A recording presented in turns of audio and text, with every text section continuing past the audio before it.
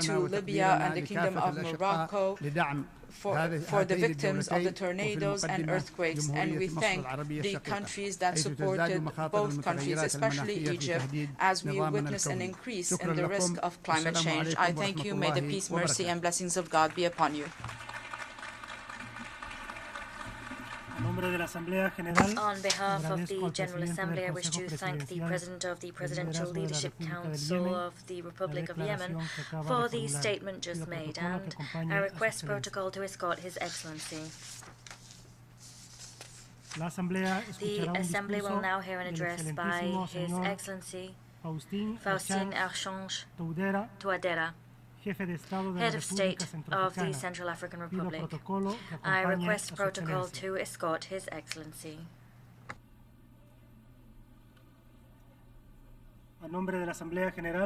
On behalf of the General Assembly, I have the honor to welcome His Excellency Faustin Archange Touadera, Head of State of the Central African Republic, and to invite him to address the Assembly.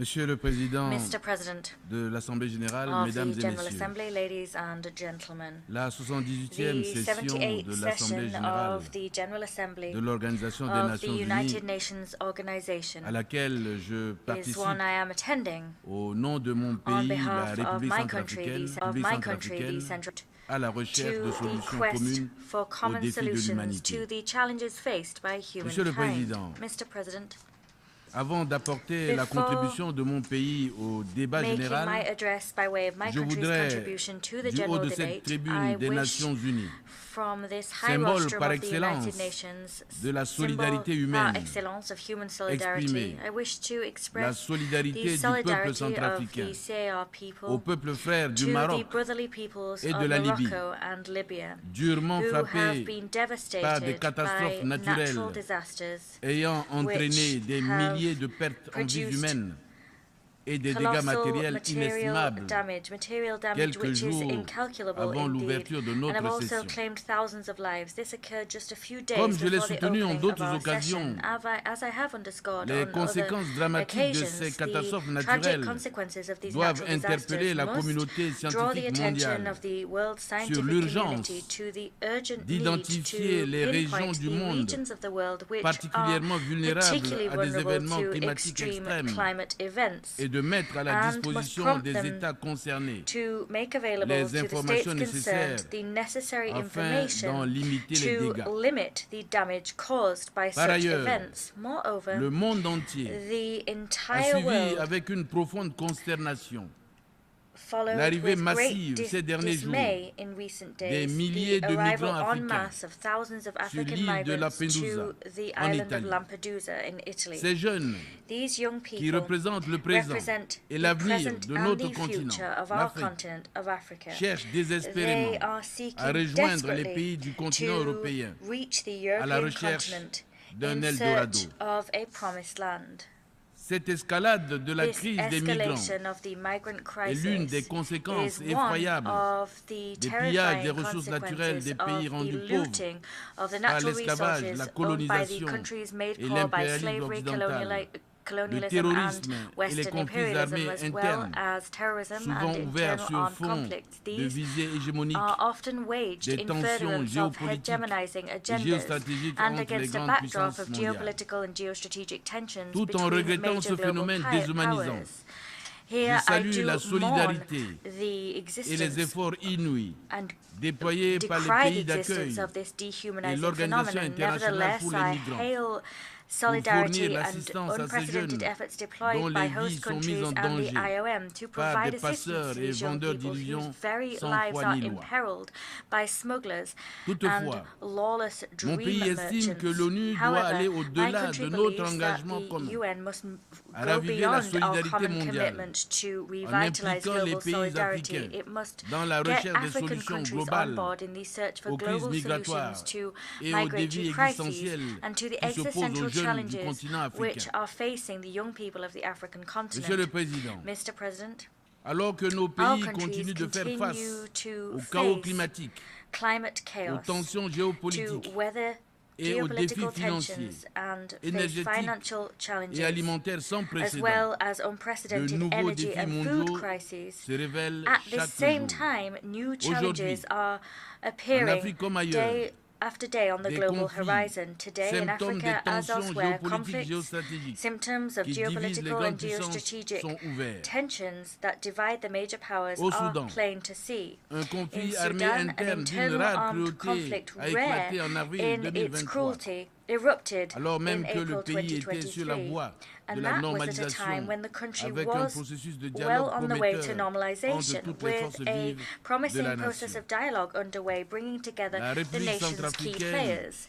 The a CAR déjà already enregistré 51 077 réfugiés soudanais et tchadiens hosted dans la préfecture de la 15,000 Vakaga, Chadian and exposant Sudanese ainsi nos refugees in the populations, Vakaga prefecture. cette résilience, And our à des people risques are d'aggravation de resilient, la situation but humanitaire hosting those encore refugees means we are exposing délétère our et people to a d'insécurité. worsening of the humanitarian J'en appelle situation, and à we une prise en risk seeing considération our de l'impact security de cette situation crise worsen further sur still. la géopolitique I régionale call upon you to ainsi take qu'à la account of the solidarité impact of this internationale crisis and en the faveur effect des it's réfugiés. having on regional Pendant geopolitics. que nous And tenons cette please session, show international solidarity in conflit favor of our russo-ukrainien refugees. se Against the poursuit sur le backdrop of terrain this session, the sans Russian-Ukrainian aucune conflict perspective de règlement continues to play pacifique, out on the ground. There are alors no que les prospects for conséquences the pour le peaceful monde settlement of this sont consequence, douloureuses and that is in et spite of the regrettables. fact that the consequences of this conflict Monsieur for le the world Président, are painful la and deeply persistance unfortunate. Mr. et la President, multiplication the des foyers de persistence and tension à increase in travers the le number of monde hotbeds of tension soulèvent throughout the des world interrogations raise quant à questions about l'efficacité the effectiveness de of certains certain mécanismes de mechanisms prévention for et the de règlement prevention pacifique and des peaceful différends de l'ONU, settlement of disputes dont that la the UN mission has première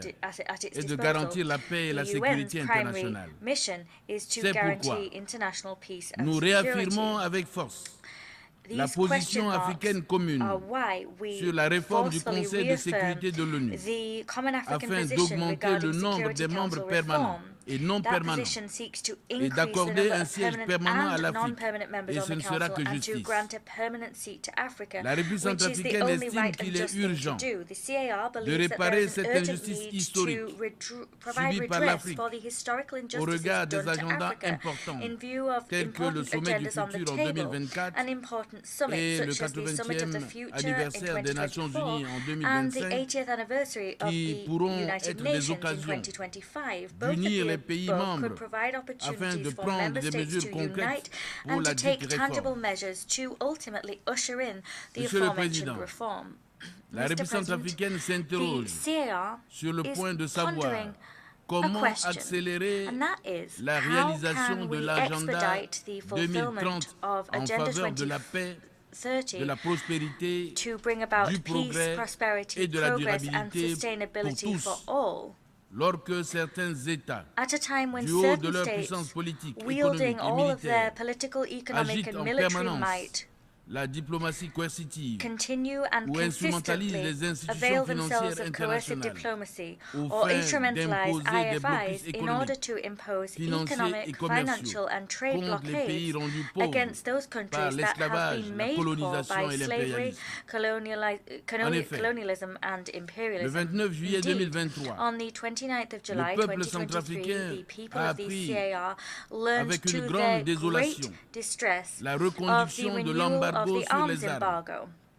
modifié par des rapports That et was, exposé des motifs tronqués, brought about avec une fallacieuse by dérogation pour trumped les up forces reports de and sécurité nationale. allegations, with spurious La République exemptions centrafricaine provided for dénonce the national à la face security du monde forces. cette The cynique CAR décision criticizes trahit here l'intention before the world inavouée this des membres du cynical Conseil qui l'ont cynical voté decision which betrays the d'instrumentaliser unspoken des intention of régimes the de members of the sanctions council that à des voted fins de for it pression to politique instrumentalize sous sanction l'égide de regimes l'ONU. for political purposes dois and rappeler, to bring pour le political déplorer, pressure to bear under que the les aegis of the embargos United sur les Nations. armes Here, et diamants I remind you and I reconduits rue the depuis fact that 10 ans, arms embargoes auxquels and s'ajoute diamond la embargoes suspension that des have appuis been budgétaires, renewed since constituent for the last de 10 réels years obstacles happen in à la parallel réalisation with par the mon pays des suspension objectifs de l'agenda of budgetary and 2030. economic support, and both of Nous these factors récusons are real ce obstacles déni de notre for droit à my country's l'autodétermination achievement of the et la realization souveraineté of Agenda permanente sur nos 2030. richesses Here we repudiate this denial of our right to self-determination and permanent sovereignty over our wealth and natural resources,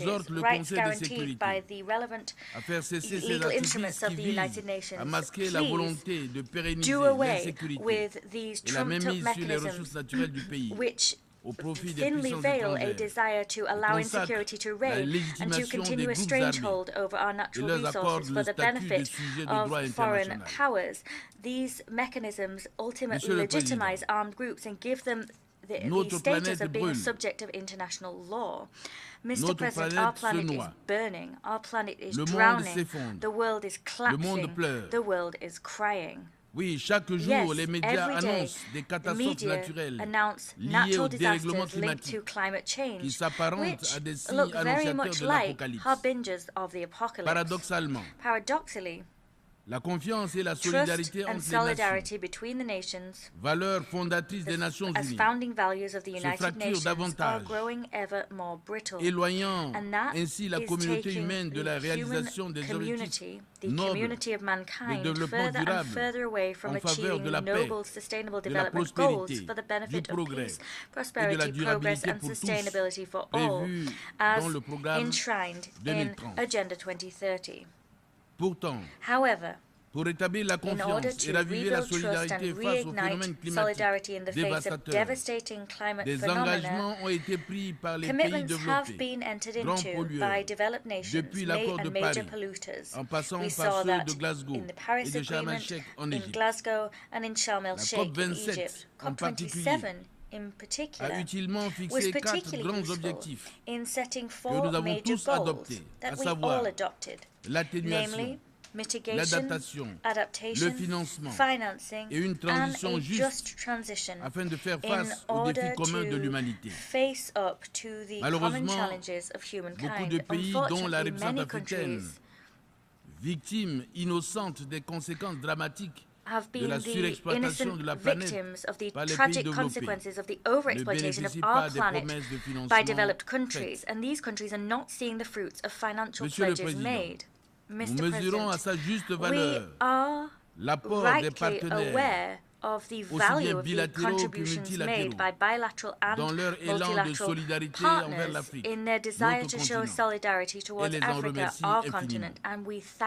Cependant, nous en appelons à un partenariat plus agissant, évolutif et diversifié, respectueux de la souveraineté des États, des valeurs culturelles et morales de tous. Ce n'est que de cette manière que nous pouvons raviver la flamme de l'amitié entre les peuples, promouvoir la paix et la sécurité, créer les conditions d'un développement équitable et inclusif.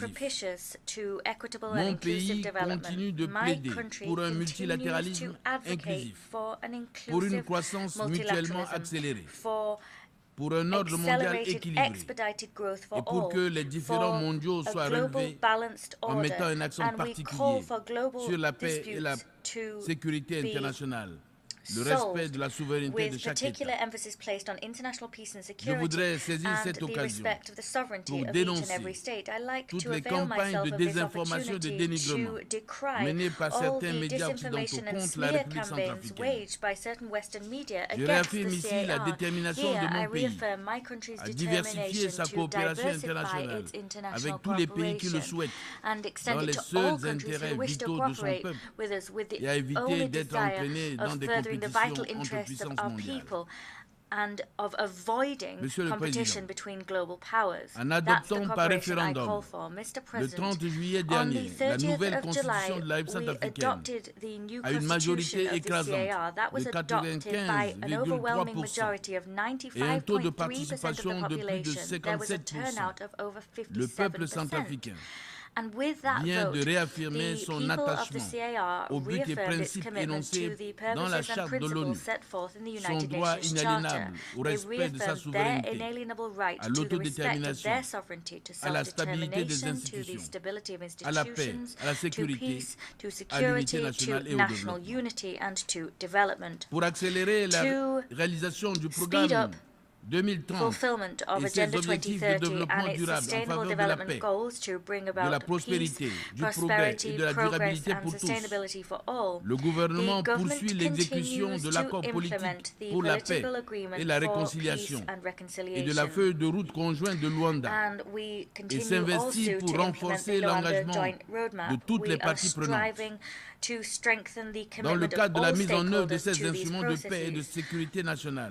As part of the implementation of these agreements for peace and international security, 9 armed groups have already been dissolved. In parallel, the Special Criminal Court and other ordinary courts independently continue their fight against impunity. I wish to recall that beyond the Constitution, our national policy of decentralization is the expression of a deeply harbored will of the CAR.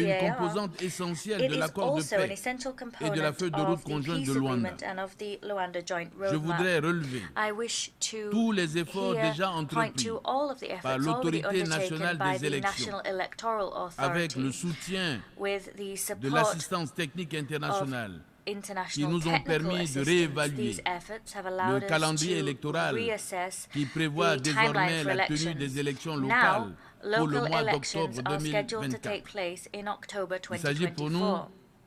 D'une étape fondamentale For us, this is a fundamental step vers l'ancrage local de la démocratie, la promotion de la gouvernance participative et du développement local. C'est en cela que nous voulons ces élections locales inclusives, transparentes, local elections which are inclusive, transparent, peaceful and credible.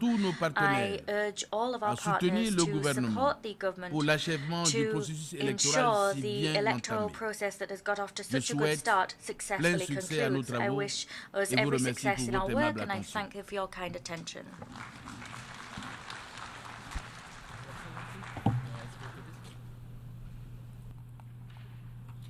Agradezco I thank on behalf of the General Assembly the Head of State of the Central African Republic for the statement just made and I request protocol to escort His Excellency. The Assembly will now hear an address by His Excellency Lazarus McCarthy, Chakwera, President of the Republic of Malawi and Commander-in-Chief of the Malawi Defense Force. I request protocol to escort His Excellency. On behalf of the General Assembly, I have the honor to welcome His Excellency Lazarus McCarthy Chakwera, President of the Republic of Malawi and Commander-in-Chief of the Malawi Defense Force, and I invite him to address the Assembly. Your Excellency, Mr. Dennis Francis, President of the 8th session of the United Nations General Assembly, Your Excellency, Mr. Antonio Guterres, Secretary General of the United Nations, Your Excellencies, heads of state and government, and leaders of delegations, distinguished delegates, ladies and gentlemen. In less than 30 years, we will come to the halfway point of this century. And in less than 80 years, the 21st century will end. By that time, none of us will be president, and none of us will be alive. So when we stand at this podium and speak of the future, we speak of a future that does not belong to us. We speak of a future with sustainable development. We speak of a better world, not for us, but for our grandchildren and their children. And the decisions we make today, the actions we take each day, are what determine what kind of future we are creating for them. It is therefore not good enough to say that we must build trust in the world when we continue making decisions that undermine trust. It is not good enough to say that we want to reignite global solidarity when we continue to pick and choose whom we show solidarity with. It is not enough to say we want to move towards peace when our actions in other nations promote war and create the conditions for conflict. It is not good enough to say we want prosperity for all when our rules for trade and our financial systems are a recipe for deepening the poverty of other nations. Without changing our decisions, our positions, and our actions, the future we speak of today and the sustainable development we dream of achieving by 2030 will remain a reality on paper.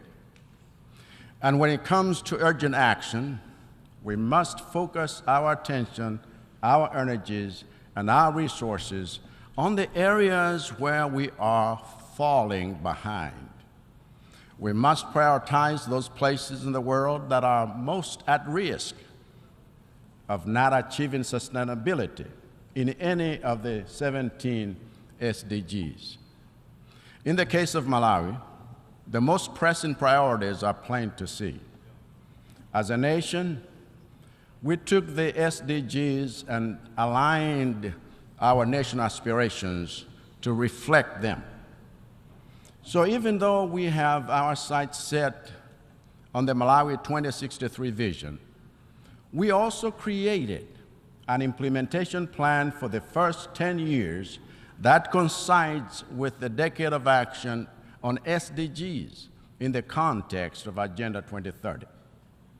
And our focus has already started yielding fruit, because in the past few years we have stayed on track with our quest to end hunger in line with SDG 2, to safeguard the good health and well-being of our citizens in line with SDG 3, to improve quality of education in line with SDG 4, to leverage Malawi's abundant water resources for better sanitation in line with SDG 6, and to promote life below water in line with SDG 14. Now, while we celebrate the progress we have made on these goals, with 7 years to go before the end of the decade of action on SDGs, we are not satisfied with seeing progress on only 5 out of 17 goals. In fact, not only do we need support with making gains in the areas where we are seeing little, but we even need urgent support with safeguarding the gains we have made in the areas where we are doing well. In short, we need urgent support in building resilience to inoculate our economy against the adverse effects of shocks. In 12 months since the last time I stood here, Malawi has had the worst cholera outbreak in its history, killing more people than COVID, a consequence of the contamination of water bodies and systems suffered when cyclones Ana and Gombe hit us 6 months before. In that time, Malawi has also had a drought in its northern region, resulting in the loss of half of our maize and 80% of our rice in one of the most productive districts in our country. In that time, Malawi has also come under assault by the worst cyclone on record, as Freddie made landfall twice and left a trail of death and destruction like you can't believe, killing over 1,000, displacing over 500,000, and washing away homes, roads, and bridges, businesses, and fields of crops that are a source of livelihood for over 2 million people. So when I say that our SDGs are under threat, the threat is real, and it is already here. What Malawi needs, therefore, is decision and action. We need decision and action on the climate financing that has thus far been nothing more than a promissory note from the developed countries responsible for sourcing or resourcing our efforts for mitigation, adaptation, and most urgently, loss and damage. We need decision and action on debt. For like most least developed countries, Malawi is in distress because its debt is unsustainable. And so our call to action on behalf of all LDCs on this matter remains the same. Cancel the dates. Cancel the dates. Cancel the dates. As a family of nations, we have already lost 2 years of progress during the decade of action due to economic shutdowns effected to contain COVID-19. And if you want the global economy to regain that lost ground, you must cancel the debts. We have lost another 2 years of progress during this decade of action due to economic disruptions caused by the war in Eastern Europe. And if you want to see LDCs catch up on SDGs, you must cancel the debts. That's a decision you can make today, an action you can take that would breathe oxygen into the suffocating economies of the global South. That's a decision you can make today so that the money being drained by servicing debts can go towards rebuilding roads, schools, hospitals, businesses, and livelihoods. For Malawi's part, we are committed to continue implementing reforms and policies aimed at building economic resilience against shocks. We are committed to continue engaging the United Nations and our development partners, both multilaterally as well as bilaterally, in mobilizing international support that goes beyond disaster management and seeks to build sustainability.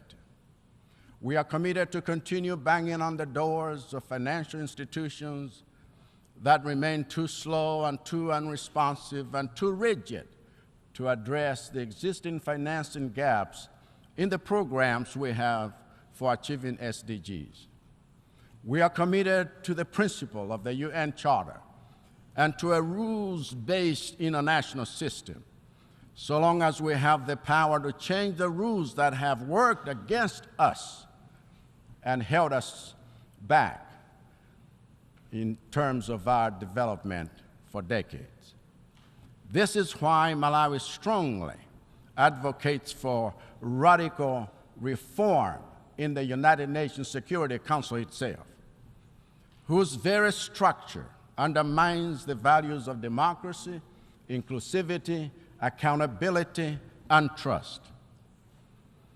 It is no accident that at this 78th session of the United Nations General Assembly, focused on rebuilding trust and solidarity, only one head of state from the permanent members of the UN Security Council showed up. That is not how you build trust. That is not how you show solidarity. That is not accountability. That is not leadership. As such, I believe President Biden said it so well here. And Malawi joins the United States in insisting that Africa must have a permanent seats on the UN Security Council with veto power, because without that level of inclusivity, rebuilding trust and reigniting global solidarity will be a challenge. One of the reasons we need a reformed United Nations is because we need a new development paradigm going beyond 2030. We need a development paradigm that takes on board the interests of the developing world in the spirit of true partnership. We need a development paradigm that places partnership at the heart of our quest for SDG achievement. We need a development paradigm that promotes competition in matters of human ingenuity, science, technology, and innovation, and not in matters of militarization and economic exploitation, which are just new forms of colonization. We need a new paradigm that celebrates and rewards the developed nations that fulfill their commitment to finance resilience projects in developing countries. We need a new paradigm that establishes effective carbon markets to empower developing nations like Malawi with resources necessary for achieving sustainability and implementing their national adaptation plans. We need a new paradigm that builds each continent's capacity to tackle future pandemics, including vaccine manufacturing capabilities and proactive pandemic preparedness. And most importantly, we need a new paradigm that unleashes the full potential of our youth and puts them in the driving seat of the vehicles we are using to reach our SDG targets. For the future we are chasing after is theirs and not ours. I thank you.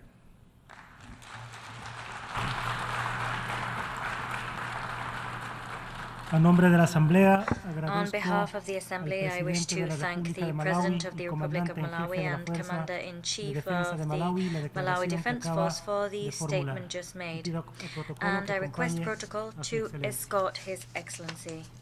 The Assembly will now hear an address by His Excellency Taneti Maamau, President, Head of Government and Minister for Foreign Affairs and Immigration of the Republic of Kiribati. I request protocol to escort His Excellency. On behalf of the General Assembly, I have the honor to welcome His Excellency Taneti Maamau, President, Head of Government and Minister for Foreign Affairs and Immigration of the Republic of Kiribati, and to invite him to address the Assembly. Mr. President, UN Secretary General, Excellencies, distinguished delegates, ladies and gentlemen, at the outset, allow me to share warm greetings from the government and the people of the Republic of Kiribati. In the name of the Almighty God, whom we place our trust in, and is our anchor of solidarity.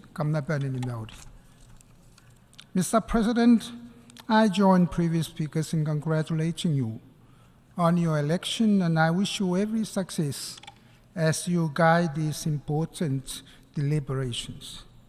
The theme, rebuilding trust and reigniting global solidarity for accelerating action on the 2030 Agenda and its Sustainable Development Goals toward peace, prosperity, progress, and sustainability for all resonates deeply with the aspirations of our people.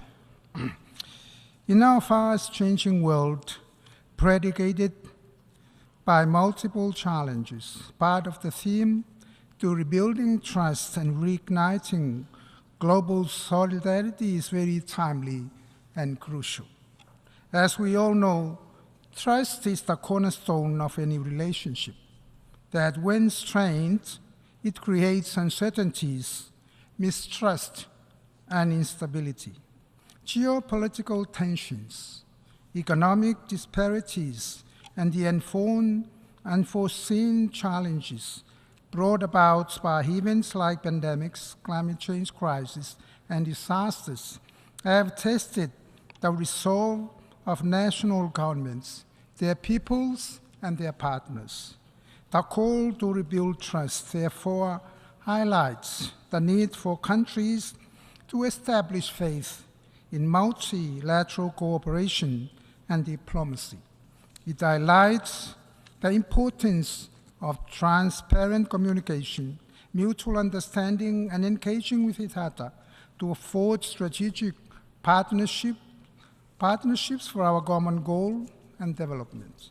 Our renewed commitments to accountability, good governance, and responsive policies can contribute to a more engaged and empowered global community. At the same time, the call to reignite global solidarity reflects our recognition that our global challenges and opportunities are intertwined. It encourages countries not only to recognize, but also deliver actions to resolve issues such as poverty, inequality, climate change, and healthcare. The idea of global solidarity underscores the principle that no nation can thrive in isolation and recognizes the uniqueness of each country's context and need. The experience from COVID-19 pandemic is an exemplary of the world coming together as one family. When we recognize the essence of science, while we recognize the essence of science to address pandemics, it is important for member states to work together to gain a better understanding of the variants and vaccines before they are rolled out. Mr. President, since the launching of the SDGs in 2015, my government launched Guinea-Bissau's first ever long development plan, identifying our priorities for development. The Guinea-Bissau vision for 20 years is rooted firmly on the needs of all Guinea-Bissau and commits my government to transform Guinea-Bissau into a wealthier, healthier, and peaceful nation. It recognizes the need to align our national priorities with the SDGs and complements our national efforts with those outlined by our UN family. In 2018, my government became one of the few member states that delivered a voluntary national report, our development, and assess our future. To ensure sustainability and ownership of our desired developmental goals, we are engaged in extensive consultations at all levels. As the year 2030 is imminent, time is of the essence. It is imperative for our UN family to stay on track in our efforts to achieve our goals set forth in the SDGs. This entails setting ambitious targets and mobilizing resources, technology, innovation, and policy changes to ensure the goals are achieved on time. However, there is no guarantee that SDG goals will be achieved. Therefore, Guinea-Bissau's graduation from a least developed country would not be sustainable. Mr. President, since our independence in 1979, our nation has enjoyed 44 years of stable and peaceful governance. We continue to recognize the independence of the three arms of government, trusting that each arm discharges its duties with the highest level of integrity in a transparent, respectful, and honest manner. We are committed and determined to ensure that Guinea-Bissau remains peaceful as we chart our future.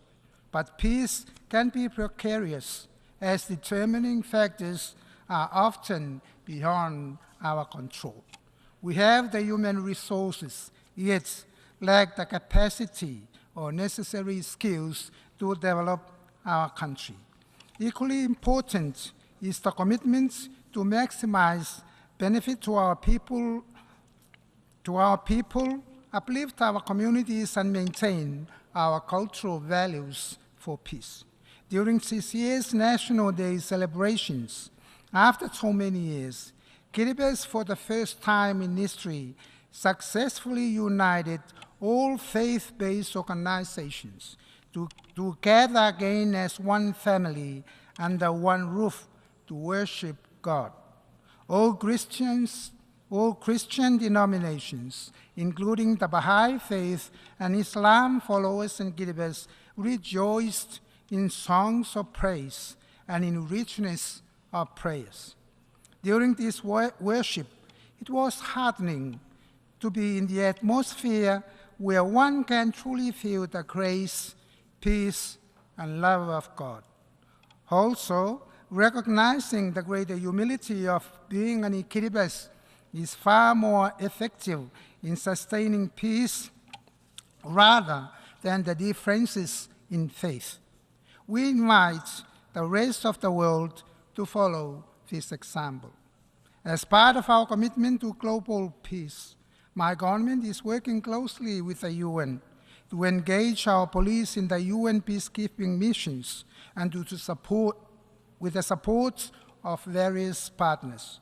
We will commit to support gender balance in recognition of Guinea-Bissau's ongoing commitment to equal representation and opportunities. In addition, Guinea-Bissau has strengthened its policies and laws to support and empower women and girls, people with disabilities, elders, the unemployed, youth, and children. Mr. President, we must recall our commitments under our UN Charter to build a safe, peaceful, and secure home for our peoples, individually as sovereign nations and collectively as members of the United Nations. In Guinea-Bissau, we strongly believe that this is deeply threatened and undermined by the continued existence of nuclear weapons, the discharge of nuclear-treated water, and the leakage of radioactive materials into the blue Pacific Ocean.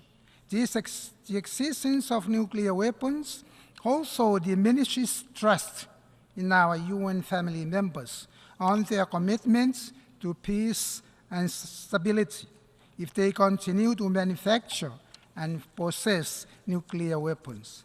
Guinea-Bissau will continue promoting the non-proliferation and ultimately the total elimination of nuclear weapons to our United Nations, and in particular, our obligations in keeping our region, our land, our harbor, airspace, and our ocean free of environmental destruction and pollution with radioactive waste and other materials, including plastics. Most importantly is the health of our people, especially those who were exposed to the nuclear test blast on Christmas Island, and those whose ancestral land have been exploited, leaving pinnacles behind. Compensations must be made to those on Christmas Island, including the Barnabans people affected by environmental degradation, to rebuild trust. One of the global challenges and grave concerns that impacts our lives and future is corruption. The government recognizes that fighting corruption is critical to achieving sustainable development, and accordingly hosted the first ever regional anti-corruption conference for Pacific leaders in 2020. The outcome of this conference, Day in Our Vision, reaffirms the Pacific unity against corruption, as well as integrating good governance principles into their broader developmental agenda. At the international level, the United Nations Office on Drugs and Crime, along with the General Assembly, can lead the way by ensuring that anti-corruption efforts are prioritized in our development efforts, in our pursuit of global sustainable development, with SDG 16 as our guidepost. Mr. President, enhancing prosperity is essential for sustaining peace, and so the government is dedicated to people-centric principles, placing these citizens at the center of our decisions and services, and promoting transparent governance. We value continuous learning and capacity development for a competent public service to deliver on development goals.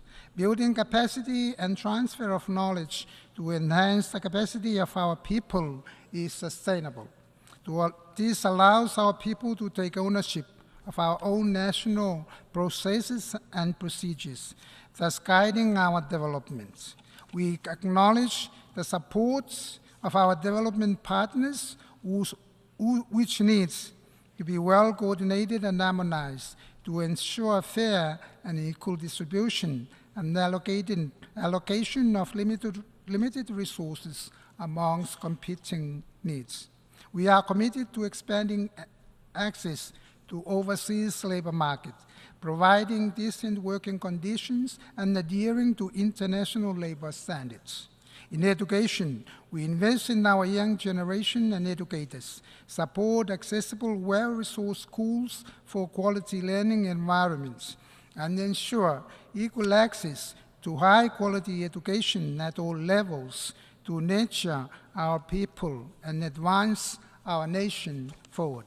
Mr. President, in the pursuit of SDG acceleration, Guinea-Bissau is faced with significant challenges due to its geographical isolation, scatteredness of its islands within its 3.5 million square kilometers economic exclusive zone, and vulnerability to climate change, to name a few.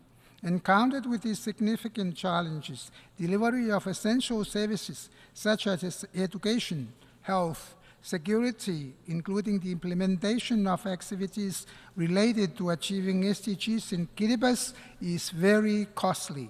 We should be given increased access to financial resources to obtain equipment, infrastructure, and others to achieve SDGs and at the same time develop our country. This includes an urgent call to scale up global financial resources and simplifying guidelines to allow easy access. Achieving this guarantees Guinea-Bissau to be placed in a better position to sustain peace and harmony. With a vast ocean and airspace, Guinea-Bissau resources are central to our survival, development, and security. To harness our ocean resources sustainably, we need financial assistance and access to the right capabilities, technology, and equipment. Likewise, the management of our airspace is important for security purposes. This will enable us to effectively manage our maritime domain and airspace, ensuring responsible utilization while protecting our fragile ecosystem.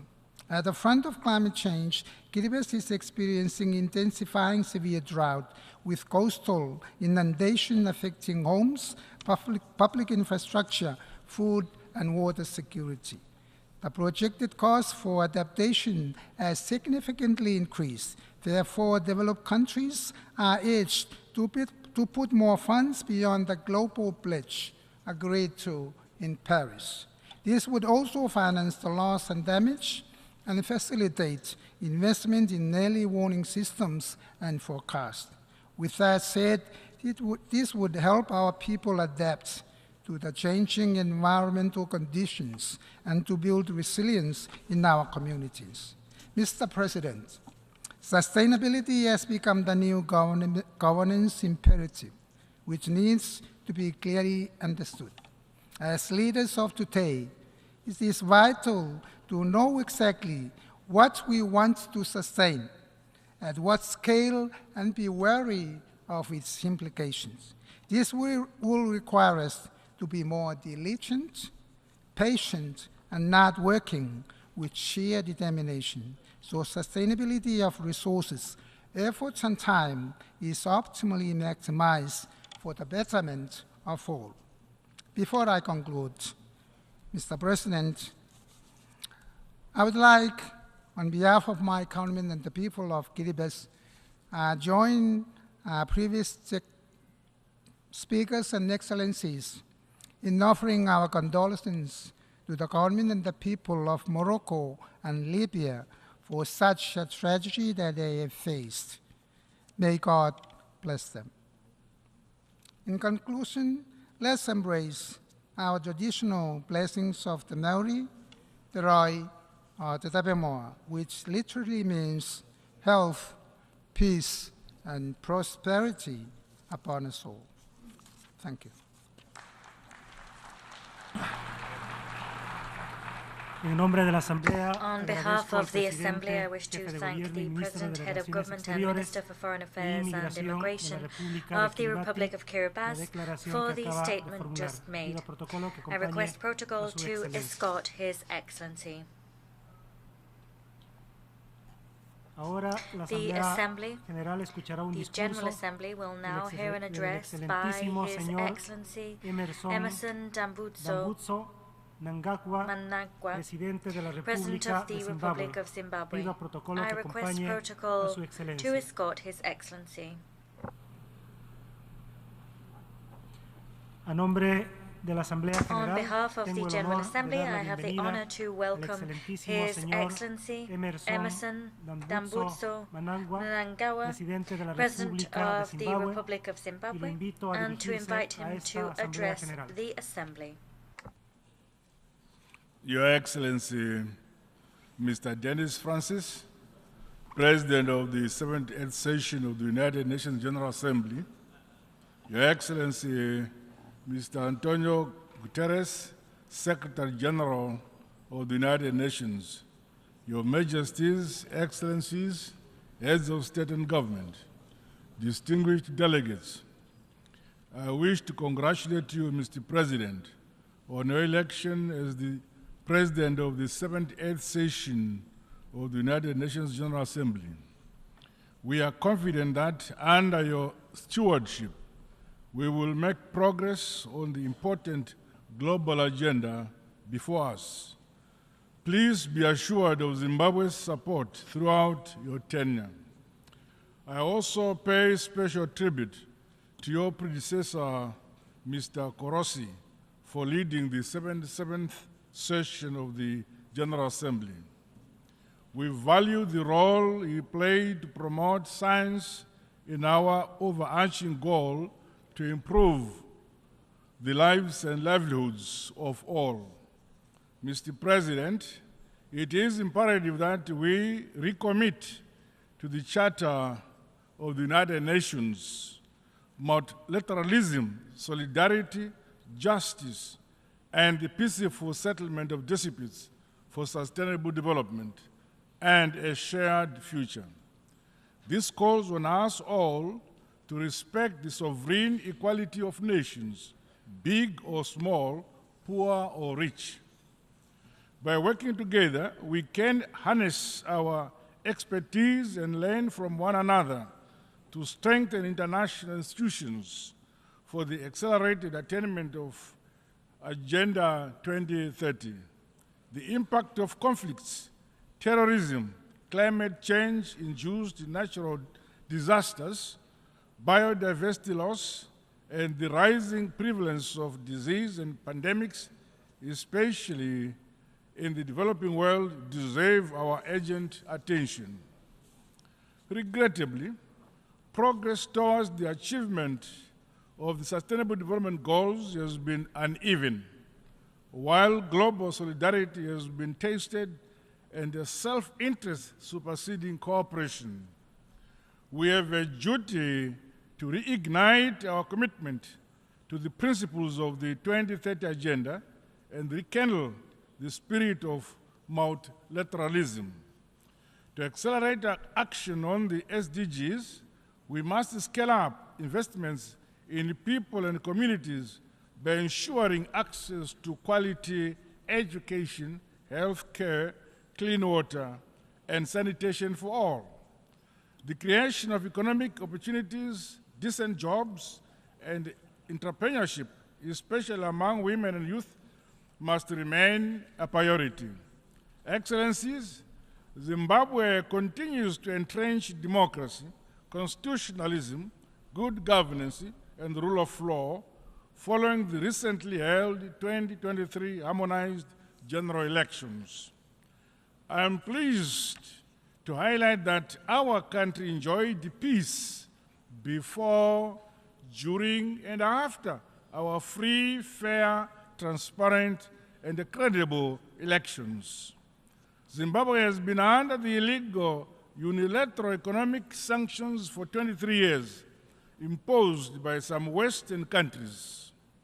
These sanctions were designed to subjugate the sovereign will of the Zimbabwean people. We therefore demand that the unjustified unilateral sanctions be unconditionally lifted, including those imposed on countries like Cuba. We remain grateful for the support and solidarity of progressive countries in the Committee of Nations. In spite of these debilitating sanctions, the people of Zimbabwe have become masters of their destiny.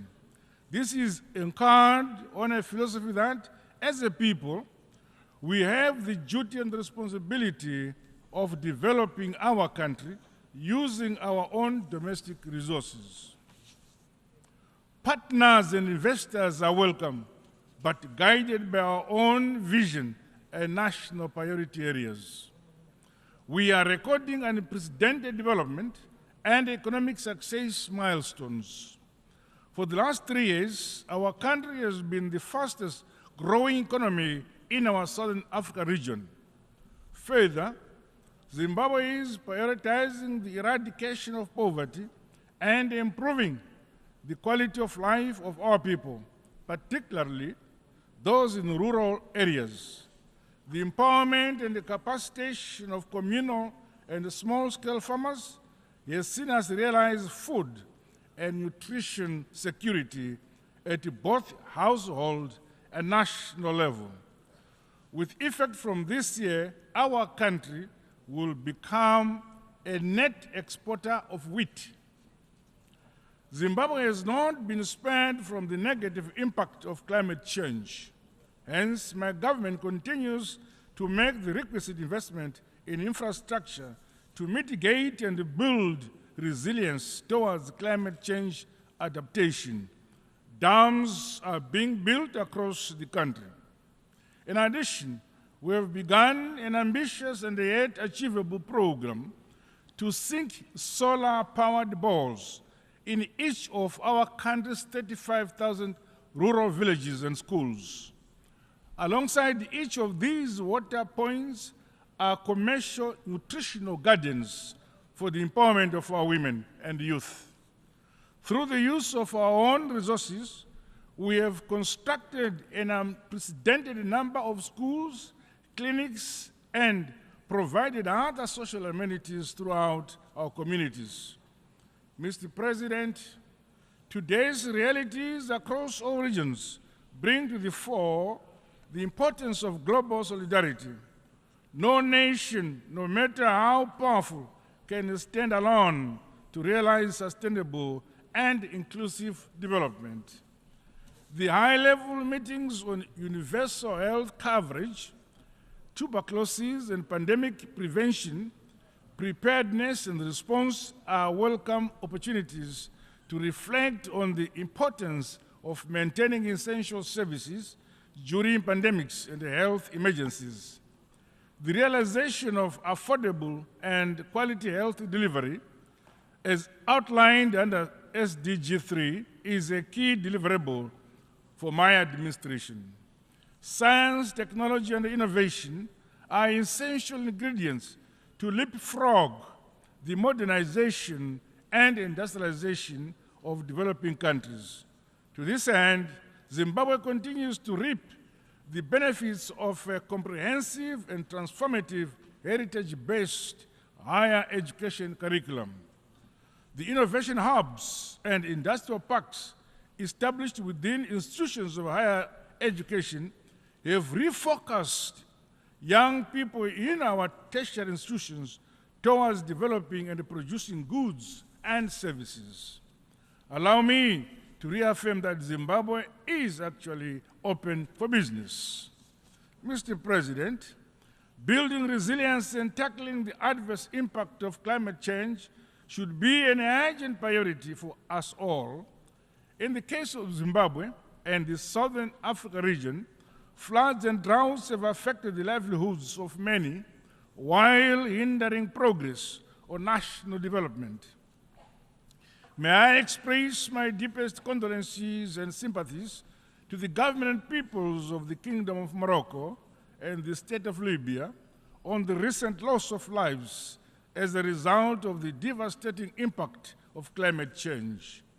There is need for concrete climate action as opposed to mere promises, so that we strengthen our adaptation, resilience, and mitigation mechanisms.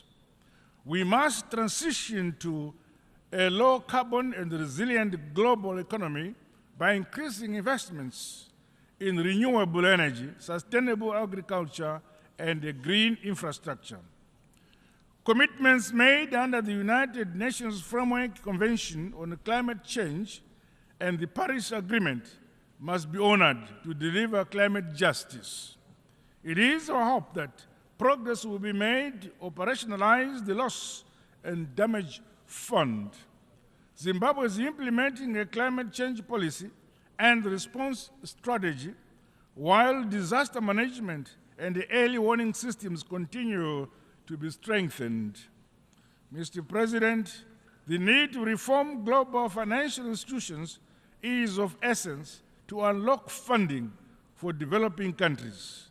The current exclusionary architecture, dominated by a few states, is failing to deliver the requisite resources for countries to finance their developmental priorities and other pressing health and environmental challenges. The shortcomings in the last round of SDR allocations should be addressed. Zimbabwe supports the stimulus package proposed by the United Nations Secretary General. We further call for the long-term concessional loans, increased access to unused special drawing rights, as well as the use of modalities such as debt cancellation and restructuring as a stimulus for developing countries to grow their economies and build greater resilience. We strongly condemn tendencies by some powerful countries who preach peace, human rights, and democracy, and yet clandestinely fund conflicts and the unconstitutional change of governments for their own narrow interests. We further condemn the use of unilateral and illegal sanctions as a foreign policy tool at the disposal of some powerful nations, such as those sanctions imposed on Zimbabwe and the countries like Cuba. Such actions hamper the trust, global solidarity, and the multilateralism we desire.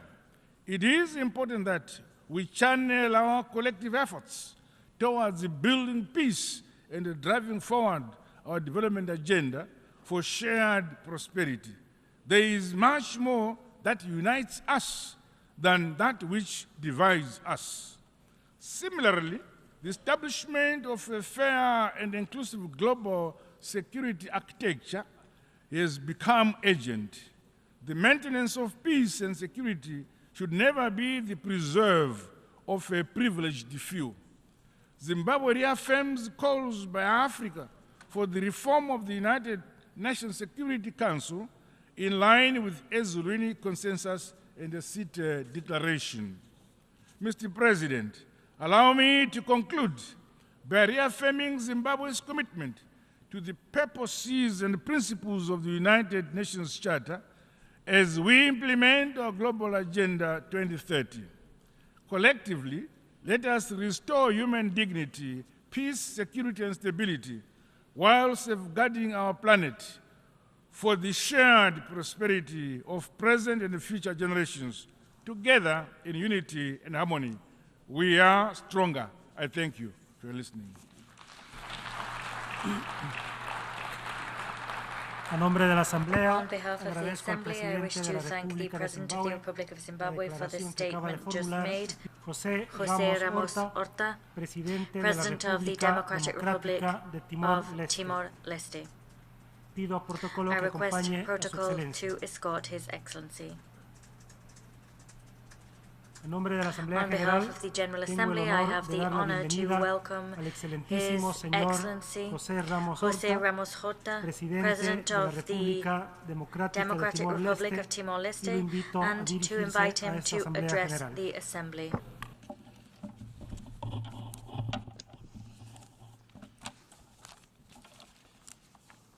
Thank you, President. Thank you, Mr. I President. begin to greet in Tetu language the Dirk Manek, in Portuguese, Bom dia, in Bahasa Indonesia, Selamat pagi, in English, of course, good morning. I begin my speech in English. In Português, Excelências, somos uma democracia jovem, Excellencies, we are young, imperfect and vibrant democracy, de and paz, oasis of peace, tolerance and freedom. Em 2002, Since our independence in 2002, our democracy has evolved.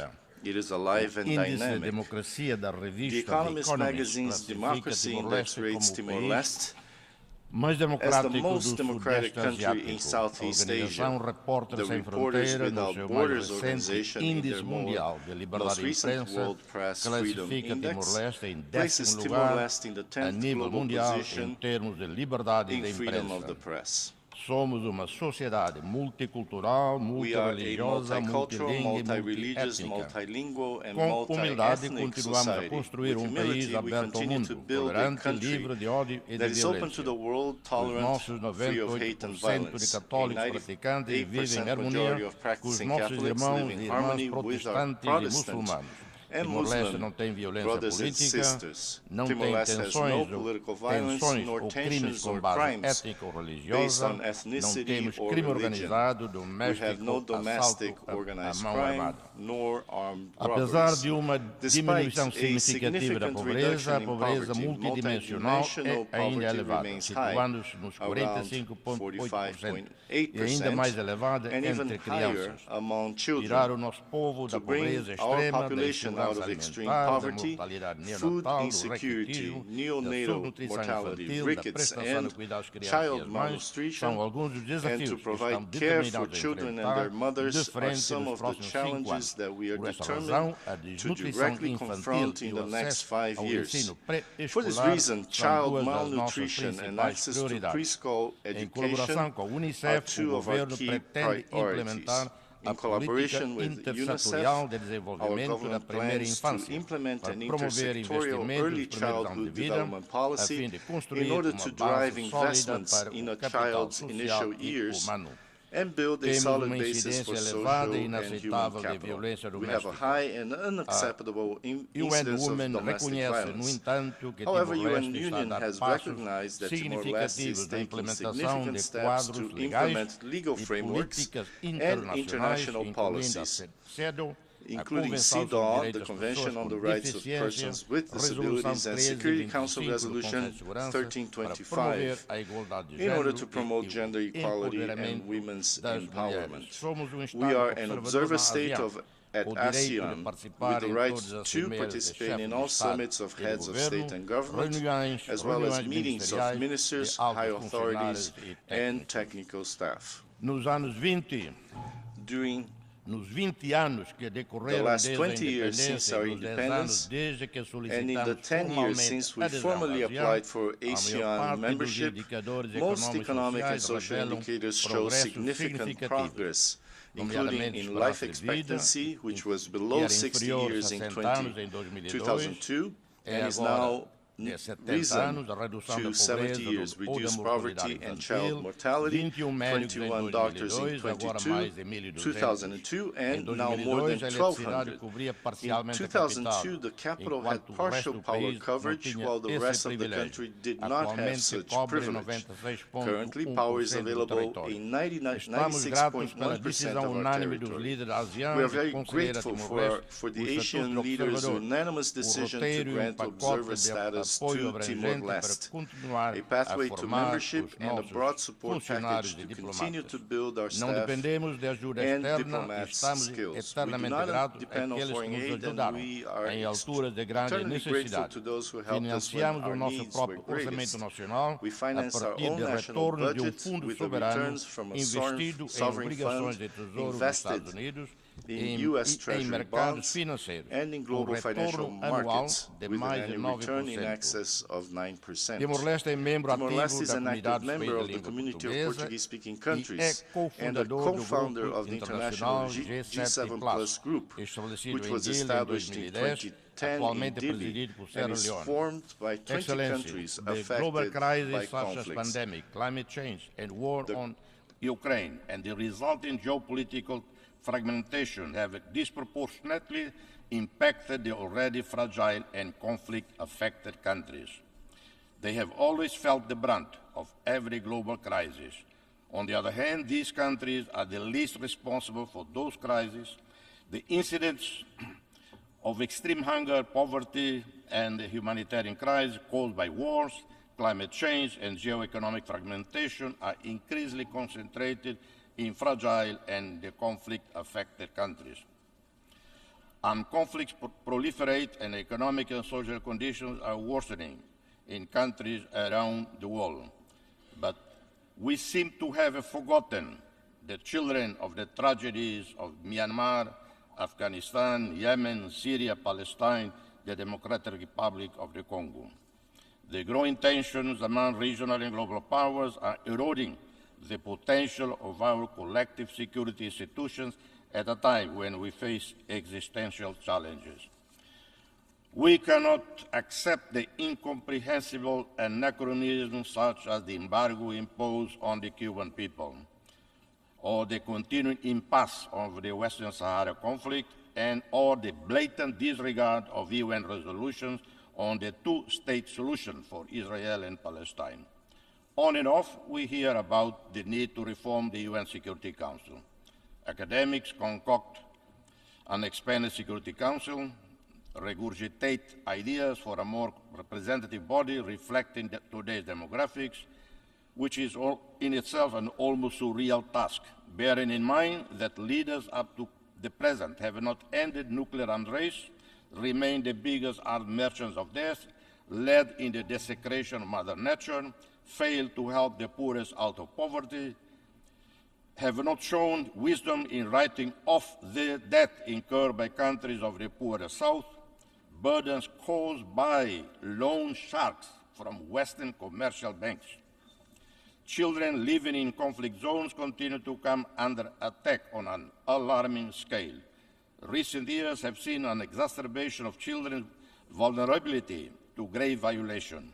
In Myanmar, unable to control the ground, the military pursue a scorched earth strategy with widespread use of aircraft, helicopter targeting civilians across the country. At least 3,000 civilians have been killed and 70,000 people arbitrarily imprisoned, including the legitimately elected leaders such as Nobel laureate Aung San Suu Kyi. Timor-Leste condemned the invasion, violation of sovereignty, territorial integrity of Ukraine, and the ongoing war with its catastrophic consequences for the Ukrainian people, but also for the Russians and for the rest of the world, with the disruption of global trade in grain and energy. We know from experience and history that very seldom wars are won on the battlefield. Miscalculation, false pride prevail, and the war goes on for years. Killings and utter destruction continue until exhaustion. Only then the sides involved decide to begin negotiations on a peace settlement. Why not talk now? Excellencies, people living in fragile circumstances already feel the effects of climate change most severely. We need a new outlook on the climate and security nexus, which will address the impact of climate change and environmental degradation on peace, security, and ensure that the quest for energy transition does not worsen the security situation in vulnerable and fragile countries. Therefore, we would propose a bold initiative. The initiative seeks to accelerate the just energy transition in fragile developing states that heavily rely on oil and gas production to prevent turmoil and unrest. The combined efforts of unlocking finance through debt alleviation, streamlining international finance at lowest interest rates, and significantly increase official development assistance will empower these nations to embark on projects that foster development of clean industries, address the ongoing loss and damage related to climate change, facilitate their efforts in greenhouse mitigation and adaptation to climate change. While initiatives to further the just transition exist, they do not pay enough attention to either fragile or vulnerable states nor to LDCs and SIDS. As a second priority, this initiative will pay urgent attention to particular challenges faced by fragile states that are not only susceptible to fragility and vulnerability on their own, but where there is heightened risk when faced with any massive economic turmoil, which the green transition, if not handled carefully, would increase. Thirdly, as the urgency to transition to low-carbon economy and clean energy accelerate, this initiative will seek to ensure that the quest for rare earth elements and critical minerals does not lead to further instability, nor promote weak governance or exacerbate local tensions, nor grievances in the countries where strategic reserves of such elements and minerals are found. This initiative seeks to create a brighter and more sustainable future for our planet and all inhabitants by facilitating the energy transition in small island states, LDCs, and climate-vulnerable nations. We aim to mitigate climate change impacts and preserve our shared global environment for generations to come. The super-rich CEO of banks and credit countries, in the face of agony of poverty, rising costs in the most impoverished countries, remain indifferent to the calls for debt cancellation. I'm stating here to banks and other credit institutions, cancel off this damn debt.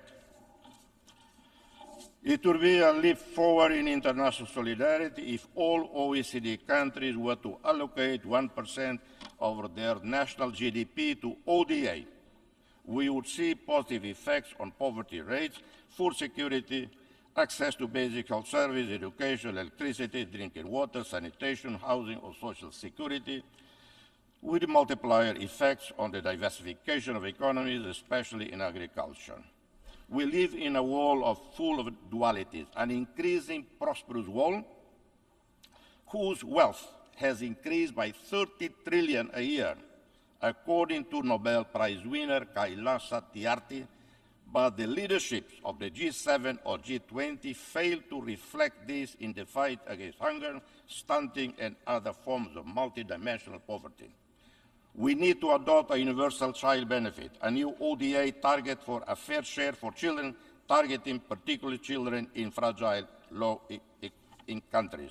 Excellency, allow me to remind you the story that is no longer part of our daily conversation, the story of the 3-year-old Aylan Kurdi, an innocent Syrian child whose lifeless body was ashore near the Turkish resort town of Bodrum in September 2005.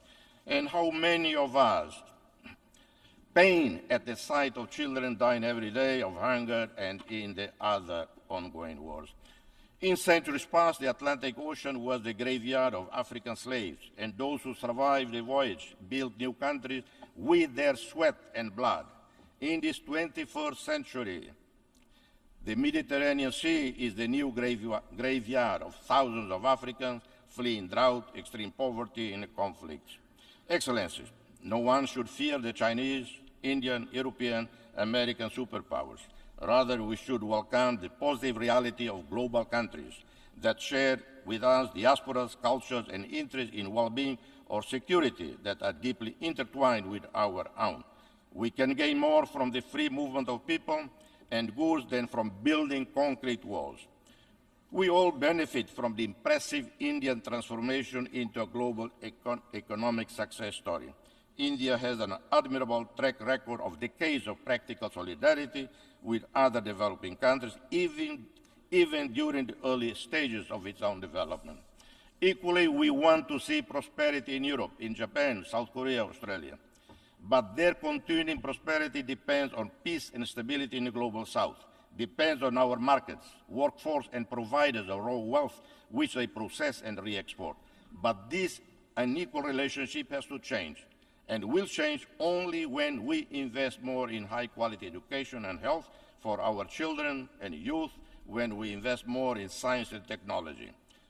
We have the chance of the century to build a new partnership of equals between the rich, super rich of the North and us in the periphery, with a renewed spirit of mission around the global causes of nature and human survival. Failing this, we will sing together, rich and poor, the weak and the powerful. May God bless us all. Thank you.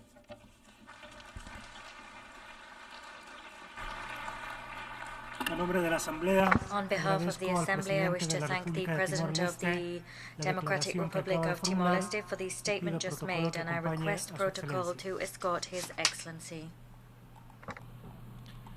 The Assembly will hear an address by His Excellency Salva Kiir Mayardit, President of the Republic of South Sudan. I request protocol to escort His Excellency.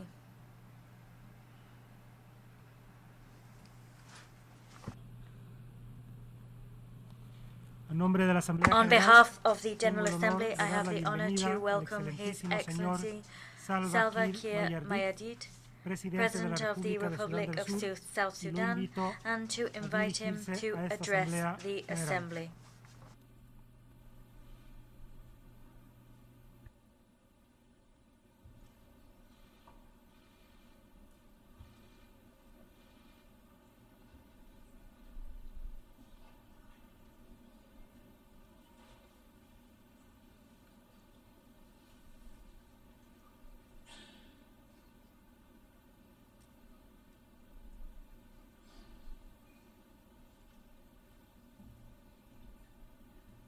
Your Excellency, Denis Francis, President of the 78th session of the UN General Assembly. Your Excellency, Antonio Guterres, Secretary General of the United Nations. Your Majesties, Your Excellencies, Heads of State and Government, distinguished delegates, ladies and gentlemen, before my remarks, I would like to express my heartfelt condolences to the people of the Kingdom of Morocco and the Republic of Libya who have lost their loved ones in the recent natural calamities. South Sudan stands in solidarity with them during this difficult moment in their respective countries. Excellencies, on behalf of the people and government of the Republic of South Sudan, I stand before you today to reaffirm our commitment to world peace and security. We are committed to global efforts aimed at addressing challenges that we face as a human family. We are also committed to multilateralism and international cooperation as the best means of achieving our shared aspirations. Within this context,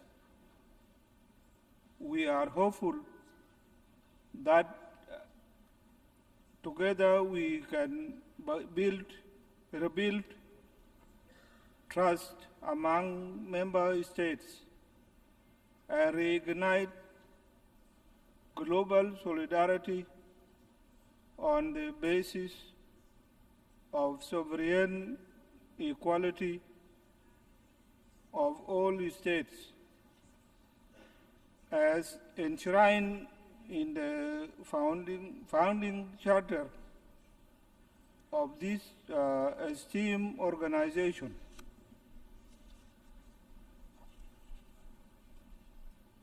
Excellencies, we recognize the urgency of challenges before us. We are also aware of concerted action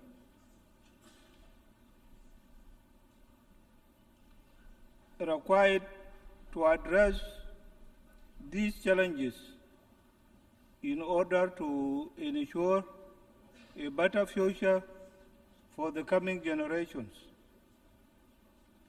To this effect, South Sudan has developed sustainable development goals, rescue plan with the focus on 7 SDG targets. This plan provides a roadmap of a better future for our people.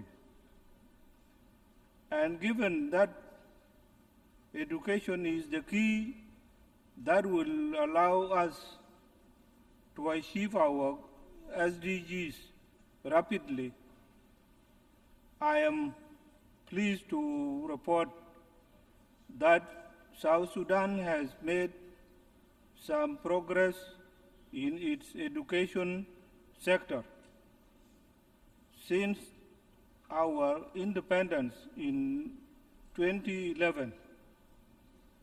Our constitution, for example,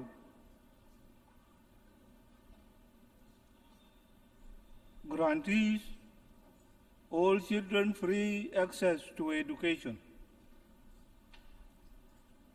We have also designated education as a human right of every child. In February this year, I directed the Ministry of Education to implement free primary and secondary education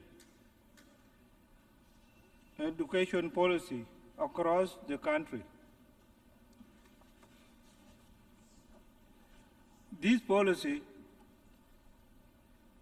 has directly led to enrollment of 2.3 million children in our schools. To ensure that girls stay in schools, we have banned child marriages through an act of parliament. More importantly, we have increased education budget with the goal of paying teachers a living wage.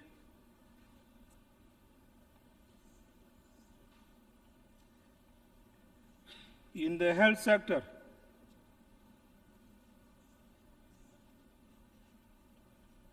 we plan to dedicate resources towards providing affordable and standard health care. And this will be done through primary health care approach that is inclusive and cost effective. Excellencies, on climate change, South Sudan is dedicated to addressing its adverse impact. We plan to prioritize sustainable and use sustainable land use, promote renewable energy, and collaborate with international partners to reduce carbon emissions and protect our environment for generations to come. While working on this, it is only fair for us to call upon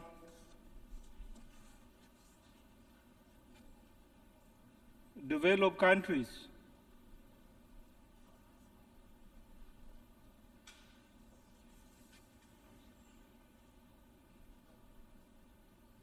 to cut their emission by 45% and honor their pledges of availing funds for mitigation, adaptation, and loss and damage to the developing countries. With the recently concluded Africa Climate Summit held in Nairobi, Kenya, it is high time that the declaration of the summit forms the new crisis for rebuilding trust and regaining global solidarity for attaining the 2030 Agenda. Excellencies, we acknowledge the political, humanitarian, and security challenges we have faced as a country since 2013. However, we have turned the corner with the signing of the revitalized peace agreement in 2018.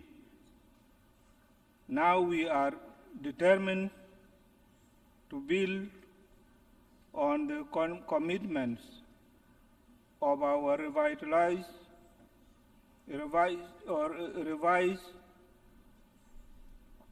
national development strategy 2021 to 2024 to consolidate peace and stabilize the economy. Ongoing public financial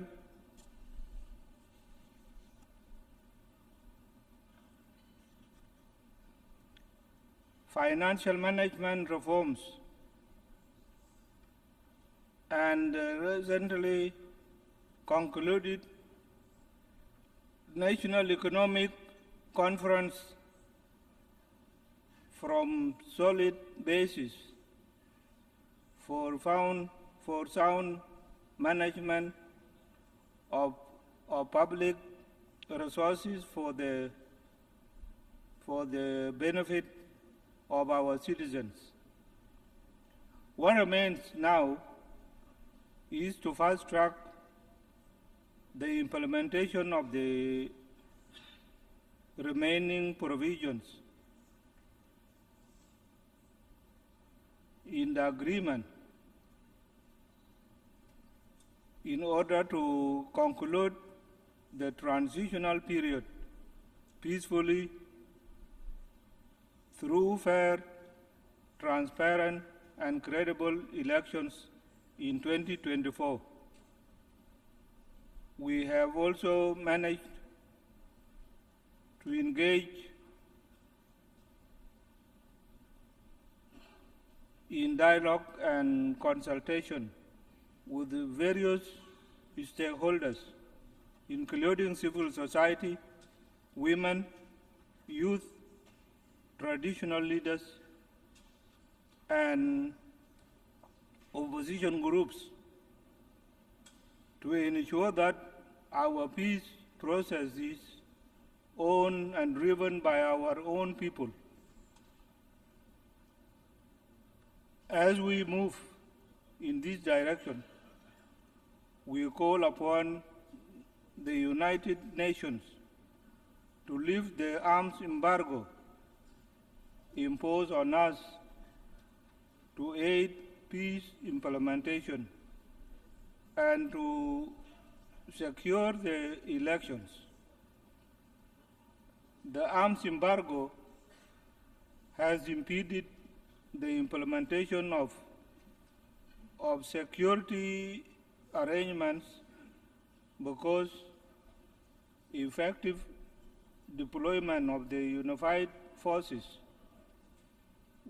which we have graduated, cannot happen without arms. Excellencies, as the country sharing the border with the Republic of South Sudan,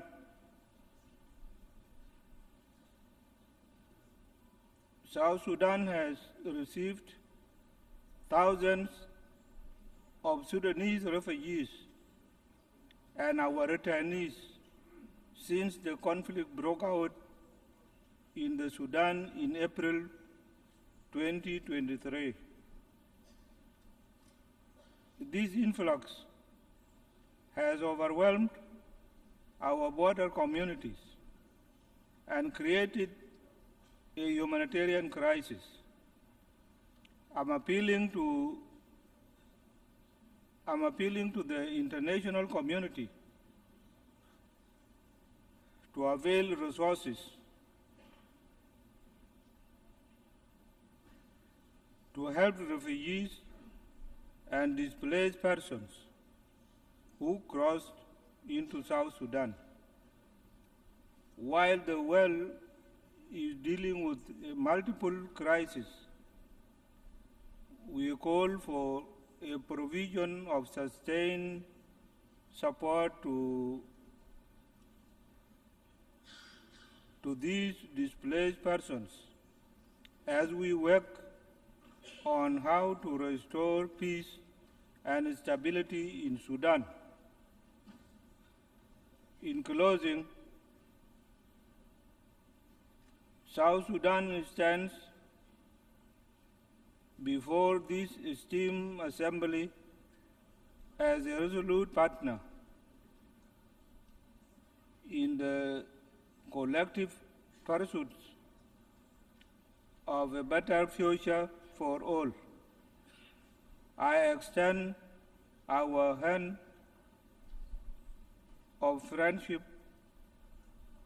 to fellow member states, international organizations, and civil society. Thank you very much and for your kind attention to these new remarks. Thank you.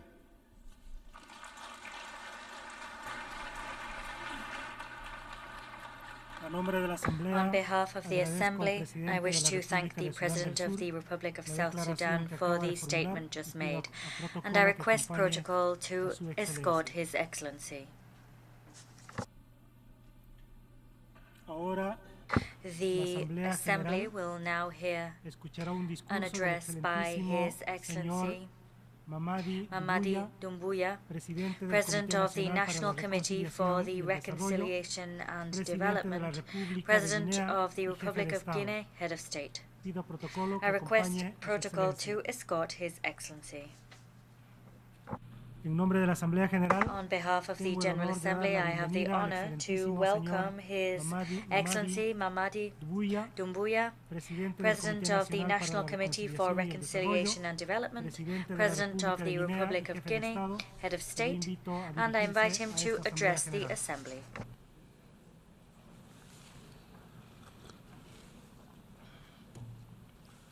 Monsieur le Président, Mr. President, Excellences, Mesdames et Messieurs, ladies and gentlemen, heads of delegations, Monsieur le Secrétaire Général, Mr. Secretary General, je voudrais, avant de commencer, at the outset, Mr. President, vous adresser les chaleureuses I would like to félicitations extend the warm de la délégation congratulations guinéenne of the Guinean pour delegation votre brillante élection on your à la brilliant election présidence to de the la presidency 78e of the 78th Assemblée générale des Nations Unies. session of the United Nations General Assembly. Je voudrais également, devant cette auguste assemblée, Before this august assembly, vous assurer I would du also like soutien de mon to pays. assure you of my country's support.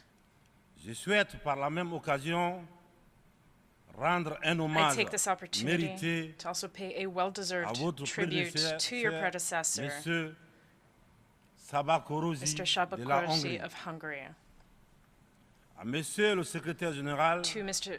Secretary Monsieur General Antonio Antonio Guterres, je le remercie I pour extend le my dévouement gratitude avec for the lequel il dirige dedication notre with which organisation. he leads our organization. Monsieur le Président, Mr. President, Mesdames et Messieurs, ladies and gentlemen, en venant prendre part in coming aux to take travaux part de la in the work 78e section of the ordinaire, 78th regular je session voudrais of the m'acquitter General Assembly, d'un devoir, I'm fulfilling a duty celui de vous that transmettre of conveying les chaleureuses the salutations warm du greetings peuple souverain de of the Guinée. sovereign people of Guinea. Mon pays qui continue My country de fonder un continues espoir to en place hope l'Organisation des Nations in the Unies United Nations pour trouver des solutions idoines to find appropriate aux solutions questions auxquelles notre monde continue to the issues d'être confronté. our world continues to face. Dans ce cadre, Monsieur le In Président, this context, Mr. President, nous pensons que we les believe fondamentaux qui ont that the sous-tendu fundamentals which à la underpinned création the creation de of notre our organisation organization doivent s'adapter must adapt aux mutations profondes de notre to the société. profound changes in our society. L'objectif du thème de la présente session, The theme of the session, paix, peace, prospérité, prosperity, progrès, progress, durabilité and sustainability, est d'actualité. is topical Évocateur et Evocative mérite une attention particulière. and deserves particular de notre attention part. on our part. Épidémie de coups d'État en Afrique. There is a coup epidemic in Africa. Après celle de la COVID-19, Following the COVID-19 le pandemic, continent est frappé the continent has been par hit celle des putsch militaires, by an epidemic of military putches, notamment dans les pays francophones particularly du sud du in the Sahara. French-speaking countries south of the Sahara. C'est tout le monde qui les condamne, Everyone condemns them, qui les sanctionne, sanctions them, qui s'émeut de la is réapparition disturbed by brusque the sudden resurgence pratique of this que l'on phenomenon croyait that we révolue. had thought was À a thing juste of the titre. past, and rightly so. Mais j'ai envie de dire que la communauté But what I wish to internationale say is that the international doit community avoir l'honnêteté must have the et la honesty correction and the rectitude de ne pas se to contenter not de content itself dénoncer simply with les seules conséquences, denouncing the consequences. mais de Rather, s'intéresser et de traiter les causes.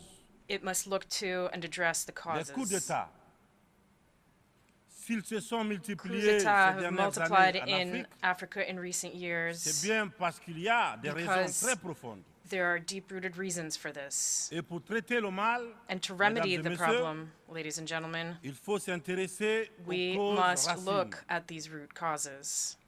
Le putschiste n'est pas seulement The putschist is celui not qui prend les only armes, the person who qui takes up renverse un arms régime. to overthrow a regime. Je souhaite que l'on retienne que I want us all les to vrais be putschistes well aware of plus the fact nombreux, that the real putschists, the most numerous, qui ne font l'objet d'aucune and condamnation, those who avoid any c'est condemnation aussi ceux qui manigancent. are also those who plot and scheme, who use trickery, who cheat to manipulate the text of the Constitution in order to stay in power eternally.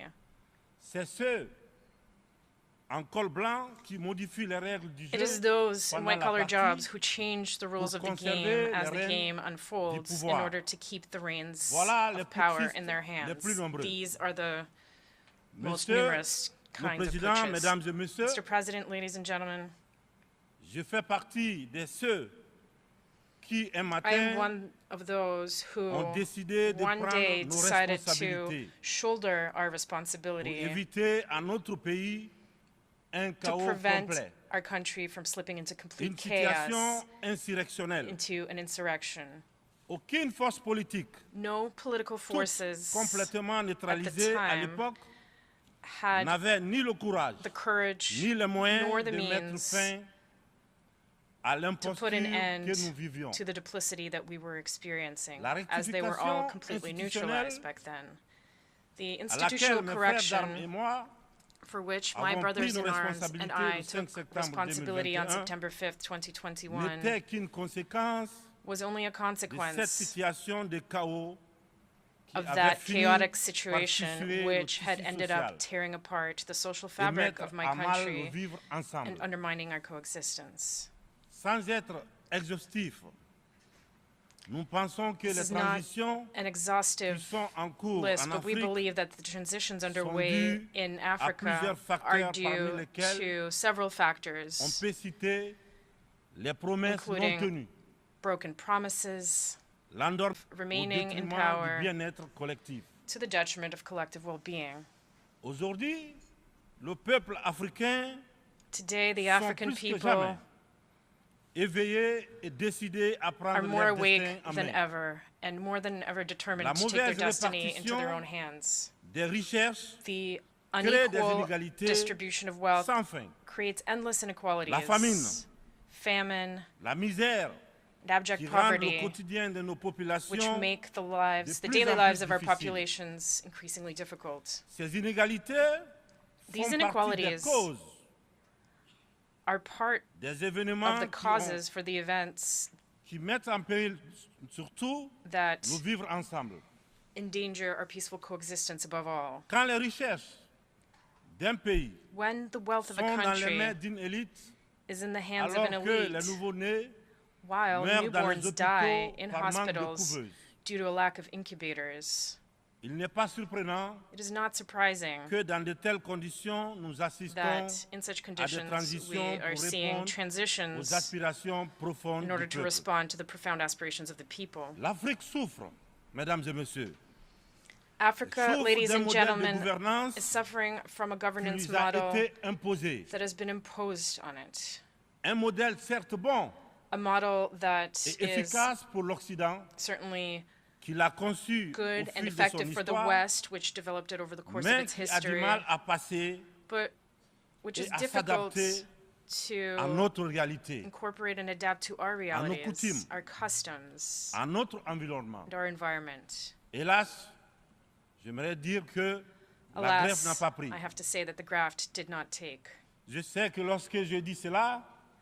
I know that when I say this, many will immediately say to themselves, oh, another warmonger who wants to wring the neck of democracy, or another soldier who wants to impose his dictatorship. However, I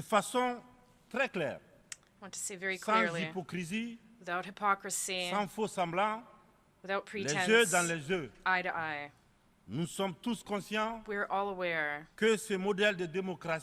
that this democratic model that you have so insidiously, skillfully imposed on us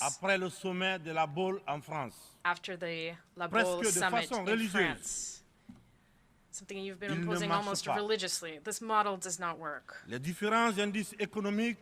Various economic and social indices demonstrate this plain and clear. This is not a value judgment on democracy itself.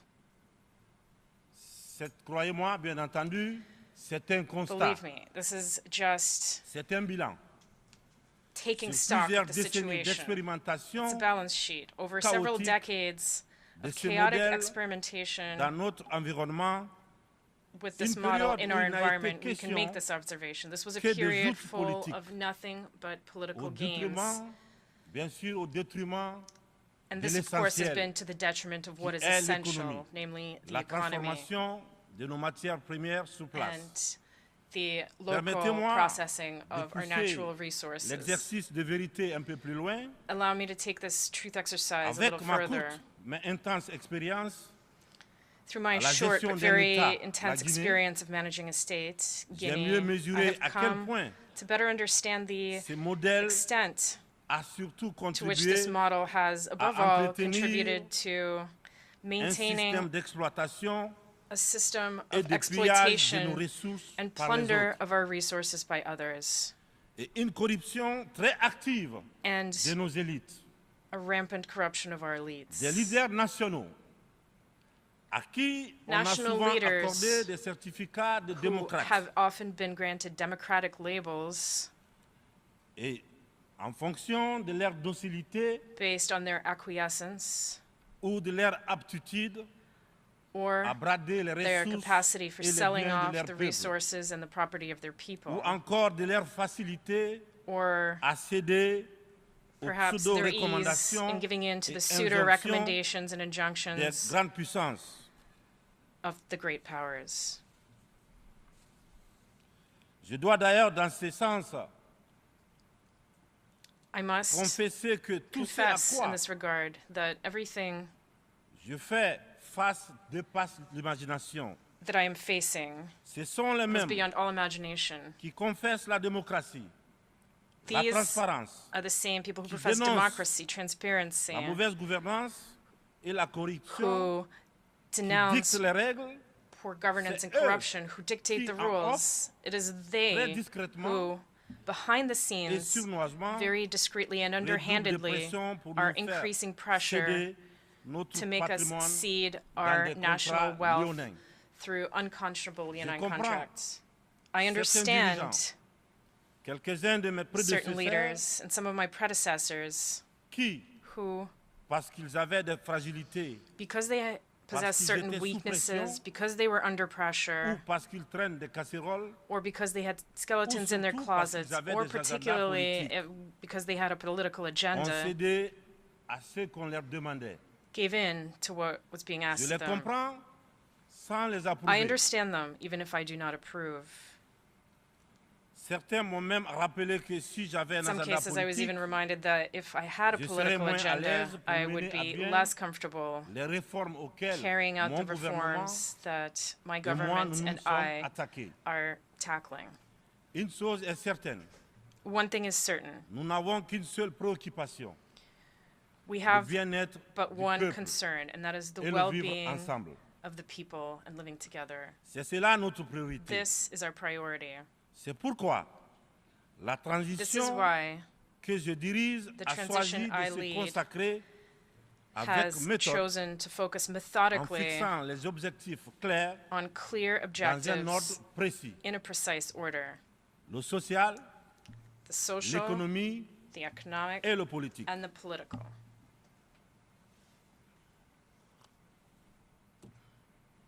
Monsieur le Président, Mr. President, Mesdames et Messieurs, mon uniforme, je ladies l'ai and mis. gentlemen, I wear my service de mon uniform peuple. in service to my people. Je vous serai reconnaissant de And I respecter would ce be grateful serment, if you would respect that oath. de nous tenir à distance respectable An oath to keep des ourselves a divisions respectable distance from de toutes divisions of all kinds que beaucoup essaient de nourrir that dans nos many pays. attempt to fuel in our countries. Le Sahel traverse The l'une Sahel des histoires is undergoing graves one of the most de serious sa très vieille crises histoire, in its very long history. mais elle a les ressorts nécessaires But pour it y faire has face. the resources that are required Son to sens face légendaire it. Its legendary de la sense of diplomatie doit diplomacy être libéré must be unleashed afin qu'ensemble, so nous nous that parlions we sans interférence. can speak to each other without C'est interference. pourquoi, et pour cela, It is for this que la reason CEDEAO that ECOWAS dont la vocation whose était vocation économique, was economic, doit cesser de se mêler de la politique stop getting involved et in privilégier politics le dialogue. and favor dialogue. Nous, Africains, The African nous people sommes fatigués, are tired, épuisés exhausted des by catégorisations the dans categorizations lesquelles les uns et les autres veulent with nous mener which everyone wants to box us in. et surtout veulent nous cantonner. La population de l'Afrique est jeune. Africa's population is young. Elle n'a pas connu la guerre froide.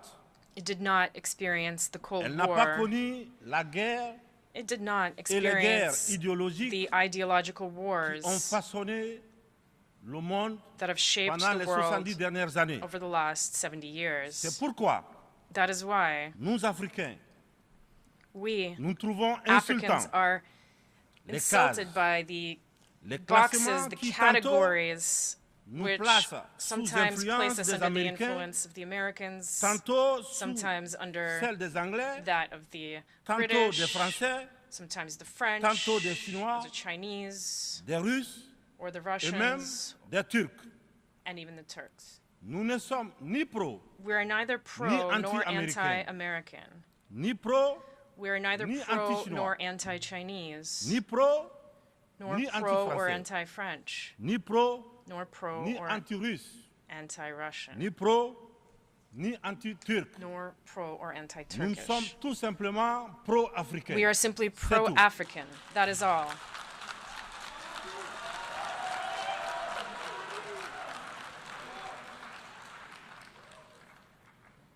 Nous mettre sous la coupe de Placing telle us ou telle puissance under the influence of this or that power est une insulte, is an insult. du mépris It is contempt racisme and racism vis-à-vis d'un continent towards a continent de plus d'1,3 milliard of more than millions de 1,3 billion people. Il est important dans cette It is important prestigieuse et influente assemblée that in this que l'on prestigious comprenne and clairement influential assembly, we understand clearly que l'Afrique des papas and definitively la vieille that Afrique the era s'est of terminée. the old Africa is over. Avec une population With a de plus population d'1 milliard d'Africains, of more than 1 billion Africans, dont environ 70% around des jeunes 70% totalement of whom décomplexés, are des jeunes young ouverts sur le monde people, young people who et are completely décidés à free, prendre en main leur destin. open-minded, open to the world, and determined to take their destiny into their own hands.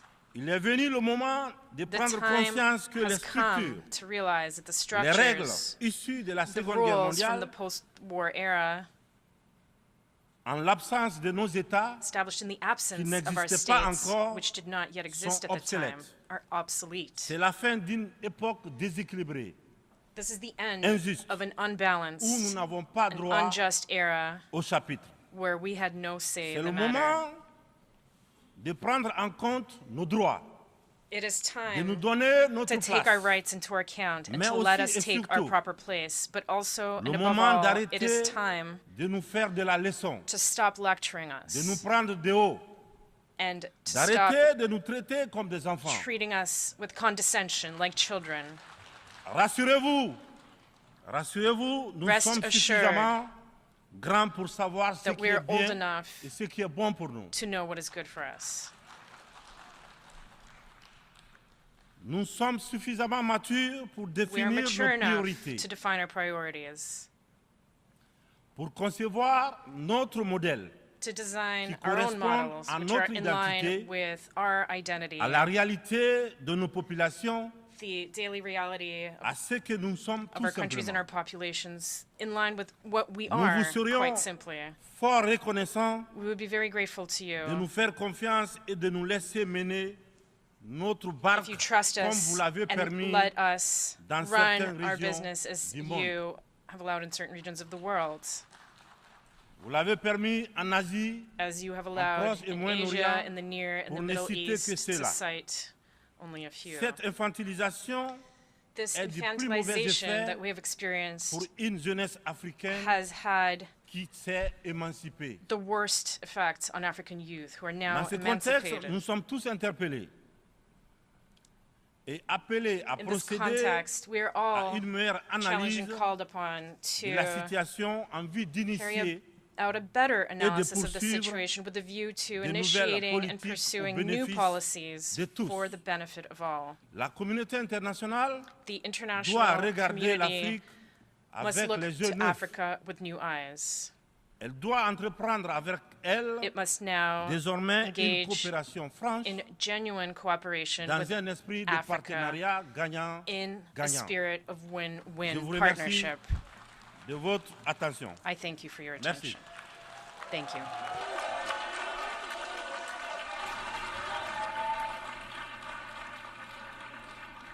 On behalf of the Assembly, I wish to thank the President of the National Committee for Reconciliation and Development, President of the Republic of Guinea, and Head of State for the statement just made. I request protocol to escort His Excellency.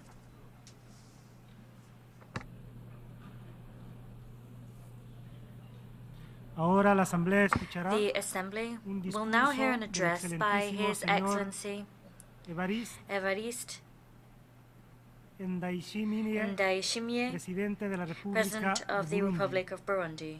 I request protocol to escort His Excellency. On behalf of the General Assembly, I have the honor to welcome His Excellency Evariste Ndayishimiye, President of the Republic of Burundi, and I invite him to address the Assembly. Thank you, Mr. President. I first of all wish to give thanks to Almighty God for having guided our work and for bringing us here together in this beautiful cosmopolitan city of New York. Excellency, Denis Francis, President of the 78th session of the United Nations General Assembly, Excellencies, Heads of State and Government, Your Majesty,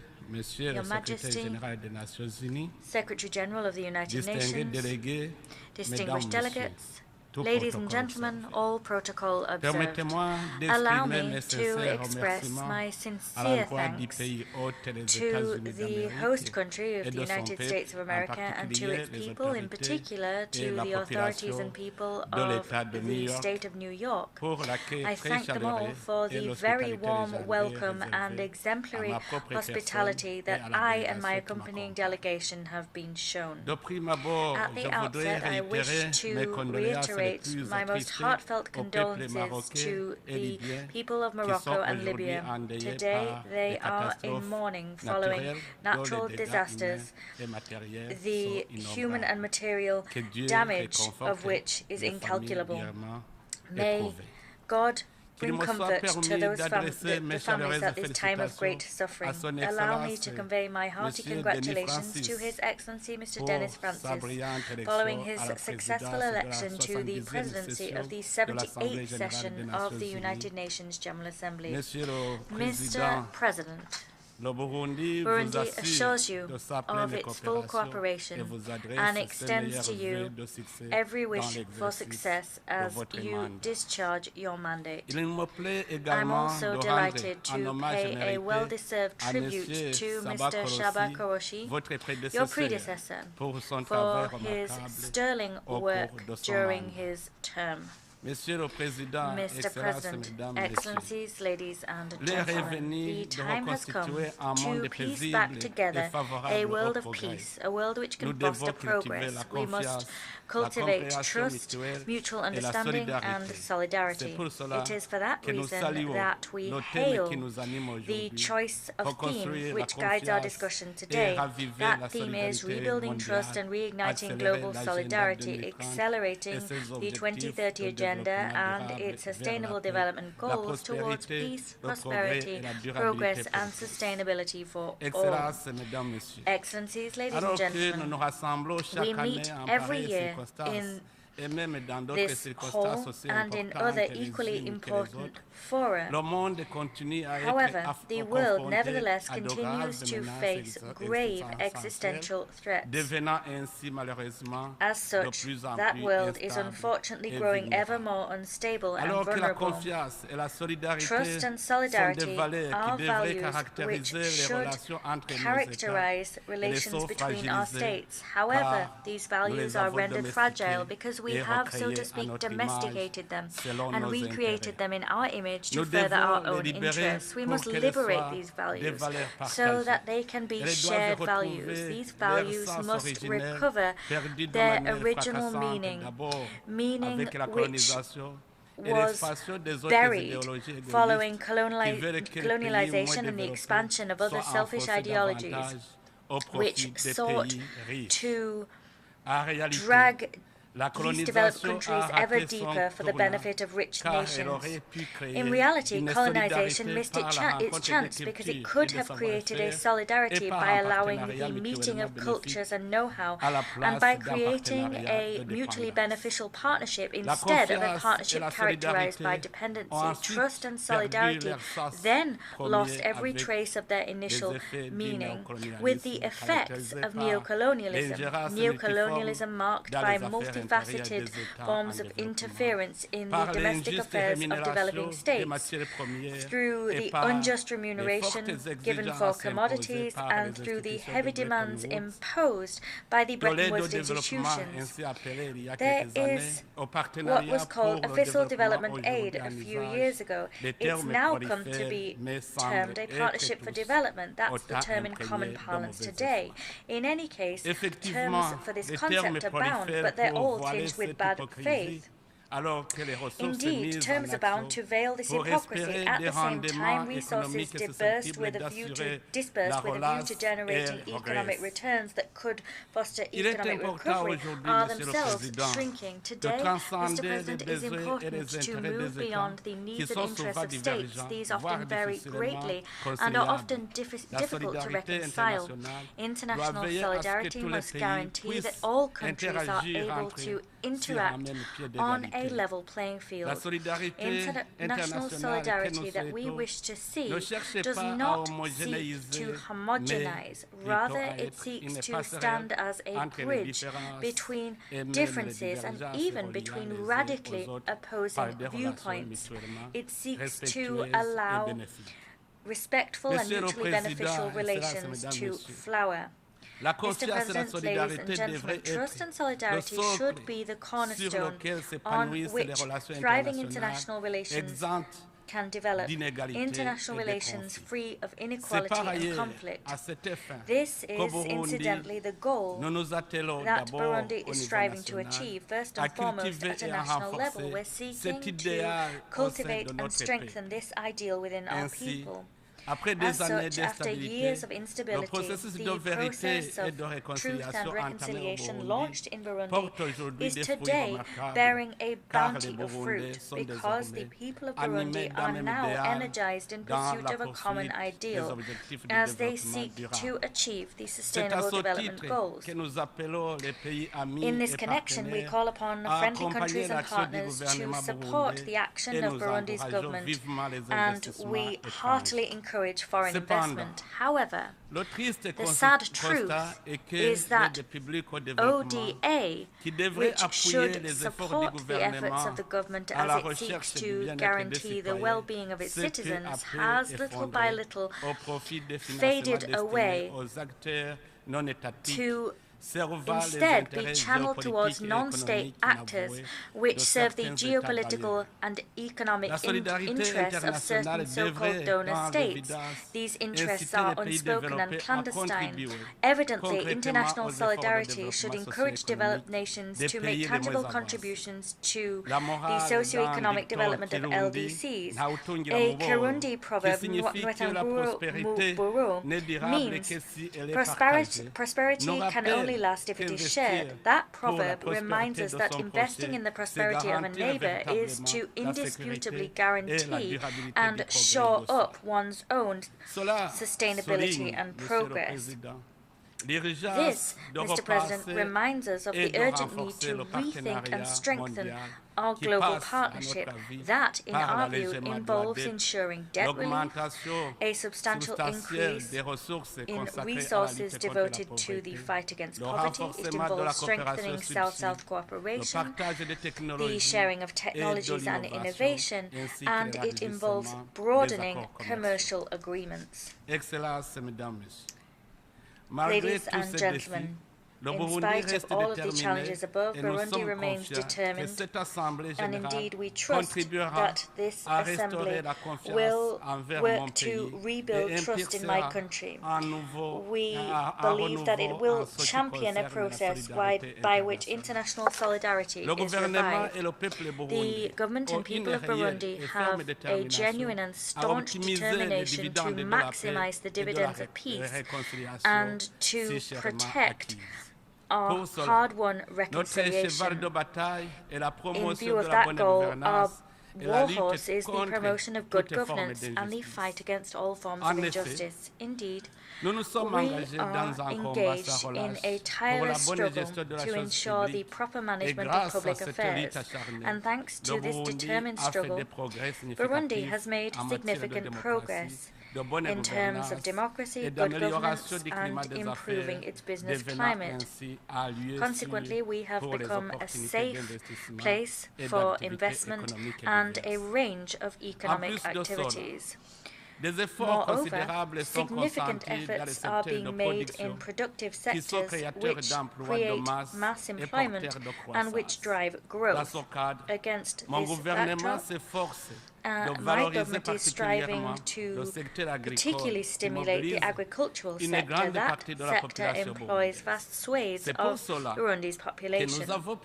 Consequently, in light of that goal, we have taken the decision to finance our agricultural sector through our national program of agricultural subsidies. That program subsidizes fertilizers, selected seed species, and plant health products. We're also focusing on development of research in the agricultural sector, as well as the mechanization of it and the use of advanced technologies to ensure agro-food processing and to shore up rural infrastructure. To do all of the above, a national pact for agriculture has been established, and it has put in place 2 agricultural hubs built around 4 lucrative subsectors.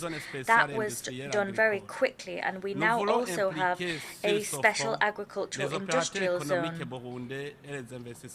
In all of the above endeavors, we wish to involve Burundian economic operators and foreign investors. To implement this plan, we have a new investment code and have made regulatory adjustments which make our environment a very attractive one. Given the fact that we have a climate which favors year-round agriculture, given the fact that we have a wealth of labor available, and given the exceptional fertility of our soil, Burundi is the best possible destination for anyone wishing to invest in the agricultural sector. Excellencies, ladies and gentlemen, in other sectors, elsewhere, my government has just updated its mining code to create an investment-friendly environment within this sector. The abundant mineral wealth of our country remains underexploited. My government's goal is to bring about economic recovery by exploiting our natural resources. The goal is to make Burundi an emerging country by 2040 and a developed country in 2060. To succeed in this endeavor, we are giving pride of place to young people and women. They are the real drivers of socioeconomic development because of the way they promote entrepreneurship, innovation, and because of their spirit of creativity. Indeed, we are particularly backing young people because there is no weapon more effective than young people in the fight against poverty and in conflict prevention. As an African Union champion for the Youth, Peace and Security agenda, I wish to take this opportunity to call for a better inclusion of and the more effective participation of young people in the development agendas of our respective states. In this regard, I welcome the General Assembly's decision to create a United Nations Youth Office. I congratulate the Secretary General Antonio Guterres, who proposed this flagship initiative in his report, Our Common Agenda. This is exactly how intergenerational trust and solidarity will serve as genuine sources of peace and security for sustainable development. As a staunch advocate of non-discrimination where women and young people are concerned, the government of my country has chosen to use their bounty of talent and knowledge to promote their economic empowerment. In order to expedite the implementation of Agenda 2030, education has been free in Burundi since 2005, and that has allowed Burundian girls to access quality education and, as such, to prepare for an active participation in national life. For 2 decades now, Burundi has improved the ratio of men to women in the political sphere. We have set a quota of 30% for women in the National Assembly and the Senate. Today, women hold approximately 50% of seats in the parliament, in the government, and in the most senior positions. In order to leave no one behind, as it ushers in socio-economic development, the government of Burundi is sparing no effort to promote the empowerment and emancipation of all sectors of its population. With this in mind, the Batwa community, who has long time fallen foul of discrimination, today benefits from an affirmative action policy, which is implemented in education, healthcare, and housing systems. There is free healthcare for children and pregnant women, and that has contributed to improving the living conditions of women in general and of Batwa families in particular. Mr. President, Excellencies, ladies and gentlemen, I have taken my time to describe to you the situation of my country, to show to you that Burundi is well and truly back on track, and that means we have our rightful place within the concert of nations. We've earned it.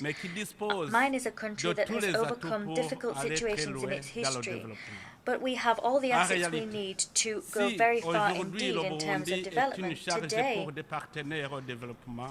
Burundi is something of a burden for development partners, but tomorrow the situation could change if we were to obtain sizable seed capital to once and for all leave the LDC category. Mr. President, Excellencies, ladies and gentlemen, we want to see a better world, but that project is being hampered by a multitude of conflicts that we need to address in a united fashion and in a spirit of brotherhood. Countries in difficulty need us all. It is therefore in a spirit of solidarity that within the East African community that I chair, we've launched a series of initiatives in order to restore peace and security in the east of the DRC.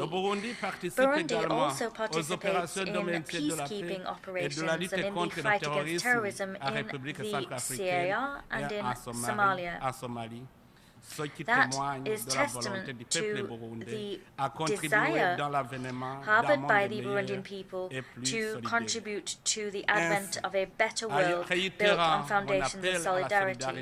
I reiterate the need for international solidarity to be shown in order to bring peace to the east of the DRC. At the same time, Burundi reaffirms its tireless support for the Luanda and Nairobi peace processes, as well as for the peace, security, and cooperation framework agreement for the DRC and the region. The regional oversight mechanism of that agreement is chaired by Burundi. In this connection, I'd like to say the following.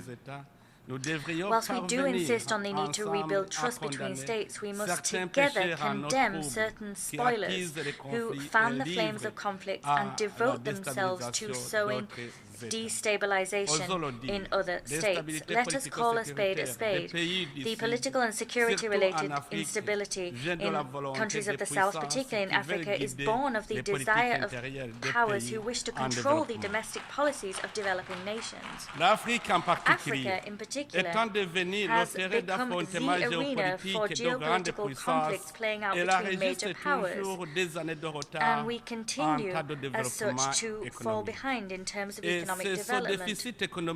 That economic deficit becomes the cause of internal conflicts, which then plunge our countries into abject poverty. We are battling against external interference in domestic affairs. At the same time, we also condemn the re-emergence of anti-constitutional changes to systems of government, which are a serious erosion of democratic gains.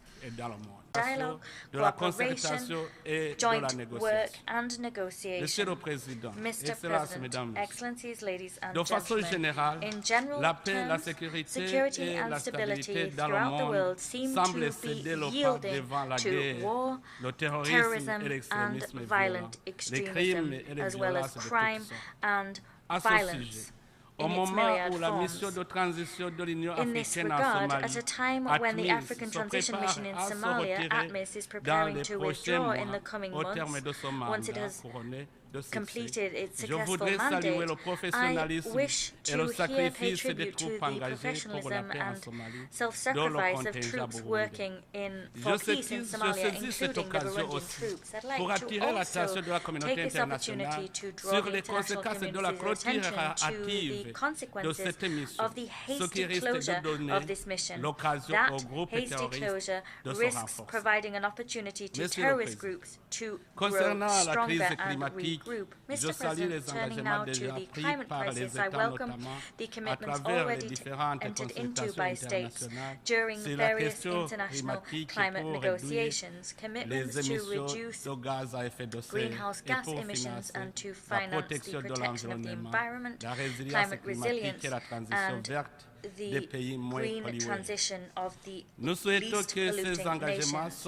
We want to see these commitments followed up by tangible action, because the failure to mobilize $100 billion annually since 2020, a commitment made in the Paris Agreement, and that was a commitment that was to continue annually until 2025, but the failure of that to materialize imperils the very existence of future generations. We believe that COP28, which will be held this year in Dubai, will provide an excellent opportunity to turn words into actions.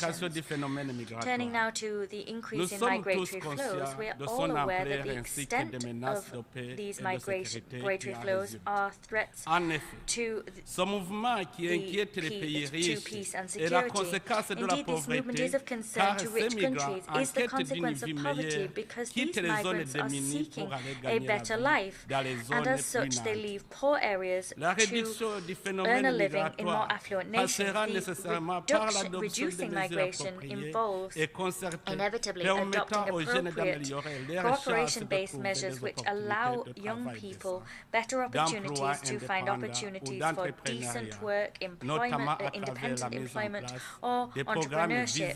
This should be done namely through the implementation of programs which seek to achieve the SDGs and ensure they are achieved on a national level.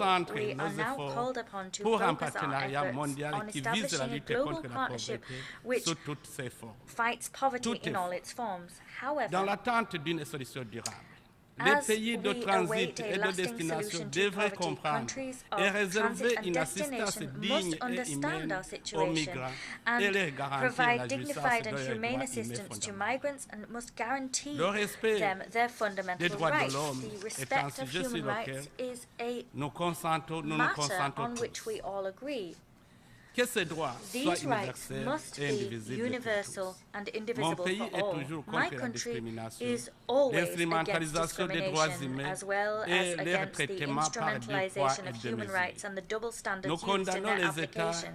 We condemn states who, under the pretext of protecting human rights, use human rights as fodder to interfere in the domestic affairs of states.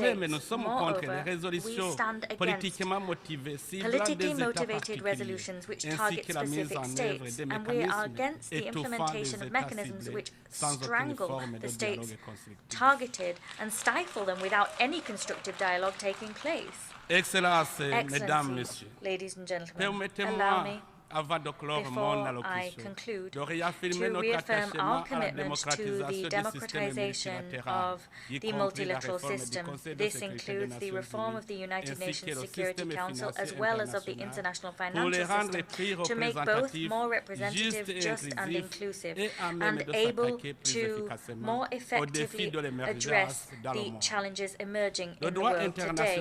International law recognizes the principle of the sovereign equality of all states. Accordingly, these states must enjoy the same rights and the same international duties, including in the sensitive domains of the maintenance of international peace and security. I wish to thank the member states of the Security Council, some of which understand the desire long expressed by Africa. Mr. President, ladies and gentlemen, Excellencies, as we mark this International Day of Peace, I wish to close my address by paying a fervent tribute to our brave peacekeepers wherever they are in the world, because they defend a universal cause which transcends all of our differences. For peace, for the sake of peace, let us rebuild trust and reignite international solidarity. May God bless you. Thank you for your kind attention. On behalf of the Assembly, I thank the President of the Republic of Burundi for the statement just made, and I request protocol to escort His Excellency.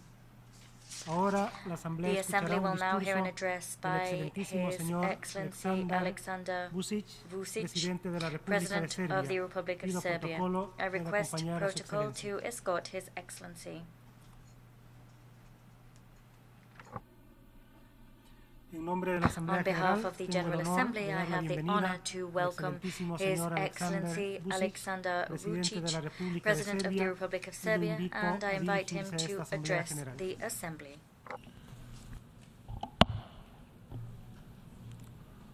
Mr. President of the General Assembly, Excellencies, ladies and gentlemen, I stand before you as the representative of a free and independent country, the Republic of Serbia, which is on its EU accession path, but which at the same time is not ready to turn its back on traditional friendships it had been building for centuries. I want to raise the voice on behalf of my country, but also on behalf of those who today, 78 years after the establishment of the United Nations, truly and equally believe that the principles of the UN Charter are the only substantial defense of the world peace, right to freedom and independence of nations and countries, but more than that, they are the pledge of the mere survival of the human civilization. New global wave of wars and violence that are impacting the foundations of the international security is a painful consequence whose cause lies in abandoning the principles envisaged in the UN Charter. All of us speaking in this renowned organization speak about our own problems, confronting often with a real and imaginary enemy, patronizing our own public, telling fairy tales of the future with insufficient realistic view on the issues. What does the future of the world look like? Even though all of us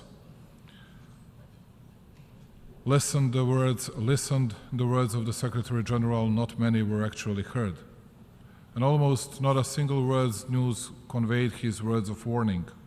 Nevertheless, in the era of social networks dominance, when only important thing is to get one more like, in the era when each pet gets more attention than children, it is no wonder that we cannot recognize the dangers that are in front of us.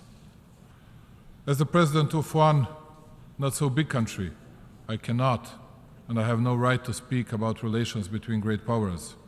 It is neither my job nor I could do that.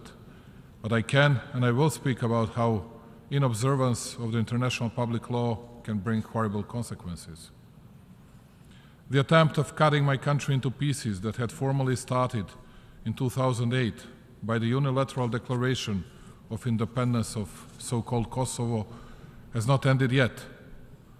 Precisely the violation of the UN Charter in case of Serbia was one of the visible precursors of numerous problems we are all facing today, and that go far beyond the borders of my country and scopes of the region I come from. Broadly observed, since we last met in this hall, the world is neither a better nor a safer place. Quite the opposite. Global peace and stability remain under acute threat. We continue to face problems related to energy security, financial instability, as well as security and disruptions in food and medication supply chains. Not only have we not found solutions to many problems, but they have become more numerous, and some of them have even grown more complex. I also spoke about how nobody here listens to anyone and does not strive for real agreements, and in the meantime we started to talk even less and less. It is as if virtually all, guided solely by their own interests, entrenched in their positions, have given up on seeking compromise solutions.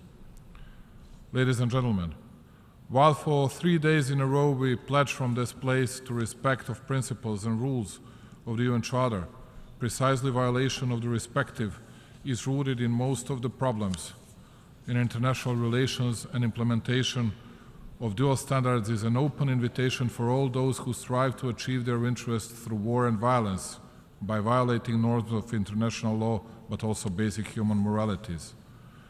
All the speakers so far, and I believe all who will speak after me, spoke about the necessity of changes in the world, underlying their country as the example of morality and commitment to the law and world justice. Today, I will not speak a lot in superlative about my country, about the growth of salaries and pensions, hundreds of kilometers of constructed highways and railroads, newly built hospitals and schools, science technology parks, the Artificial Intelligence Institute, because it is a natural thing that I protect its interests and that I love it more than anything in the world. But I will speak about principles which had been violated and which brought us to the situation in which we are today, and not by the small ones who are often the target of the attack, but by the most powerful countries in the world, especially those who gave themselves the right to lecture, each from its own angle on politics and moral to the whole world. Here, in this hall, only 2 days ago we could hear from the President of the United States the most important principle in relation between the countries, the respect for their territorial integrity and sovereignty. And only as the third most important factor he mentioned human rights. And it seemed to me that everybody in this hall could support it. I, as the President of Serbia, supported that with unhidden jubilance. The only problem in all that was the fact that few hours after his speech, I had to see in these premises the President of the so-called Kosovo, who is considered by the most powerful part of the West the President of an independent country, originated, by the way, by the secession of the territory of the Republic of Serbia. At the same time, only a few meters away from this hall, the German minister said that Germany firmly observed the UN Charter and UN decisions and documents, and that it would never give up on it. All that would be nice if it were true. Namely, almost all Western powers brutally violated both the UN Charter and the UN Resolution 1244, which had been passed in this renowned organization, as they denied and violated precisely those principles they are defending today. And it happened 24 and exactly 15 years ago. For the first time, unprecedented in the world history, the most powerful 19 countries made a decision without involvement of the UN Security Council. I repeat, without any decision by the UN Security Council, to brutally attack and punish a sovereign country on the European soil, as they had said, to prevent the humanitarian disaster. They didn't laugh out loud when Russian president used the very same words justifying his attack against Ukraine. They forgot that they themselves had used the same narrative, the same words, and the same explanations. Whereby, I would like to inform you that Serbia had not stepped its foot in the territory of some other country, nor jeopardized its existence. But 24 years ago, the most powerful and the strongest 19 had no mercy with small Serbia. Even when they had finished this job, they said that the issue of Kosovo is a democratic issue and that it would be resolved in accordance with the UN Charter and other international law documents. And then, contrary to all, but absolutely all documents of the international public law, it occurred to them in 2008 to support the independence of the so-called Kosovo. The illegal decision on secession of the autonomous province of Kosovo and Metohija from Serbia was made a decade after the war conflict in our country had ended, without a referendum or any other democratic form for declaring their stances for the citizens of Serbia, or at least in Kosovo itself. This decision was made in a moment when Serbia had a government committed to European and Euro-Atlantic integration, and when including in its composition the province of Kosovo and Metohija, a full-fledged member of the UN, but also of Council of Europe, OSCE, and many other international organizations. Nevertheless, it did not prevent legal and political violence coming from those who are today at the forefront in lecturing from this place. Pointless and meaningless explanations like police terror that Serbian authorities had carried out in its southern province a decade earlier, humanitarian crisis, expelling of the local Albanian population, were only a drop that spilled over the glass of lies and nonsense in order to justify the violence against a sovereign country and in order to undermine its integrity. Namely, since the moment of the victory of those 19 against small Serbia, 70% of Serbs from Kosovo have left their thresholds, and there are by 300,000 Albanians more than have ever been in Kosovo. Well, that much about the law, that much about the justice. Nevertheless, worse than anything is that all those who committed aggression against the Republic of Serbia lectured today about territorial integrity of Ukraine, as if we did not support the integrity of Ukraine.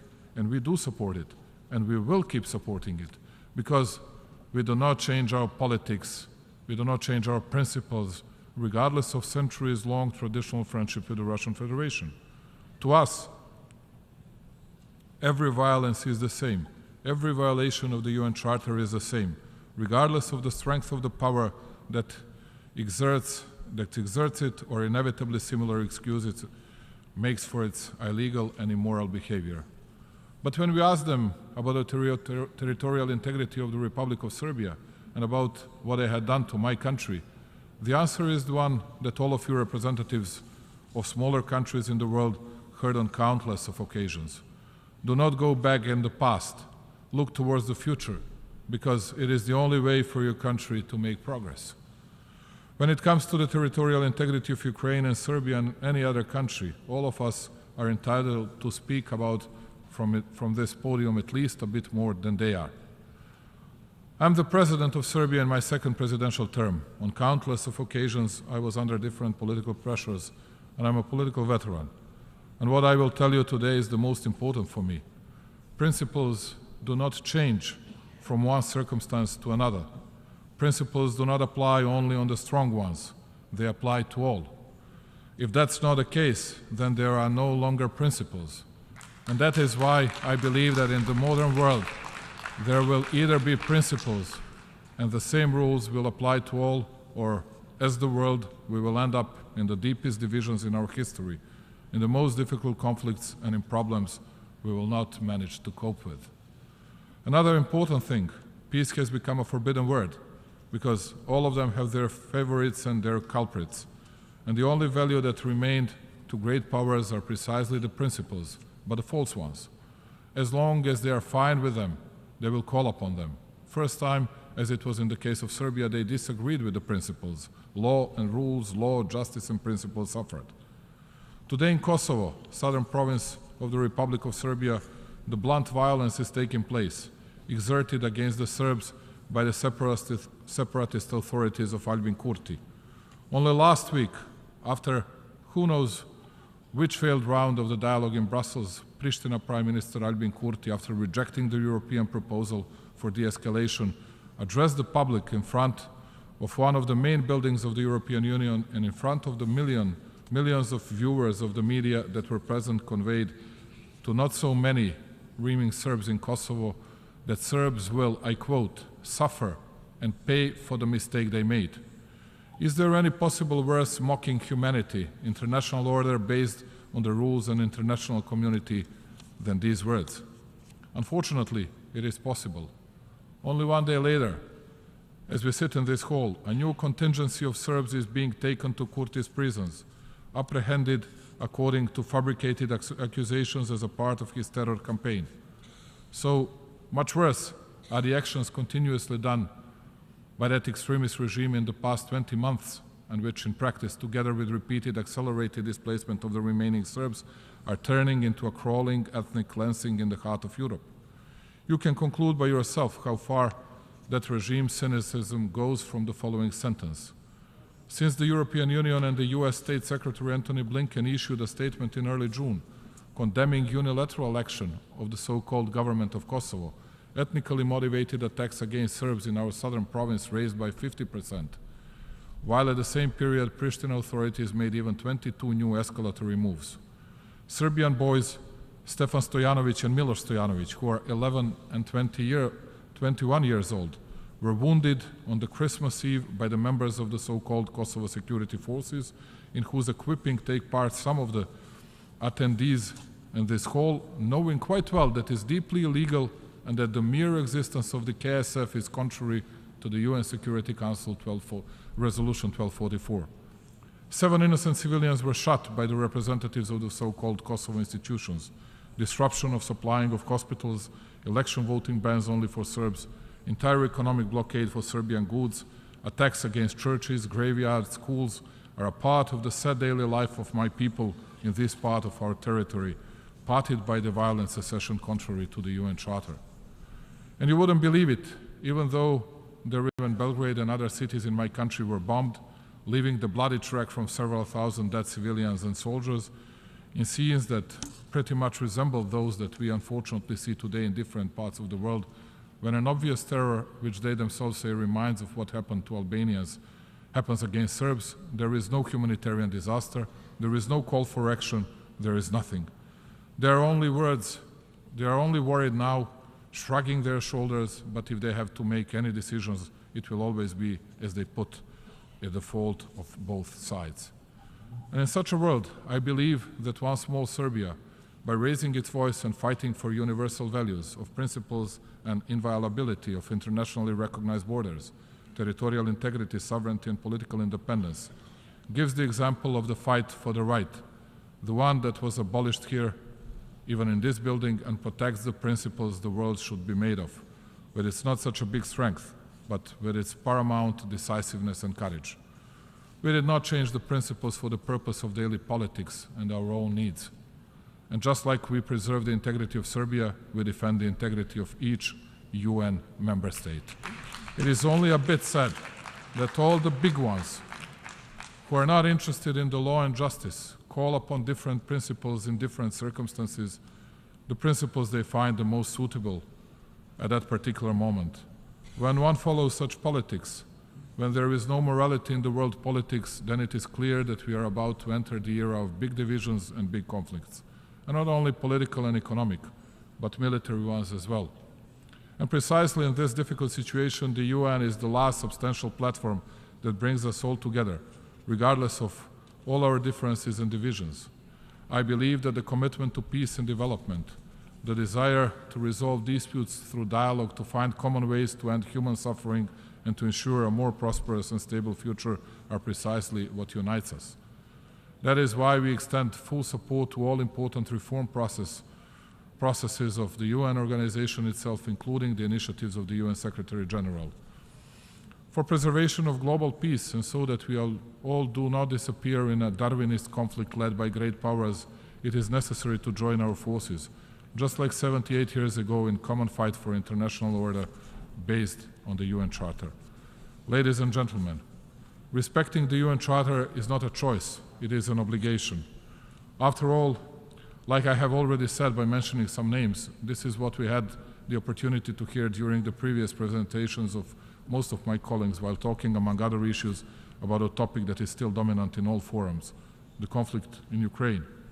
I will agree with them when it comes to the necessity of respecting the territorial integrity and sovereignty of Ukraine, which the Republic of Serbia has been consistently showing from the beginning. We have been making such appeals continuously for decades, but with a significant difference. Serbia supports the territorial integrity and sovereignty of all United Nations member states. I repeat, all member states. Therefore, it is hard for me to understand how some are still not acting in a consistent manner when it comes to the need to respect the territorial integrity of Serbia, and how they fail to understand that the selective application of principles leads to pronounced divisions, a lack of solidarity, and mutual understanding. However, I want to thank wholeheartedly to the global majority, significantly more than 1/2 of the UN member states in our example supports the UN Charter, and they do not support the violent partition of my country. I'm glad that for the majority of UN member states, double standards are out of the question. We are deeply grateful to all of you who selflessly support our efforts to preserve territorial integrity, thus demonstrating your commitment to the UN Charter. By safekeeping your borders today, you safekeep your borders and you preserve peace. On your behalf, as well as on our behalf, we will continue year after year to underline that defending the principles is the same as defending the freedom, independence, and peace.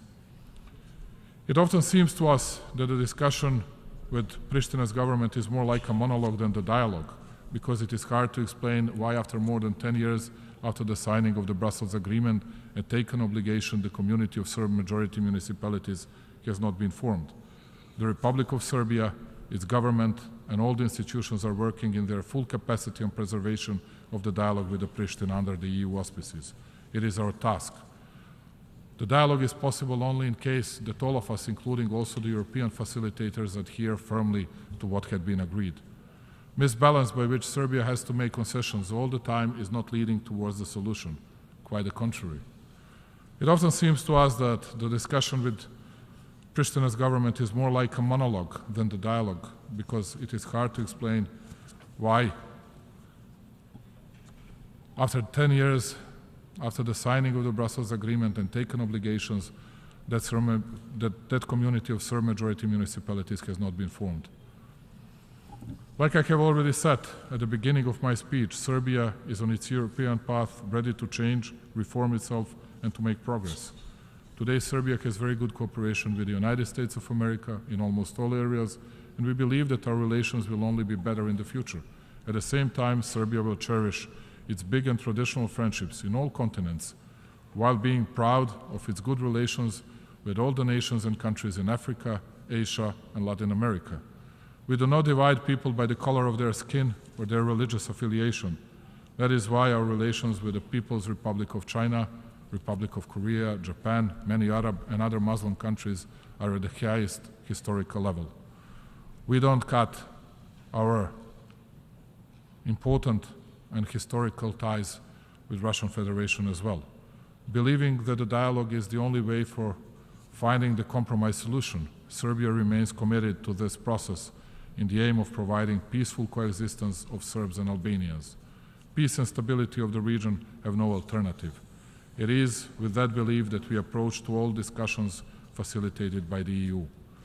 As many of you maybe know, different interpretations of history are the cause of many disagreements and open issues, not only in our region.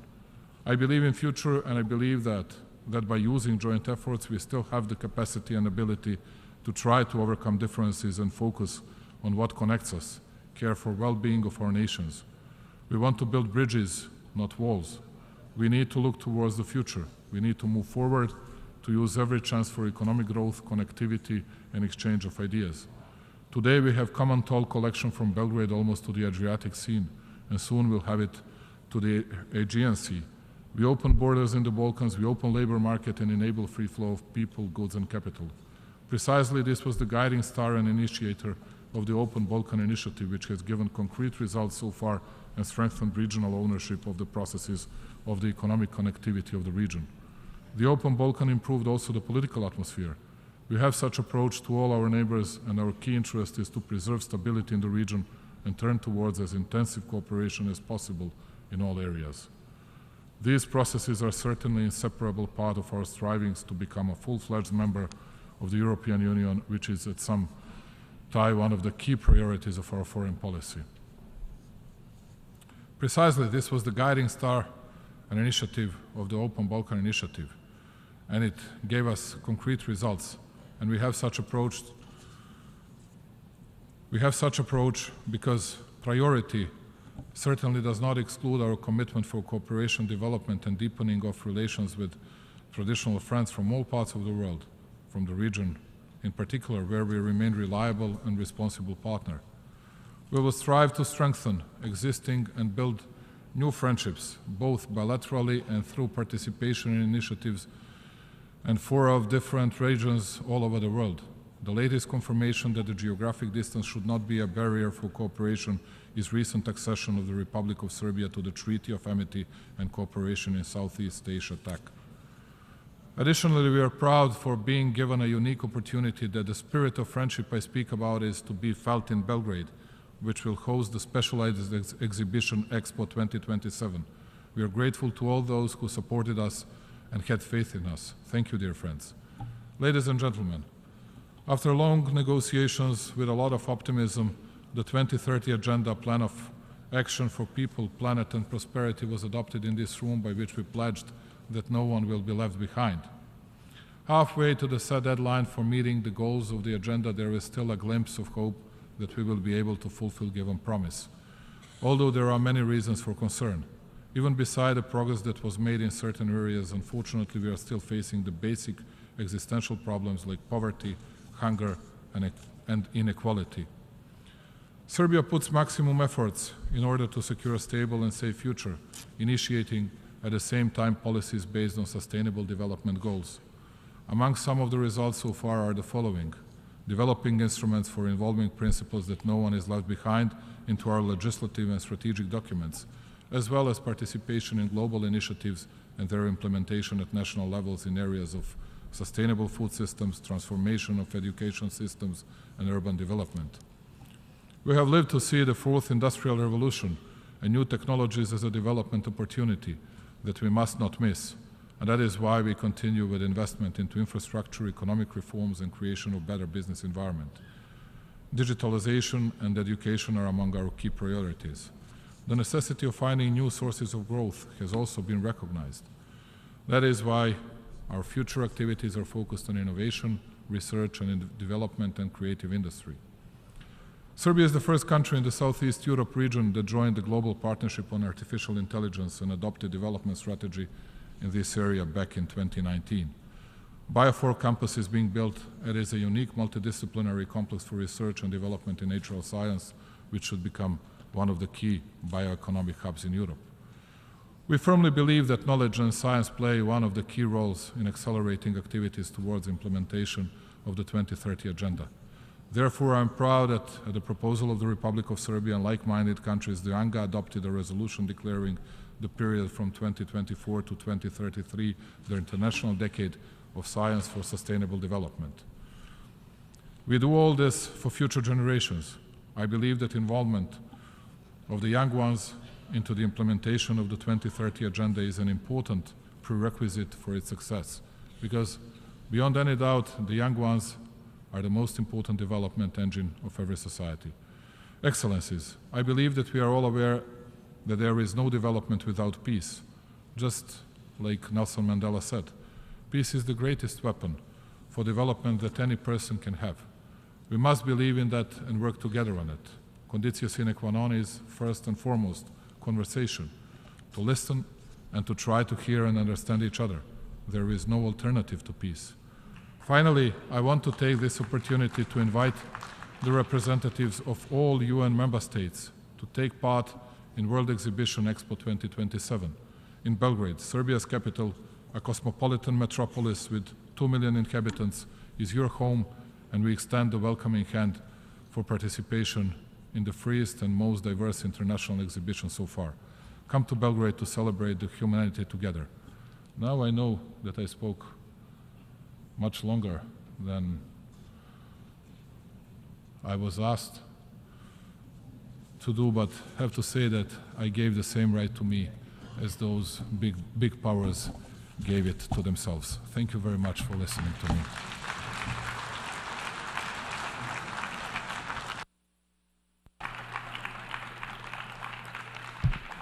On behalf of the Assembly, I wish to thank the President of the Republic of Serbia for the statement just made, and I request protocol to escort His Excellency.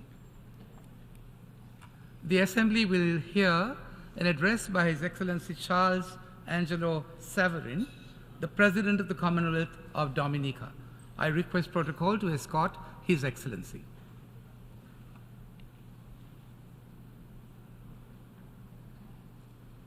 On behalf of the General Assembly, I have the honor to welcome His Excellency Charles Angelo Saverin, President of the Commonwealth of Dominica, and to invite him to address the Assembly.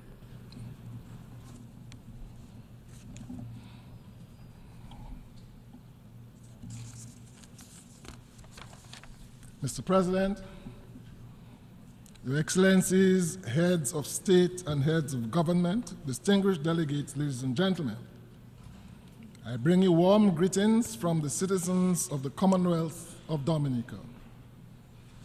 Mr. President, my delegation and by extension the government and people of the Commonwealth of Dominica wish to congratulate you on your elevation to the office of President of the 78th session of the United Nations General Assembly and wish you every success during your term.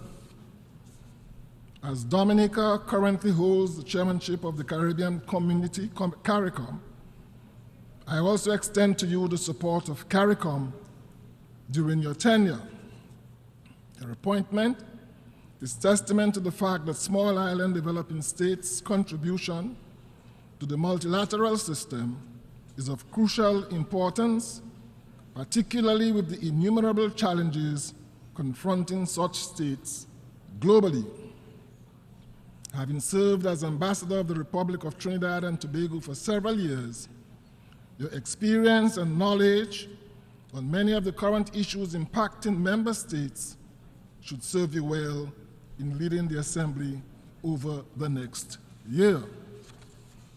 Mr. President, it is quite evident that the challenges being faced globally can be daunting. The climate crisis similarly will not go away, as evidenced, for example, by recent wildfires in Hawaii and Canada, thereby illuminating the discussion on the need to give even more urgent attention to mitigation and climate financing. Global inflation has impacted significantly on the livelihood of the most vulnerable, while there is justification for increasing concern over chronic, non-communicable diseases adversely impacting the health and wellness of our people. Mr. President, the conflict in Ukraine continues unabated amidst the global call for an end to this terrible war. Such a situation would normally be unthinkable in this 21st century. As the conflict escalates, the World Bank's most recent estimate for the reconstruction and recovery of Ukraine is placed at US $411 billion. This figure is expected to increase the longer the conflict persists. All conflicts, Mr. President, must eventually end at the negotiating table. Dominica therefore calls for an end to the fighting and for good faith negotiations to prevail. We join all those resolute in their international obligation to uphold peace as outlined in the United Nations Charter, and we support the call for a resolution to the issues giving rise to this conflict. To this end, Mr. President, Dominica endorses the joint declaration by the G20 on the Russia-Ukraine conflict and other global issues at the end of the 18th G20 summit held recently in New Delhi, India. Mr. President, while we in Dominica are opposed to coups and attempted coups, We are also aware that in 2010, there were a series of uprisings affecting Arab countries of the Middle East and North Africa, which was dubbed in the West as the Arab Spring. These uprisings, with at least the tacit support of the West, resulted in the removal of several governments. There was no talk of sanctions or military intervention to restore the ousted governments. Today, Mr. President, we are witnessing what I refer to as the African summer, and we are hearing the drumbeat of sanctions and military intervention. What is the difference between the Arab Spring and the African summer, I ask? The international community should pay heed to the wisdom of the leaders of the African Union who have opposed military intervention and urged diplomatic engagement. The question is, whose interest would military intervention serve? Certainly not the people of Africa. We in Dominica and the Caribbean urge that in all such situations, the interest of the population be foremost in any consideration of intervention by neighboring countries and indeed by the international community. Mr. President, this year's theme for the General Assembly is in keeping with the strides we should all be making at the international and multilateral levels to achieve an accelerated and progressive implementation of the 2030 Agenda. The challenges faced by small island developing states in achieving this objective are considerable. Typically, the narrow fiscal space and the increase in economic and environmental losses attributable to changes in weather patterns and other climate-related events have served to increase our vulnerabilities exponentially. The evidence suggests that we live in an imperfect world by virtue of our inherent geophysical and socioeconomic characteristics, and some countries, Dominica included, will always be disproportionately disadvantaged by the actions of others. In this regard, we welcome the high-level dialogue on financing for development and the call by the Secretary General for a Climate Ambition Summit. We are optimistic that this forum will be a practical demonstration of a commitment to securing the necessary funding to initiate transformative change. Mr. President, the key elements for accelerating realization of the 2030 Agenda include the harnessing of information communication technologies and the role which science will play in ensuring effective decision-making. ICTs can provide a platform to get more done within a shorter period of time and further create an impetus to bridge the generational gap, allowing for innovation and creativity to emerge to the fore. Our youth must be continually engaged, thereby engendering a sense of trust in their leaders and institutions. This is critical to ensuring that the significant gaps which currently exist between the haves and the have-nots are addressed and drastically reduced. Access to quality education, clean water, food security, proper health care, decent work, proper housing, and economic growth taken together must be the foundation upon which we continue to ensure that no one is left behind.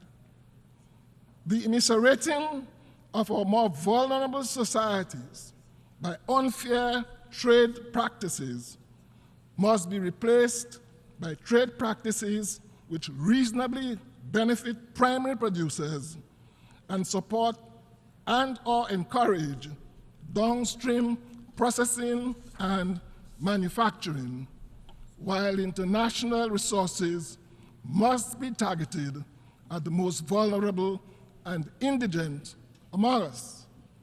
Only then can we be assured of achieving a society of prosperity, progress, and sustainability for all. Mr. President, advancement towards the Sustainable Development Goals must be people-centered, complemented by policies which allow for security and peace. The government of Dominica recognizes the central role of its citizens in the decision-making process on major national issues, and to this end, government has engaged the expertise of the international community in reviewing its electoral system and has embarked on a wide cross-sectoral consultation to hear varying views from every segment of the society on recommendations for electoral reform in the country. It is therefore anticipated that when the final measures are brought before Parliament, they will be in keeping with best practices and the views of the majority. The Commonwealth of Dominica will continue to identify with and champion the agenda of small island developing states on the international level. Accordingly, we wish to emphasize the need for the implementation of the Loss and Damage Fund agreed upon at COP27. Implementation of this fund will allow SEEDS to access the required resources earmarked for the recovery of our vulnerable economies post-disasters and further facilitate the creation of a vital safety net for our people. Over the last 30 years, SEEDS have been advocated for resilience-building measures based on our inherent vulnerabilities and the frequency and magnitude of increase in global shocks. The lack of adequate assistance from developmental partners and international financial institutions has forced governments to borrow at unfavorable terms, resulting in high repayment costs and unsustainable debt levels for our fragile economies. To this end, Mr. President, Dominica fully supports the work on the Multidimensional Vulnerability Index, which can contribute to unlocking the type of financing which is so urgently required. Additionally, Dominica pledges its full support and participation in the upcoming SEEDS conference to be held in Antigua and Barbuda in 2024. This conference should serve as a watershed moment for all SEEDS, such that action-oriented outcomes can be derived. Moreover, mindful of the confluence of challenges confronting SEEDS today, there should be no further delay in the much-needed reform of international financial institutions to address the contemporary realities of debt distress and debt solvency. Dominica therefore joins fellow member states of CARICOM in support of the Bridgetown Initiative as a core blueprint for restructuring the architecture of sovereign debt. Mr. President, my delegation unreservedly welcomes the adoption of the BBNJ agreement, building on the legacy of the United Nations Conference of the Law of the Sea. This achievement reaffirms the UN's role in facilitating the implementation of multilaterally agreed solutions to global challenges. Dominica supports the early entry into force of this agreement as well as its implementation. My delegation further welcomes the commitments shared by all to ensure capacity building and transfer of marine technology to support developing countries in their quest to implement and benefit from the said agreement.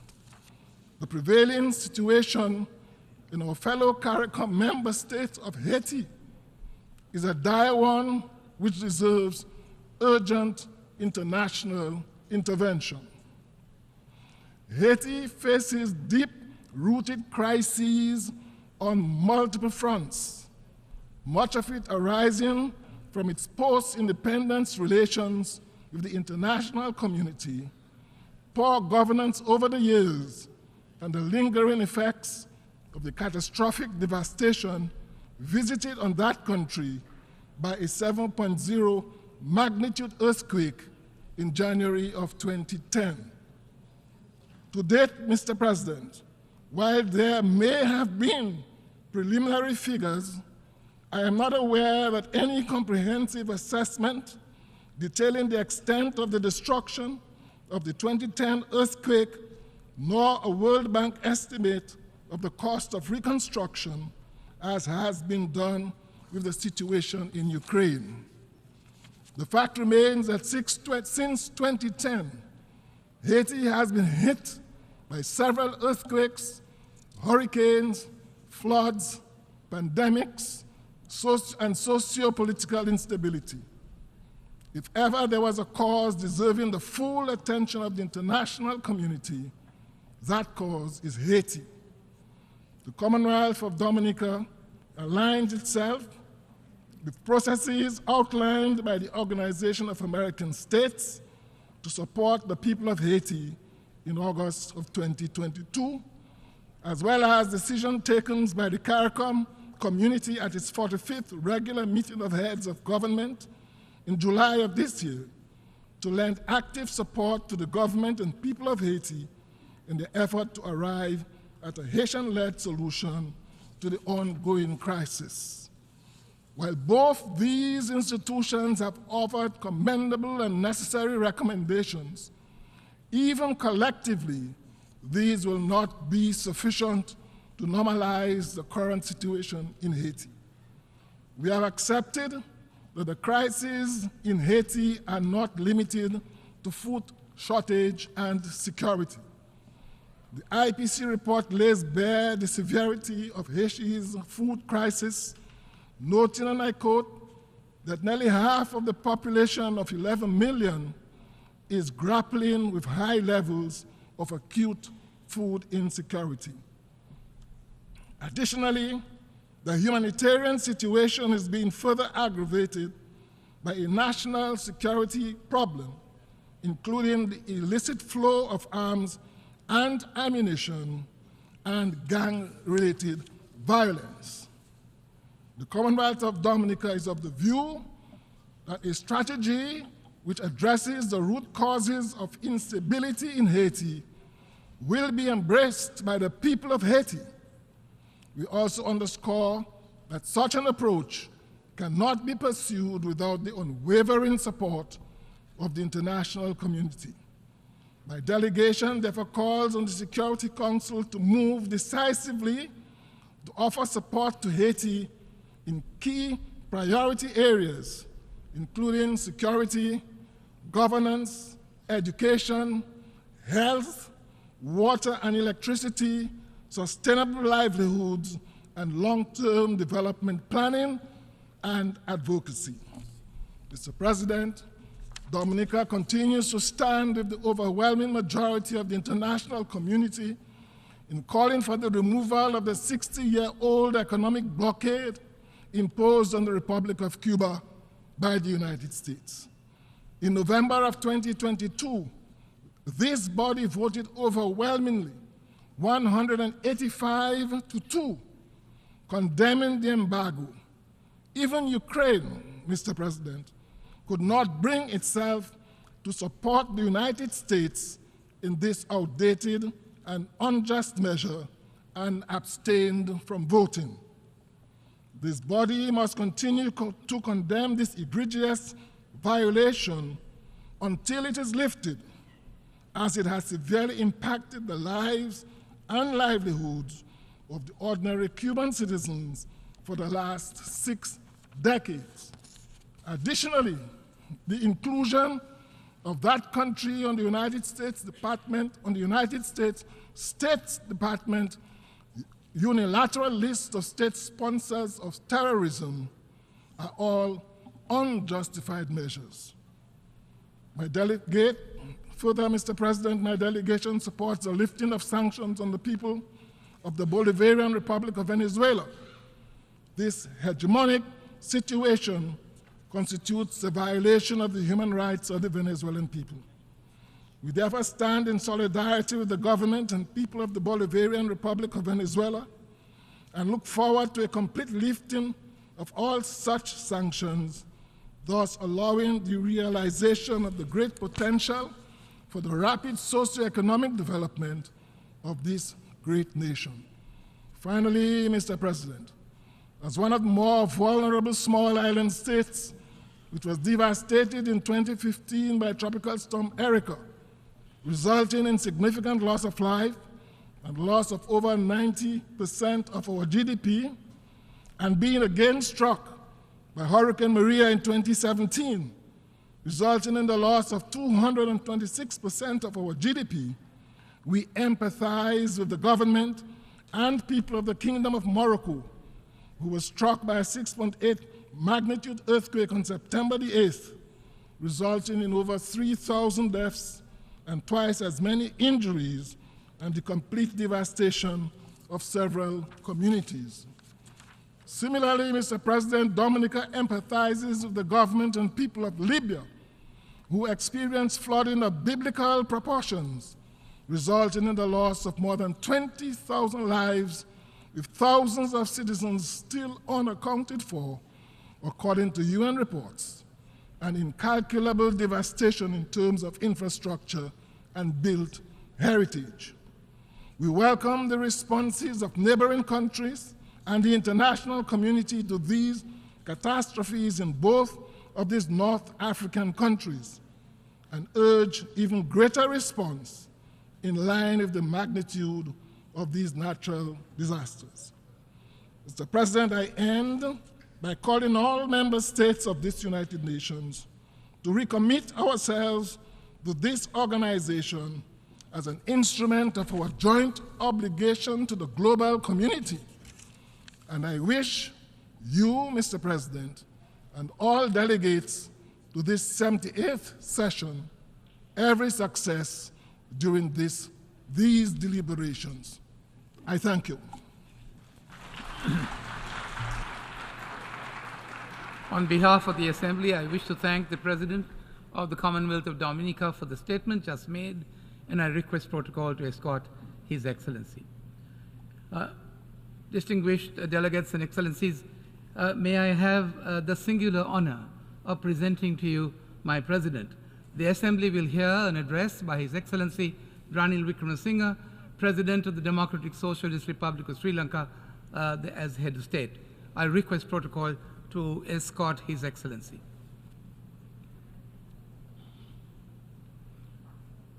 On behalf of the General Assembly, I have the honor to welcome His Excellency Ranil Wickremesinghe, President of the Democratic Socialist Republic of Sri Lanka, Head of State, and to invite him to address the Assembly.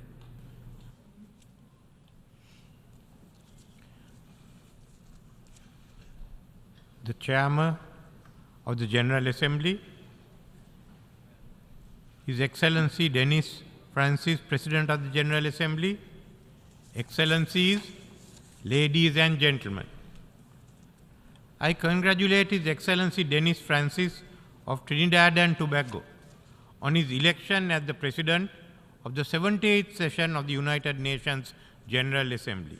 I extend my sincere condolences to the victims and families of the natural disasters that hit Morocco and Libya in recent days. We stand in solidarity with our Moroccan and Libyan friends during this difficult time. Mr. President, rebuilding trust and reigniting solidarity is an appropriate point of departure not only for reflecting on the challenges before the multilaterals today, but also reviewing developments in my own country, Sri Lanka, over the past year. At this time last year, amidst multiple global crises, Sri Lanka was experiencing its most challenging period in recent times, socially, economically, and politically, which had a devastating impact on people's lives. Even our democratic traditions were threatened by attempts to occupy our parliament and bring it to a halt. Nevertheless, we succeeded in bringing about a democratic political transition due to our deeply entrenched and resilient democratic traditions. Restoring to the regraduation of Sri Lanka's economy, coupled with the gift of fertilizer from the United States government, which led to a bumper harvest, has assisted us in ensuring stability during that period. The reforms I have since initiated in the economic, financial, institutional, and reconciliation fronts have been directed on the one hand towards rebuilding trust and confidence between the people and the government, and on the other towards laying the foundation for economic stabilization and recovery. Sri Lankans are already witnessing the positive outcomes of these measures in their daily lives and the revival of confidence internally and externally in the progress of the country.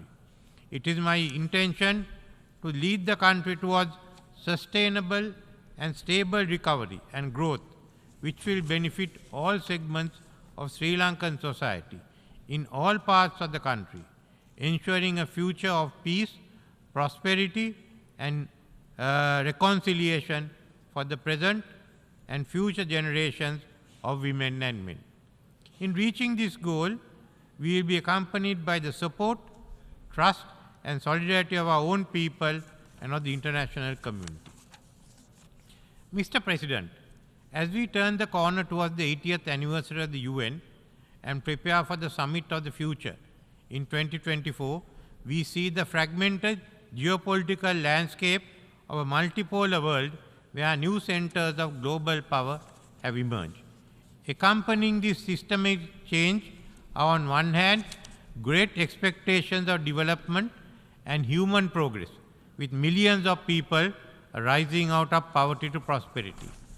On the other hand, we see a world where former big power rivalries and geopolitical tensions have reignited in open war, overlapping with new theaters of conflict and tension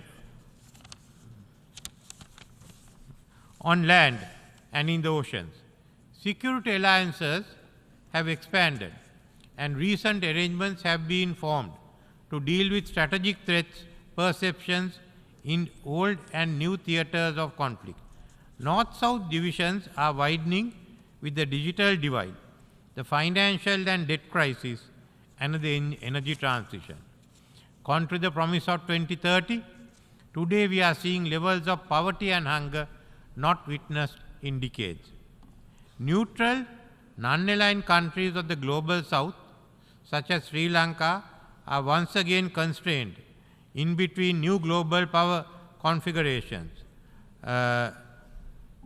facing those who do not respect the sovereignty of our nations.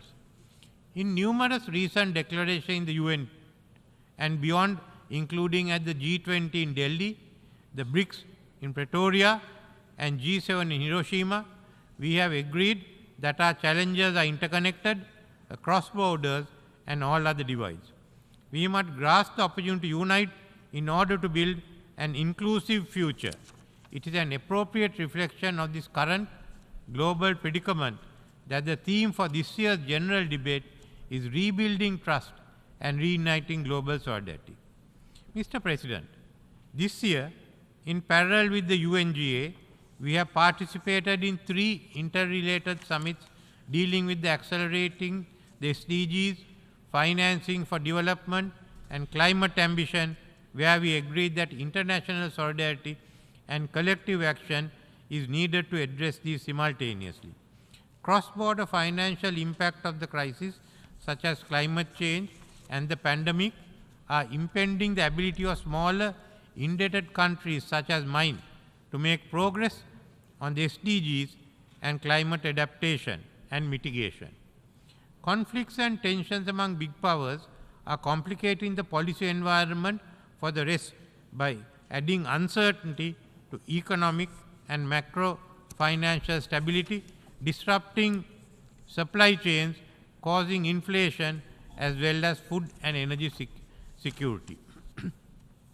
Long before the SDGs, Sri Lanka has achieved high human and social development indicators, which ranked us in a category well above the other middle-income countries.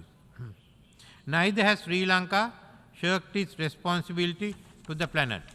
Last year at COP27, we outlined our climate ambition plan. We said that by 2030, we will have 70% renewable energy in electricity generation, increase forest cover by 32%, and reduce greenhouse emissions by 14.5%. We will phase out coal by 2040 and reach net zero by 2050. Our low carbon development trajectory gave us one of the lowest per capita carbon emission rates for a lower MIC country. This year, as a result of exogenous shocks and debt, the incremental progress we were proud to have reached have been reversed. Food inflation putting significant pressure on food security amongst vulnerable communities.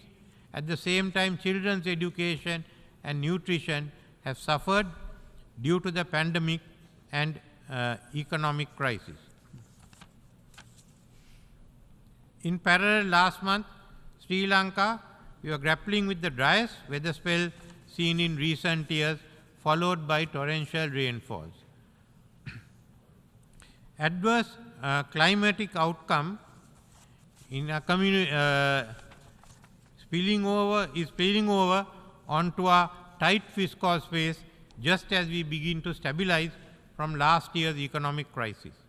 As a climate vulnerable developing country in debt crisis, the urgency to mobilize climate finance is greater today than it was ever before. However, despite promises made to which we were all witnesses, the rich countries are not delivering to expectation. Developed countries must do their part and fulfill what they agreed, assume their share of the common but differentiated responsibility, provide assistance for mitigation and adaptation and compensation for loss and damage. Mr. President, national efforts alone will not suffice to ensure the success of the SDGs and reverse climate change. The need for global solidarity to restructure international financial architecture is paramount. This is articulated loud and clear in multiple global fora, including in G20 and the BRICS. The Secretary General's SDG stimulus highlights the interconnections between the achievements of the SDGs combating climate change and the concrete interventions required by creditors, sovereign and private, as well as by IFS, including to mitigate the debt crisis. It is estimated that the 2008 financial crisis cost the US economy $4 trillion. Recent studies in US have stated that the impact of the pandemic on the US economy from 2020 to 2023 would reach $14 trillion. These numbers would more than double if the rest of the global economy is added. We have not faced an economic crisis of this magnitude any time before in our modern history. The cost of World War II in today's US dollars would amount only to $4 trillion, and the Marshall Plan would be $150 billion. This is the magnitude of the challenge before us. Therefore, if we are unable to restructure the global fiscal order, then certainly we will fail in the struggle to reverse climate change and achieve the SDG goals. There is still time for course correction as the crisis has not reached its peak. At the same time, Paris Summit for a new global financing pact will come up with the funding requirements. Therefore, the Summit for the Future should not be crafting new programs, but restructuring the present financial architecture to suit the needs of climate change and sustainable development. Mr. President, this must be the priority of the General Assembly. We cannot afford to allow divisions to drive focus away from this crisis. While key issues such as the Bridgetown Initiative and the necessity to address the debt of low-income countries are being discussed in this Assembly, it's not commanding the attention it deserves. Unfortunately, the Security Council has failed to give priority to these connected issues of climate change, debt relief, and sustainable development. This impacts the future of the mankind. The survival of the planet must be our priority. We cannot afford to go into this war with a divided high command. The future of all species on the globe is dependent on our ability to put aside our rivalries until this crisis is solved. Multilateral machinery, which reflects the world of the past century, needs to be reformed to meet the challenges of the present and the future. A machinery which has failed to find a solution to the long-standing Palestine question.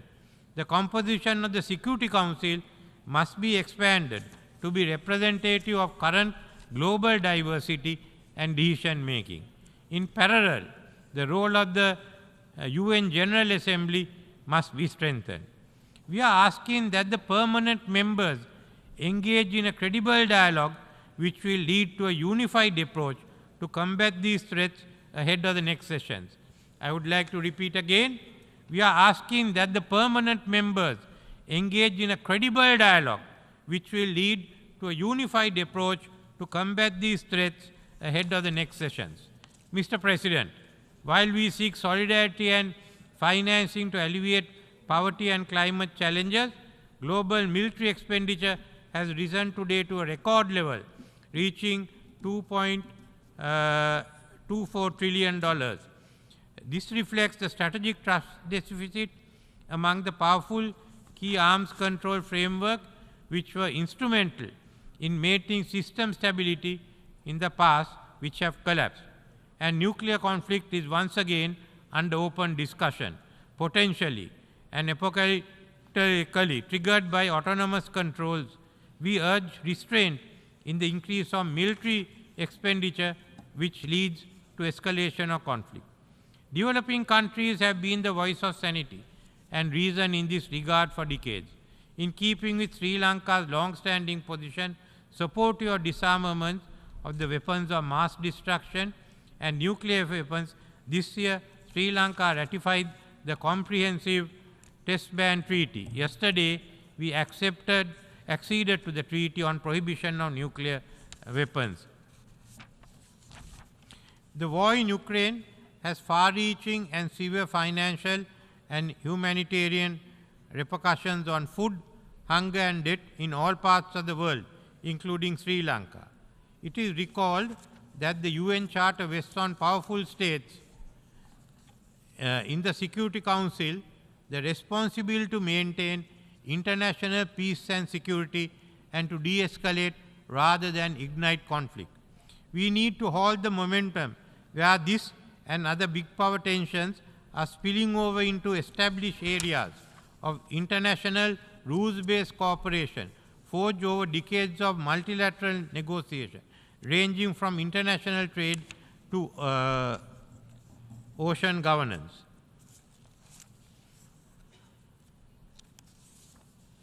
Mr. President, this international system is today undergoing vast changes. At the same time, it's been confronted with unprecedented challenges. We come to the United Nations to demonstrate solidarity in arriving at common solutions. What is at stake is not the future of the United Nations, but our planet as a whole. Member states will need to find new ways of working together despite increasing mistrust that has permeated international relations. We who have not been able to find a solution to the Palestinian question must now be able at least to find a solution to the questions which threaten the existence of the present global community. And this can be achieved through the willingness of the permanent members to work together in solidarity with the developing world. They must show the way. Thank you.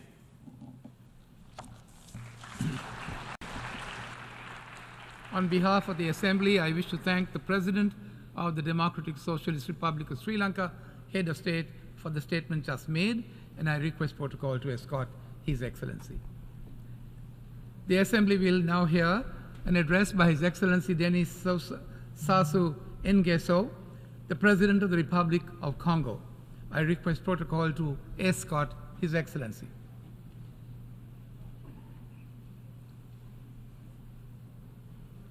On behalf of the General Assembly, I have the honor to welcome His Excellency Denis Sassou Nguesso, President of the Republic of Congo, and to invite him to address the Assembly.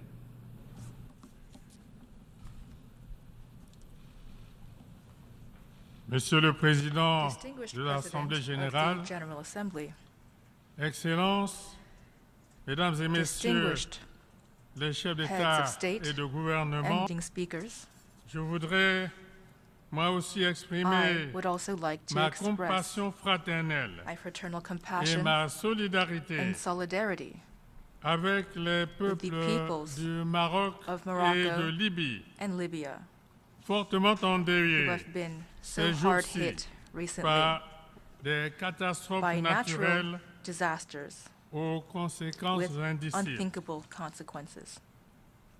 Il y a quelques semaines encore, je recevais le rapport d'une mission que j'avais envoyée en Libye dans le cadre de la mission de paix et de réconciliation de l'Union africaine que je conduis depuis près de 6 ans. Le rapport de cette mission a témoigné longuement du courage et de la résilience du peuple libyen, là de vivre dans la division. Un peuple qui se bat pour conjurer les démons de la partition du pays, pour retrouver le chemin de la vérité, de la réconciliation et de la paix. Un peuple résolu à s'engager sur la voie du redressement et à retrouver la prospérité. C'est à ce peuple brave et courageux et qui a tant donné à l'Afrique que j'adresse mes sincères condoléances. Monsieur le Président, Mesdames et Messieurs, le thème de notre débat général résume très clairement notre commune volonté de changer qualitativement le monde. Telle était déjà la philosophie généreuse et la finalité des 17 objectifs de l'agenda 2030 des Nations Unies pour assurer la paix, la sécurité et la prospérité à tous les peuples de la Terre.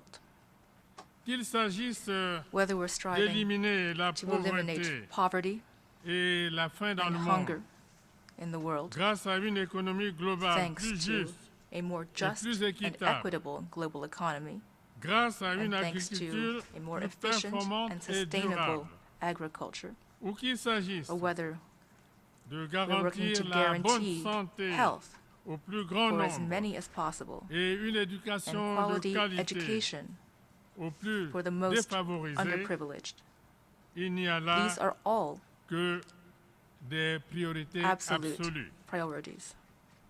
Tout comme le sont aussi, entre autres, la fourniture de l'eau et de l'électricité aux couches sociales les plus larges, la construction des infrastructures routières, ferroviaires, portuaires, aéroportuaires et énergétiques pour relier entre eux des pans de territoire, des pays, countries, des régions regions, et des and sous-régions. sub-regions. La préservation des écosystèmes de biodiversité, biodiverse ecosystems, notamment par une especially gestion through responsible responsable management de ces forêts of tropicales, these tropical qui forests sont l'un that are des some plus of the précieux most patrimoines precious gifts que nous that ayons Providence reçus de has la Providence. bestowed upon us. Le combat Fighting pour to faire change évoluer les mentalités mindsets dans le monde, throughout the world, dans le respect de la for respecting diversité the diversity des expressions of cultural culturelles expression et dans and la while tolérance promoting mutual réciproque. tolerance. L'ancrage Inculcating dans nos our sociétés societies de l'idée with the idea d'égalité des of gender genres equality et de parité and gender homme-femme. parity L'autonomisation and des femmes empowerment et of des filles. women and girls. Sur ce dernier point, With regards to that last point, je voudrais I'd souligner like la to part underscore prépondérante the weighty role dans la responsabilité women comprise les femmes in dans mon pays my country au cours des over the 15 last dernières années. 15 years. Aujourd'hui, Today, elles contribuent de women manière contribute remarquable immensely à la promotion to de leurs promoting droits et their libertés, rights and freedoms, au combat to pour l'élimination de eliminating la pauvreté poverty et and à l'intensification expanding d'une éducation inclusive inclusive education à travers des through formations training et and des study of all apprentissages kinds. tous azimuts. Bref, toutes ces priorités To sum up, que je viens all of these d'énumérer priorities that I have appellent just de listed la part de chacun d'entre nous call upon un all of sens us to have élevé a du heightened devoir sense of et de duty responsabilité, and responsibility, une ouverture as well as d'esprit openness aux vertus toward du the virtues dialogue, of dialogue, un solide a élan strong de spirit solidarité, of solidarity, de la patience patience, et de la résilience. and resilience. L'équilibre des The nations dans well-being le of monde the nations of the world, me semble I believe, largement tributaire de cette hinge évolution largely upon et this change de cette option. and this choice. Monsieur le Président, Mr. President, Mesdames et Messieurs, ladies and gentlemen, le climat est today aujourd'hui the la climate plus pressante is the de most toutes les pressing urgences. of all emergencies. Cette urgence This touche emergency au cœur de la vie strikes at the dans heart toute sa of diversité. life in all of its diversity. Elle questionne notre It existence jeopardizes our dans toute sa existence complexité. in all of its complexity. La montée The continuelle du niveau des inexorable mers rise qui met en of sea péril levels les pays that insulaires, jeopardizes island countries, la désertification rampant déferlante desertification que plus rien that nothing ne semble arrêter, seems to be able to stop, la canicule suffocating suffocante qui heat emporte waves chaque fois that de nombreuses take the lives personnes of so many du troisième âge, elderly people, les inondations répétitives frequent flooding et les coulées de boue and sudden soudaines mudslides qui occasionnent that les cause dégâts the que l'on damage voit. that we've seen recently. Autant de phénomènes These are aussi all dangereux dangerous que and dévastateurs devastating phenomena qui interpellent désormais that have shocked jusqu'aux plus sceptiques even d'entre the nous. skeptics C'est pourquoi, among us. And that assumant is ma why, responsabilité shouldering my responsibility en ma qualité de as président de la president Commission of the climat du Climate bassin du Commission Congo, of the Congo j'ai Basin, lancé I lors launched de la COP during 27 en COP27 Égypte in Egypt l'initiative initiative de la décennie called mondiale de the Global l'afforestation Reforestation pour Decade une for biodiversité greater biodiversity et un couvert and for végétal denser dense vegetation cover au service for the de benefit l'humanité. of humanity.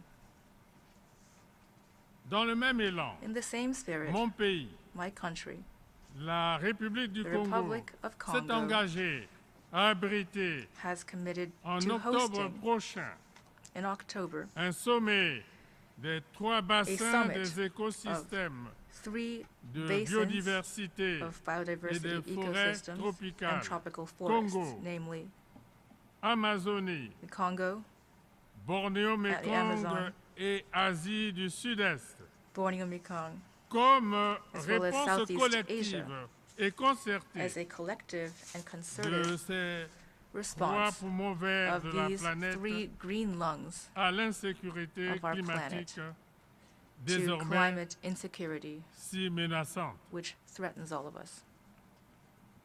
Depuis la nuit des temps, Since time nous le immemorial, savons tous, as we all know, la forêt fait vivre forests des have millions made life et possible des millions for d'individus. millions and millions of people. Avec un taux With a de deforestation déforestation rate des plus faibles au that is one monde, of the lowest in the world, plus n'est que de just 0,06%. 0.06%. Mon pays joue My à fond country sa is fully partition playing its part dans la in préservation de protecting l'environnement the au environment nom for the survival de la survie de of l'humanité. humanity. Aujourd'hui, Today, nous ne pouvons we que nous réjouir warmly de welcome l'heureux aboutissement du dossier the d'inscription inscription du parc of naturel Odzala d'Ozala-Kokwa Kokwa Natural Reserve sur la liste du patrimoine mondial on the World Heritage List, in the World Inscription Heritage faite List. lors de la This 45e took place session du comité at du the patrimoine 45th de session l'UNESCO of the UNESCO World Heritage tenu Committee, récemment à Riyad, which was recently en held Arabie in Saoudite. Riyadh, Saudi Arabia. C'est indéniablement This un acte is clearly de an act reconnaissance, of recognition, un acte qui an act gratifie that à leur justly juste mérite rewards les the efforts de efforts mon of pays my country dans la préservation to de preserve ce joyau this naturel natural treasure de près de of almost 1,2 million 1.2 d'hectares, million hectares, riche so en rich biodiversité in animal and animale plant et végétale, biodiversity au cœur in the heart du bassin du Congo. of the Congo Basin. Les sacrifices These sacrifices made consentis par les by populations riparian riveraines communities en abandonnant who have volontairement voluntarily given up certaines activités certain susceptibles de activities porter that could atteinte harm the environment, à l'environnement et le renoncement and the par les willingness États of states à des projets de to développement abandon development pour projects préserver to protect les écosystèmes de biodiverse biodiversité ecosystems.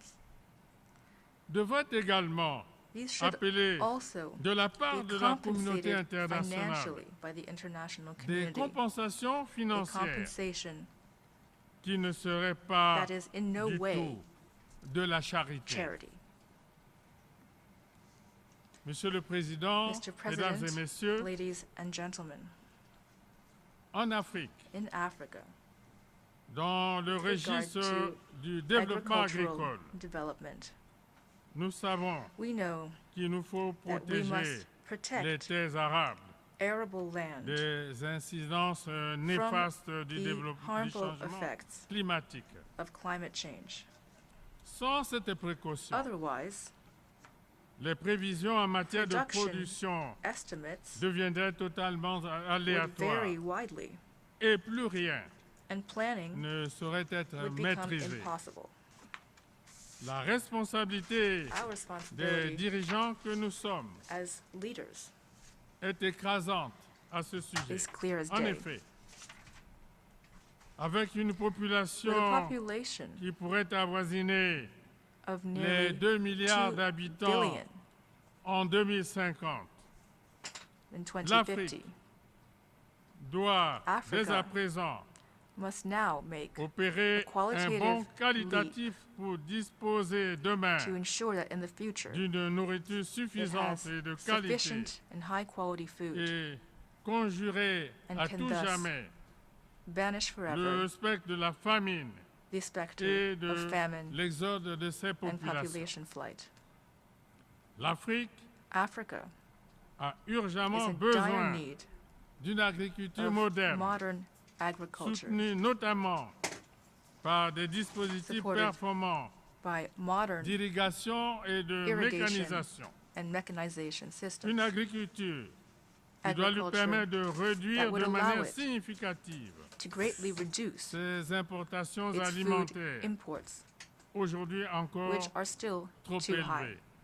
C'est pourquoi that is why j'en appelle I'm calling à des partenariats techniques et financiers efficients pour des avancées substantielles dans ce secteur.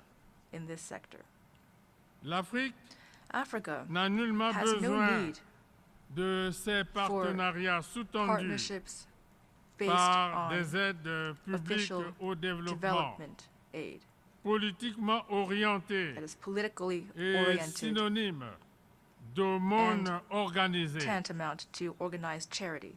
Les subventions au compte-gouttes trickle-in subsidies distillées au rythme des intérêts propres des donateurs of donors ne permettront certainement pas will certainly not allow for a real et effectif and de notre effective continent. rise of our continent. Monsieur le Président, Mesdames et Mr. Messieurs, President, ladies and gentlemen, la présente session de l'Assemblée générale se tient the current session of the General alors Assembly que is taking les place guerres et autres at a conflits armés time when wars font and rage other dans le armed monde. conflicts are raging throughout the world. C'est ici le lieu de marteler Here, I une would fois like de to plus once again underscore qu'aucun progrès marquant that ne no sera progress possible is possible sur aucun on continent any continent et dans aucun or pays any country sans la paix. without peace. L'espoir d'atteindre The hope les of objectifs du attaining développement durable the SDGs assignés par les laid out Nations Unies by the UN ne sera qu'une chimère would be merely an illusion si nous ne créons pas if nous-mêmes we do not ourselves create la première the most de important toutes les conditions of all nécessaires conditions à leur needed réalisation, for the realization, à savoir that is to la say, paix. peace. Pour sa part, et chaque fois que For its part, les circonstances l'ont permis, and whenever possible, la République the du Republic Congo of Congo a toujours œuvré has pour always la résolution striven pacifique des toward the peaceful conflits resolution en Afrique of conflicts et dans le monde. in Africa and C'est throughout the ainsi world. que mon pays a décidé That is why de my prendre country une has part decided active to à take active l'initiative part africaine in the pour une African médiation de initiative paix for peace entre la Russie mediation et l'Ukraine, between Russia and Ukraine. en raison du risque de guerre généralisé Due to the risk que ces of événements font generalized peser war that sur le these monde. events are creating for the world, Non seulement it les is deux not only protagonistes dans the ce two conflit, belligerents mais in également this conflict, les but also puissances étrangères foreign qui powers peuvent influencer that le cours could des nudge événements the dans course le of sens de events la paix. toward peace. Tous All of these devraient actors tempérer leurs must ardeurs, temper their emotions, cesser stop fanning the flames, d'attiser les braises et s'engager and sans commit délai immediately dans des négociations de to paix, engaging in peace des negotiations. négociations justes, That would sincères be just, et équitables. sincere, and equitable. Le monde The a world urgemment besoin desperately de needs ces these négociations negotiations pour éviter to que prevent les affrontements en cours, the confrontations déjà si already dévastateurs, underway, already so n'aillent encore devastating, crescendo from further et fassent spiraling basculer l'humanité and pushing dans humanity ce qui pourrait être un into cataclysme what could be an irrémédiable, irreversible c'est-à-dire cataclysm, une guerre that is to say, totale et qui total échapperait war au contrôle des beyond grandes puissances the control elles-mêmes. of the great powers Je themselves. reste persuadé I remain convinced que les sages that the recommandations wise formulées recommendations par l'Afrique put forward pour by restaurer la Africa paix to entre restore peace l'Ukraine et between la Russie Ukraine and Russia finiront will par être ultimately prises en compte. be heeded. Monsieur le Président, Mr. President, Mesdames et Messieurs, ladies and gentlemen, En ma qualité de président du comité de haut niveau de l'Union africaine sur la Libye, je ne peux passer sous silence devant l'auguste assemblée que vous constituez la situation dramatique que ce pays vit depuis 2011. Une situation pour laquelle je m'investis sans compter au nom de l'Union africaine. Les efforts de paix consentis dans le cadre de cet épineux dossier se sont encore poursuivis récemment, en juillet 2023, dans le cadre d'une réunion de réconciliation qui a eu lieu à Brazzaville, dans mon pays, et qui a permis à plusieurs acteurs représentant l'essentiel des sensibilités politiques et sociales libyennes de s'asseoir à la même table. Tout a été fait pour amener les protagonistes à transcender leurs divergences et à rapprocher leur compréhension des défis de la Libye de demain. La conférence de réconciliation interlibyenne que vise la médiation que je préside n'aura de sens que si elle est inclusive, constructive et consensuelle. Elle doit permettre à nos frères et sœurs libyens de renouer avec la vertu du dialogue, en cessant de se regarder en chien de faïence, d'apprendre à se pardonner et de donner la prépondérance à la justice, soubassement de l'état de droit, dont ils sont appelés à écrire l'histoire. J'en appelle une fois encore à l'accompagnement de la communauté internationale, à commencer par les pays de la sous-région et les organisations qui les regroupent, sans oublier les pays dits du Quartet, en vue d'un soutien concret à nos efforts, afin d'ouvrir une perspective solide et crédible à la résolution définitive de cette crise qui n'a que trop duré.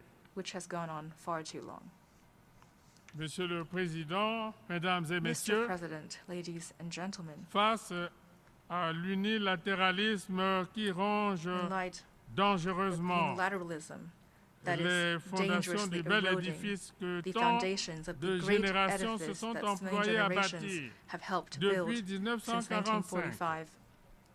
La République du Congo, par ma voix, réaffirme son engagement en faveur du multilatéralisme, gage de justice dans les relations internationales, d'équilibre, d'équité, de paix et de coopération pour un développement partagé. Le multilatéralisme, nous le savons tous, ne peut prospérer que dans un système global juste et équitable. Un système qui soit à l'image non plus des fantasmes du passé, mais des évolutions et des réalités de notre temps. D'où l'impérieuse nécessité de réformer son outil de référence qu'est le Conseil de sécurité des Nations Unies, afin d'assurer une représentation plus juste de tous les continents et de tous les peuples du monde. Sur ce chantier, l'Afrique a une position commune, une position conciliante et consensuelle, scellée à Ezulwini, que mon pays n'a jamais cessé de défendre, et ce, depuis plus d'une décennie. Je réitère ici et maintenant here and now, I reiterate africaine, the African demand, légitime legitimate à tous égards, in every way, de voir to see two de ces of its États states siéger au accorded Conseil de permanent sécurité membership des Nations of the Unies Security Council en tant of que the UN membre permanent avec with droit de veto. veto rights. Ce ne serait merely que be justice justice devant in the l'histoire face et je vous of remercie. history. Thank you.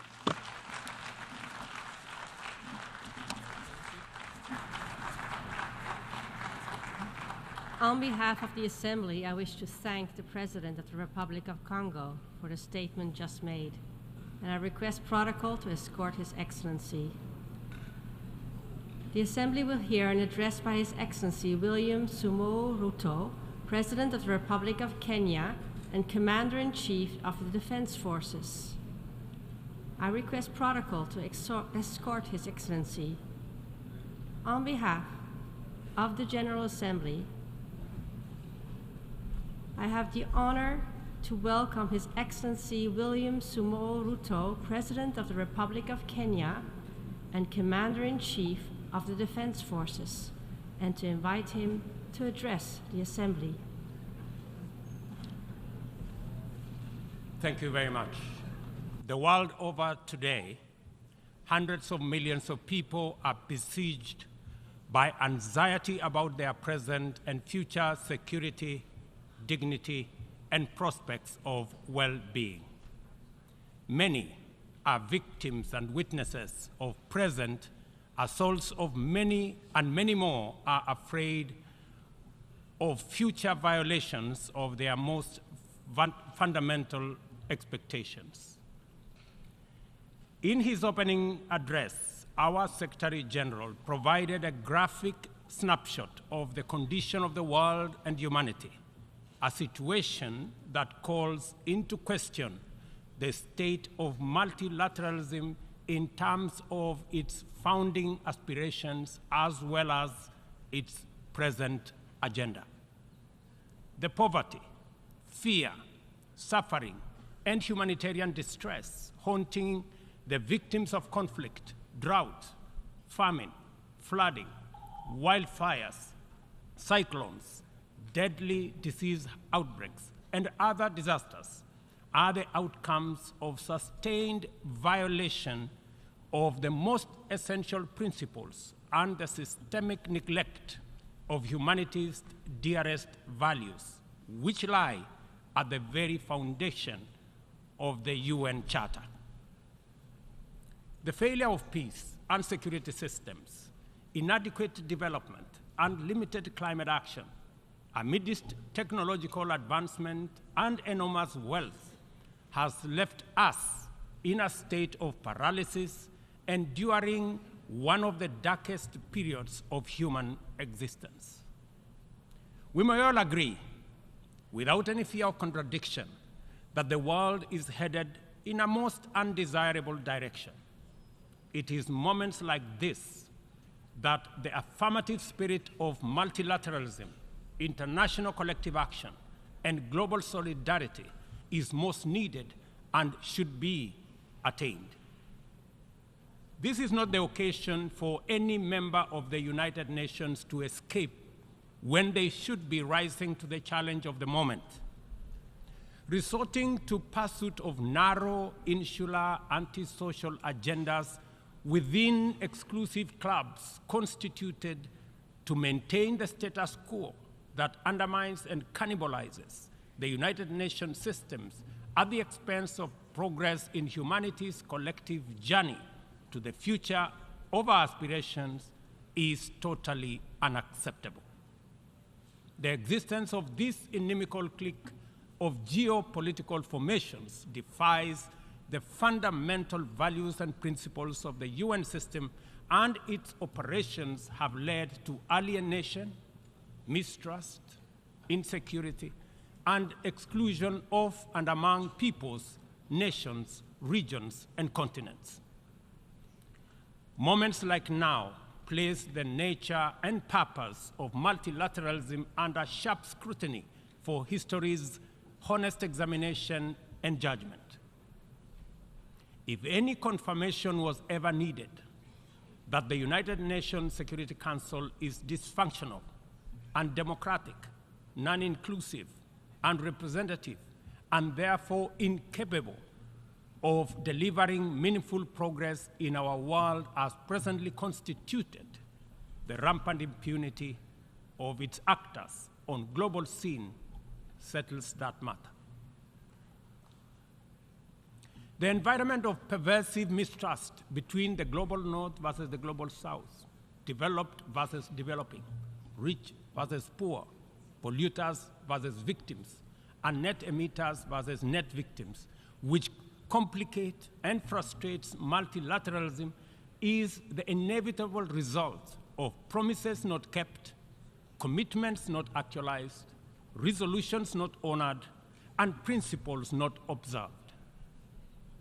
Multilateralism has been failed by abuse of trust, negligence, and impunity. A year ago, I stood in this assembly hall to call upon the global community to transform the UN system in order to achieve a consensus-driven, rules-based multilateral system which works for the people of the world in their diversity. It is time for multilateralism to reflect the voice of the farmers, represent the hopes of villagers, champion the aspirations of pastoralists, defend the rights of fisherfolk, express the dreams of traders, respect the wishes of workers, and indeed protect the welfare of all peoples of the world.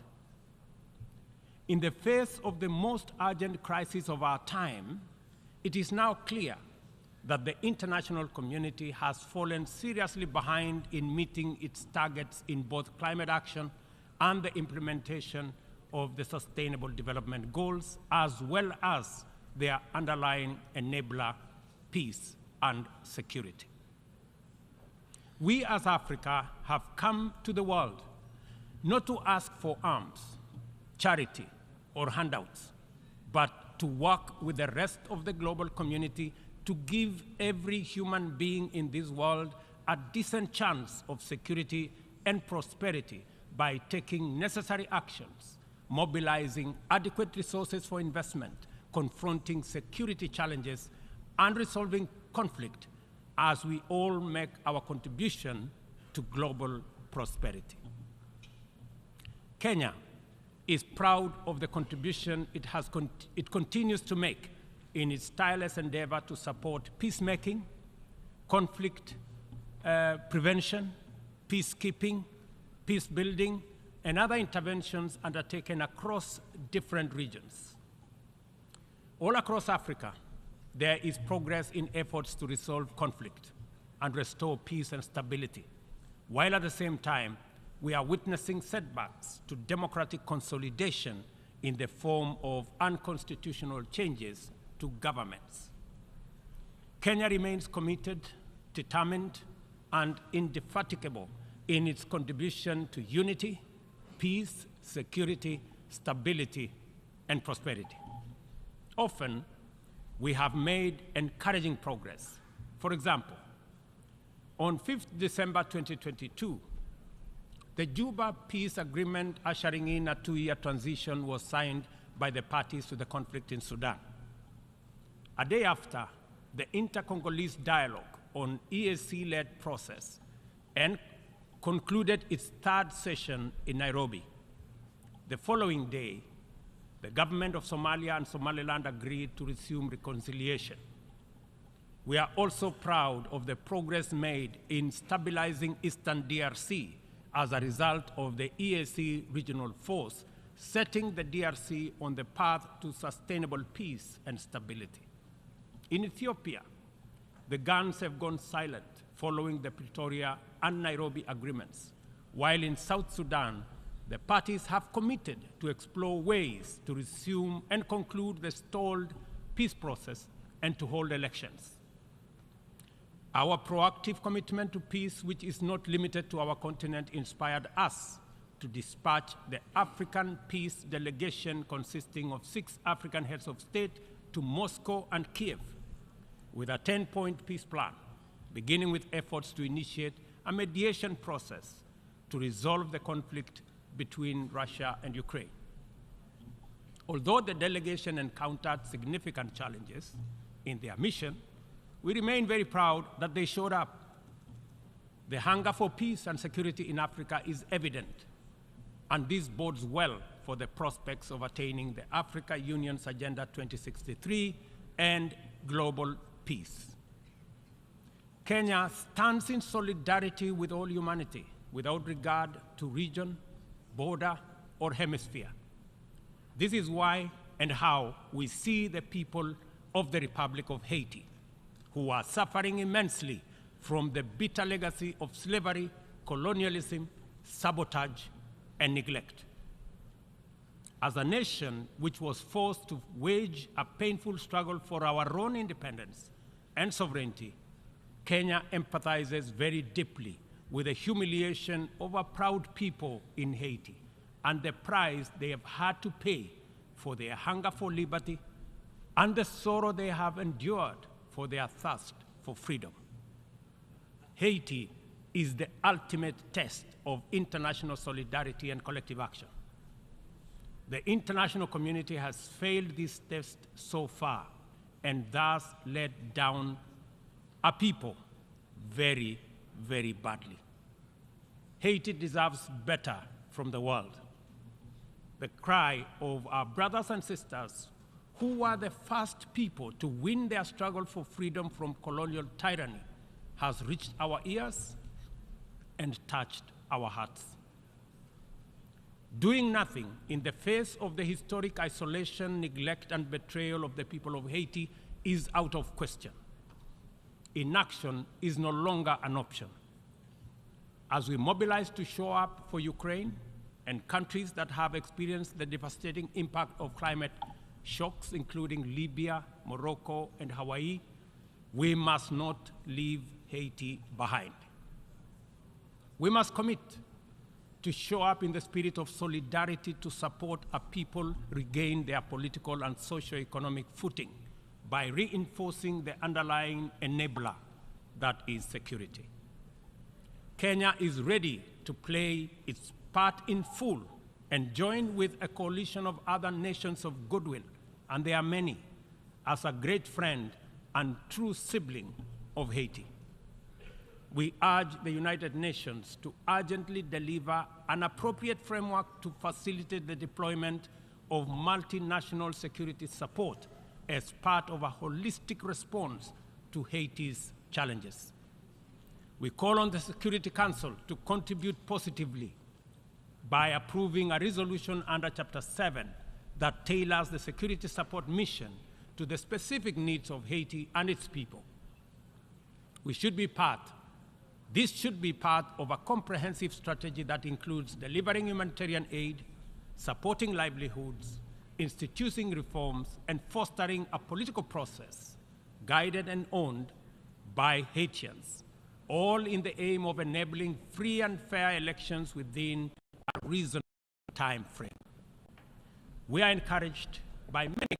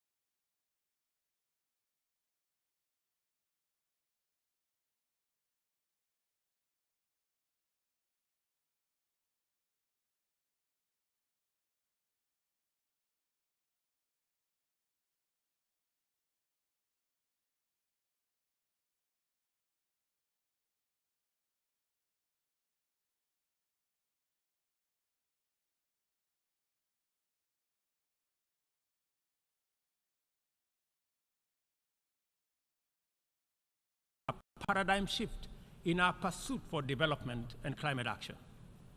First, we recognize that both climate action and sustainable development goals must be pursued simultaneously with greater resolve, urgency, and ambition. No meaningful development can take place in countries that are also struggling with climate shocks, and yet, at the same time, the frequency of climate emergencies impedes any meaningful development. As a defining outcome of the Africa Climate Summit, we committed Africa to consider the dual problems through an opportunity lens and deliver effective solutions by pursuing a fresh trajectory. Development is a basic necessity for every society. It must happen one way or another. There should be no doubt about that. Annually, 30 million young people in our continent need jobs, and many more need food. Half of our continent is in the dark without access to electricity in 2023, while hundreds of millions can only cook using biomass because they have no electricity. This is why the commitment of African nations in the Nairobi Declaration is both radical and transformative. Development, in our opinion, is a fundamental imperative, and green growth is the only sustainable way to achieve it. From our standpoint, there is no need to be trapped in a false choice. Sustainable development is robust climate action, and climate action is development.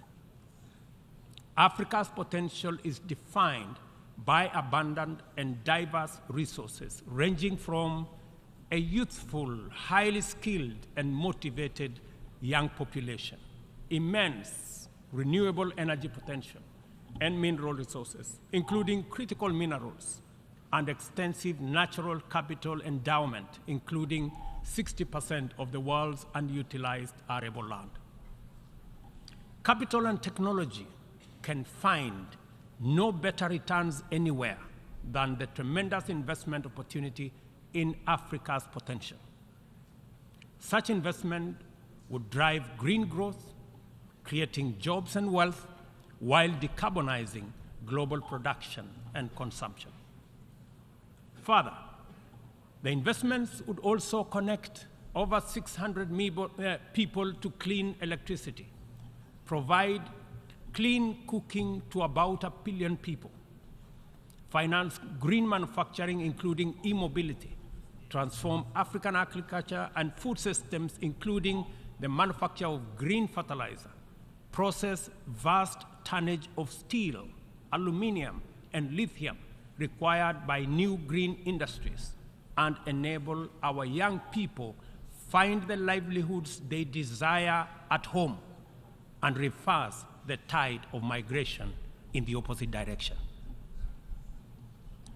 To unlock financing at scale and create incentives for investment at scale in green opportunities, the Nairobi Declaration makes the reform of the international financial system a priority.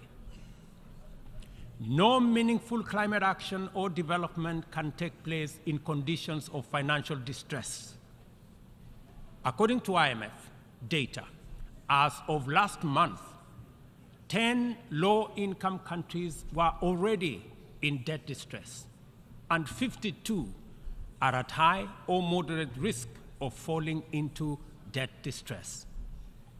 The 3.3 billion people in these countries are trapped in a vicious circle of emergency responses, reconstruction, and recovery from more frequent climate shocks, which diverts resources away from both development and climate action, and sucking vulnerable countries into a downward spiral of debt and environmental stress. The global community must therefore develop a debt restructuring initiative that does not wait for nations to plunge over the cliff into debt distress before providing relief. Rather, the new sovereign debt architecture should extend the tenure of sovereign debt and provide a 10-year grace period for countries that are in debt distress. The second financing intervention relates to concessional financing. It is time to work with the international financial institutions to provide more concessional loans, approximately to the tune, in our estimation, of about $500 billion, and to provide increased liquidity support through special drawing rights with a minimum target of what was obtained during the COVID pandemic of $650 billion. Access should be based on specific needs, not entitlement, and this necessitates changes to the allocation mechanism different from what we saw during SDRs for COVID. The third critical reform is that of the financial market reorganization. The entire system of risk assessment and the opaque methodologies employed by credit rating agencies and risk analysis needs to be overhauled at the minimum. We must all recall the miscalculation of subprime mortgage risks by these agencies 2 decades ago, which precipitated a financial crisis whose effects reverberate to date, and ask the following question: on what basis should we believe that their methodologies are better at assessing risk in faraway frontier markets like ours that are far much more complicated to measure objectively than in assessing the value of financial assets in the markets where they actually operate, and which they got so disastrously wrong? If they got it wrong then, I bet you they have it wrong now. In any case, any objective rating must also take into account principles of responsible sovereign lending and accounting, specifically emphasizing the need for international accounting systems that supports the proper valuation of mineral wealth, natural capital, and ecosystem services in the computation of national GDPs. Until that is done, very wealthy countries will be categorized as poor. The fourth limb of the interventions arising out of the Nairobi Declaration is the establishment of a global public climate financing mechanism funded through a global carbon tax on trade in fossil fuels, as well as an emissions levy on aviation and maritime transport, including the option of a global financial transactions tax in order to make available dedicated, affordable, and accessible capital for green investments at scale. The roadmap to this new and urgently needed institutional infrastructure involves sustained engagement at various multilateral processes, and the instruments to actualize it by 2025 shall be a new global climate finance charter to be negotiated through the United Nations General Assembly, COP28, and associated processes. We understand the facts about our collective situation as a global community and as a member of the United Nations family. We know the magnitude of our shared challenges and common threats. We appreciate that multilateralism is on trial, and our task is to defend it. We also recognize that multilateralism is broken, and it is our responsibility to fix it. From this moment to 2030, and from our problems to their solutions, we are connected by a coherent agenda of robust collective action.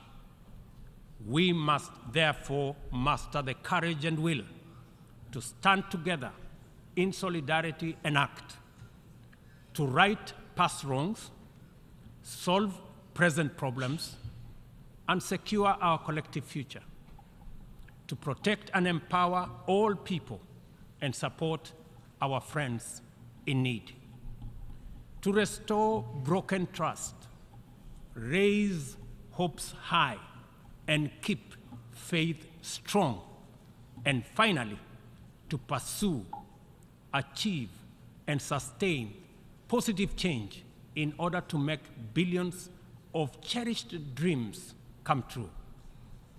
We must start right away, for we have no time to lose. And I thank you. On behalf of the Assembly, I wish to thank the President of the Republic of Kenya and Commander-in-Chief of the Defense Forces for the statement just made, and I request protocol to escort His Excellency. The Assembly will hear an address by His Excellency Wesley Semino, President and Head of Government of the Federated States of Micronesia. I request protocol to escort His Excellency. On behalf of the General Assembly, I have the honor to welcome His Excellency Wesley Semina, President and Head of Government of the Federated States of Micronesia, and to invite him to address the Assembly.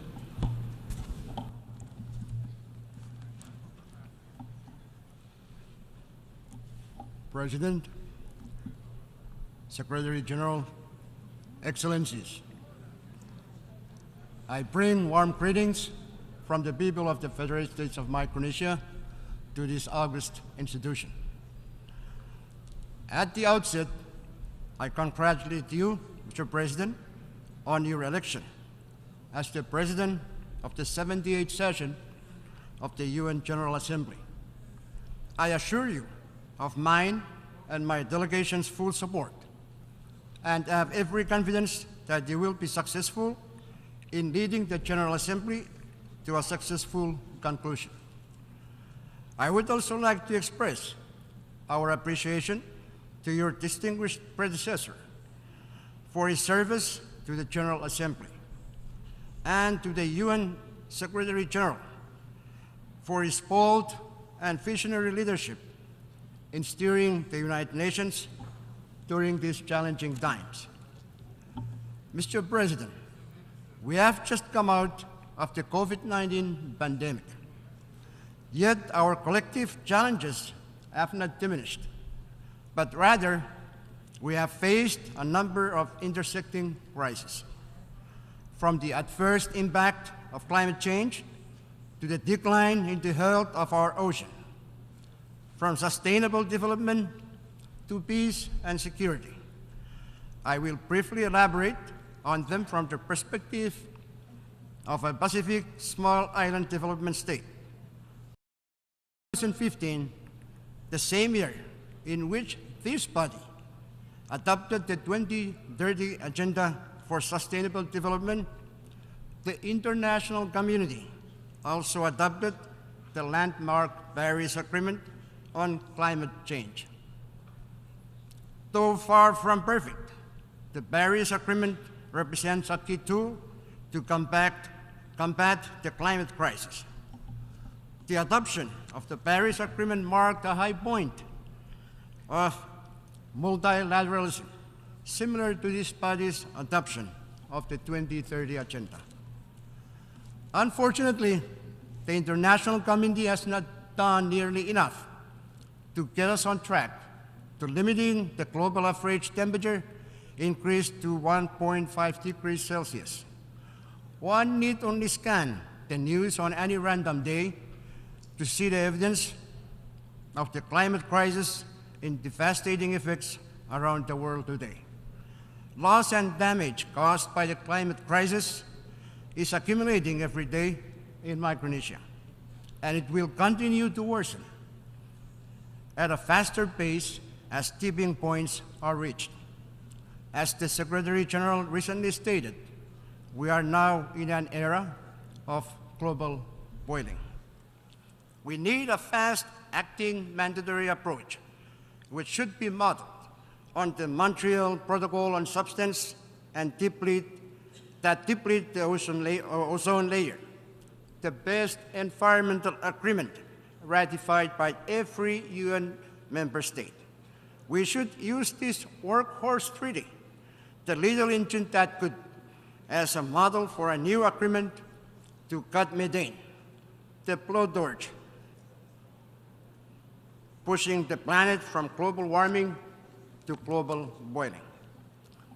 The Intergovernmental Panel on Climate Change tells us that current nationally determined contributions under the Paris Agreement, if fully implemented, will still lead to over 2 degrees Celsius of warming by the end of this century, with 3 degrees Celsius being a very distinct possibility.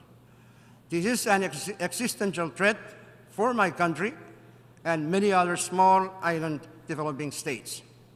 And yet, major emitters, including from the developing world, have yet to commit to updating their nationally determined contributions as part of this global stocktake in order to get us on a 5.5 degrees Celsius track.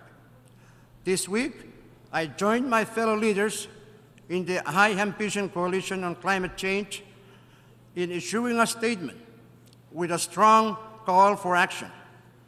In line with the statement,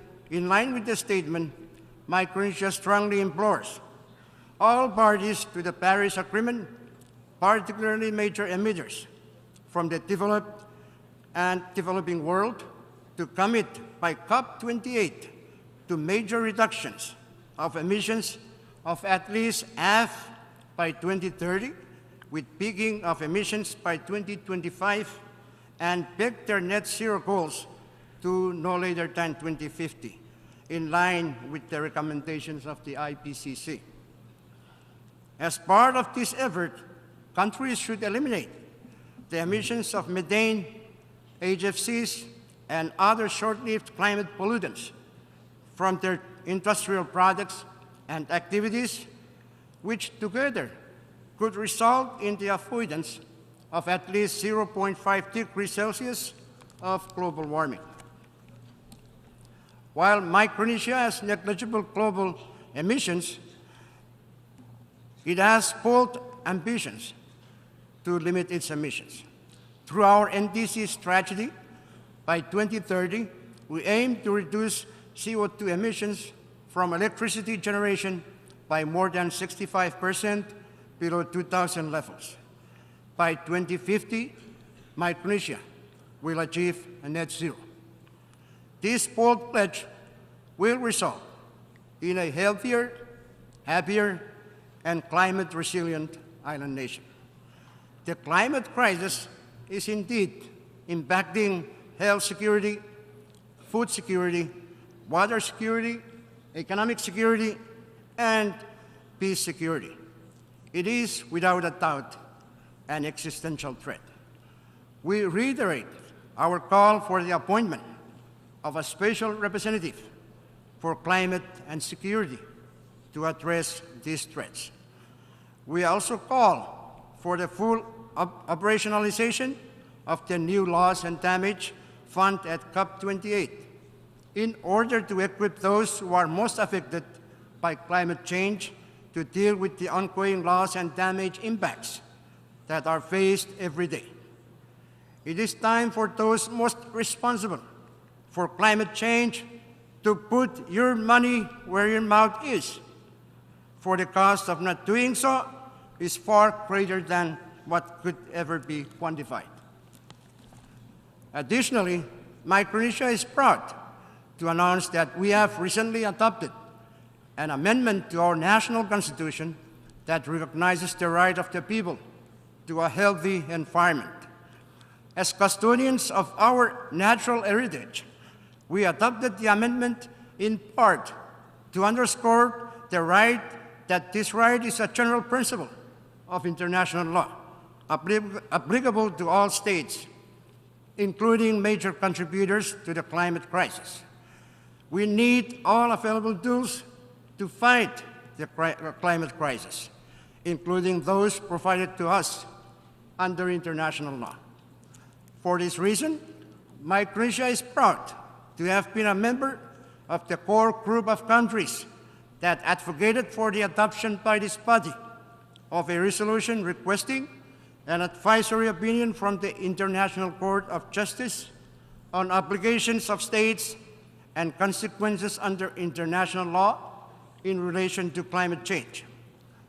Countries like mine and people like mine are the front lines of climate change. But we don't need more promises.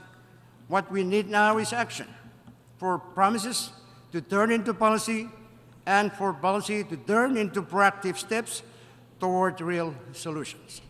As islanders, resilience is in our DNA. But let me remind you that our resilience should not be a placeholder for continued inaction. Mr. President, as a big ocean state, we recognize one clear truth. The ocean is suffering from multiple stressors. It is the duty of the international community to address the sources of those stressors for the sake of present and future generation of mankind, as well as for the sake of the ocean itself. SDG 14 would not have been included in the 2030 agenda if not for the sustained advocacy of Micronesia and other small island developing states, particularly from the Pacific. By the same token, the recent adoption of the PB&J agreement would not have been possible without the key contribution of Pacific small island developing states like Micronesia. As Micronesia had actively engaged in the negotiations of the PB&J agreement, it is also committed to implementing it. This is why I am honored to have been the first head of state to sign the PB&J agreement, which I did yesterday on behalf of Micronesia. I urge members of the UN and other world leaders to sign and ratify the agreement, and also urge for the full implementation of SDG 14 as soon as possible. We also commit to doing our part in implementing the Kunming-Montreal Global Biodiversity Framework, including with respect to the establishment of marine protected areas and similar measures for at least 30% of the global ocean by 2030.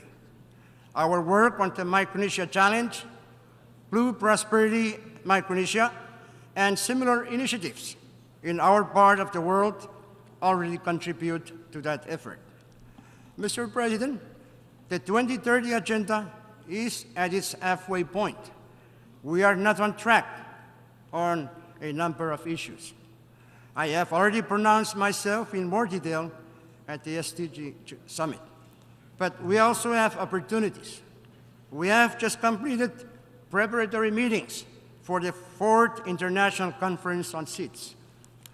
We expect the outcome of the conference to be concrete action, changed life in the islands by telemedicine and remote learning available at every outlying island. And our transportation can be more sustainable if your only means of transport is our boats. It is my hope that practical action will flow from the conference, including to support the implementation of the 2050 strategy for the Blue Pacific continent. Mr. President, Micronesia is a proud matrilineal society where our clans, lineage, and land control are mainly passed down from generation to generation through women. This symbolizes the powerful role of women in our culture and society. Yet we recognize that historically, women have had difficulty in attaining roles in leadership and decision-making in government. So, Mr. President and Mr. Secretary General, I am pleased to report that finally, Finally, there are women members currently serving in our National Congress now. And in my own administration, I have committed to putting more women into leadership and decision-making positions while continuing to meaningfully consult and engage women on matters of national importance in order to strive for a more inclusive and equal Micronesia. Mr. President, traditional threats to peace and security persist, making the principles of the UN all the more valuable to uphold. This is why Micronesia stands in solidarity with Ukraine and supports its independence within its internationally recognized borders. We also urge all member states to cooperate to urgently address the adverse impact of the war in Ukraine on food security, energy, and finance, including in small island developing states like my own that are vulnerable to such impacts. We must find ways to put an end to this illegal war, which continues to erode the credibility and integrity of this premier international body and the principles enshrined in its charter that we all agree to support. This brings me to a related and most crucial point, the reform of the UN Security Council, which was put in place almost 80 years ago. The Security Council has become archaic and ineffective in addressing security challenges of our contemporary world, which are much more complicated, interlocking, and interconnected, including the worsening and devastating impact of climate change. As the Secretary General mentioned in his opening statement, the world has changed, but our institutions have not. Fellow leaders, the time for that change is now. The geopolitical dynamics that we face demand that we embrace change and adapt to the realities and dynamics of the 21st century. Permanent membership of the Security Council must be expanded to include Japan, India, Germany, and others. And non-permanent membership should be expanded as well, including a standalone seat for small island developing states. These changes are needed in order to enhance the legitimacy, credibility, and effectiveness of the Council. The time for Security Council is now. Mr. President, in closing, more than ever in the history of the United Nations, we urgently need to live up to our name and fortify unity among nations, for the challenges of our time demands it of us. Our global community is interconnected, and interdependence among nations is reality. And so no challenge can be solved by any one country or community alone. We must admit we all need each other. And so in addressing these challenges, we must remember that people lie at the heart of every solution, both as a driver and as a benefactor. As a global community, we all gather here within these walls because despite it all, we still believe that we can do better. We still have the audacity to reimagine a more just and prosperous world that is worthy of the next generation. I thank you for listening. On behalf of the Assembly, I wish to thank the President and Head of Government of the Federated States of Micronesia for the statement just made, and I request protocol to escort His Excellency. The Assembly will hear an address by His Excellency Jakov Milatovic, President of Montenegro. I request protocol to escort His Excellency.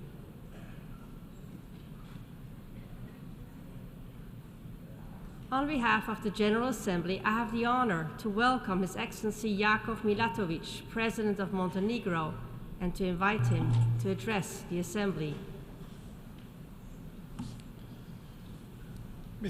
Mrs. Chairman, fellow delegates, it is my true honor to be in this great hall today and address you on behalf of Montenegro. This year's general debate topic depicts the key challenges lying before the United Nations as the rebuilding of trust and global solidarity. It also accelerates action on the 2030 Sustainable Development Agenda. And indeed, achieving a sustainable and peaceful future requires our full attention and demonstrates our true commitment to a better world. I reaffirm and reiterate Montenegro's strong support and commitment to the goals and principles of the United Nations, particularly in times like these, when global unity and solidarity are greatly needed. Ladies and gentlemen, to efficiently address global problems, we need wise leadership. Rather than uniting in joint efforts, most often we share only our joint concerns. Yet, the only way of tackling widespread crisis is to be united in action.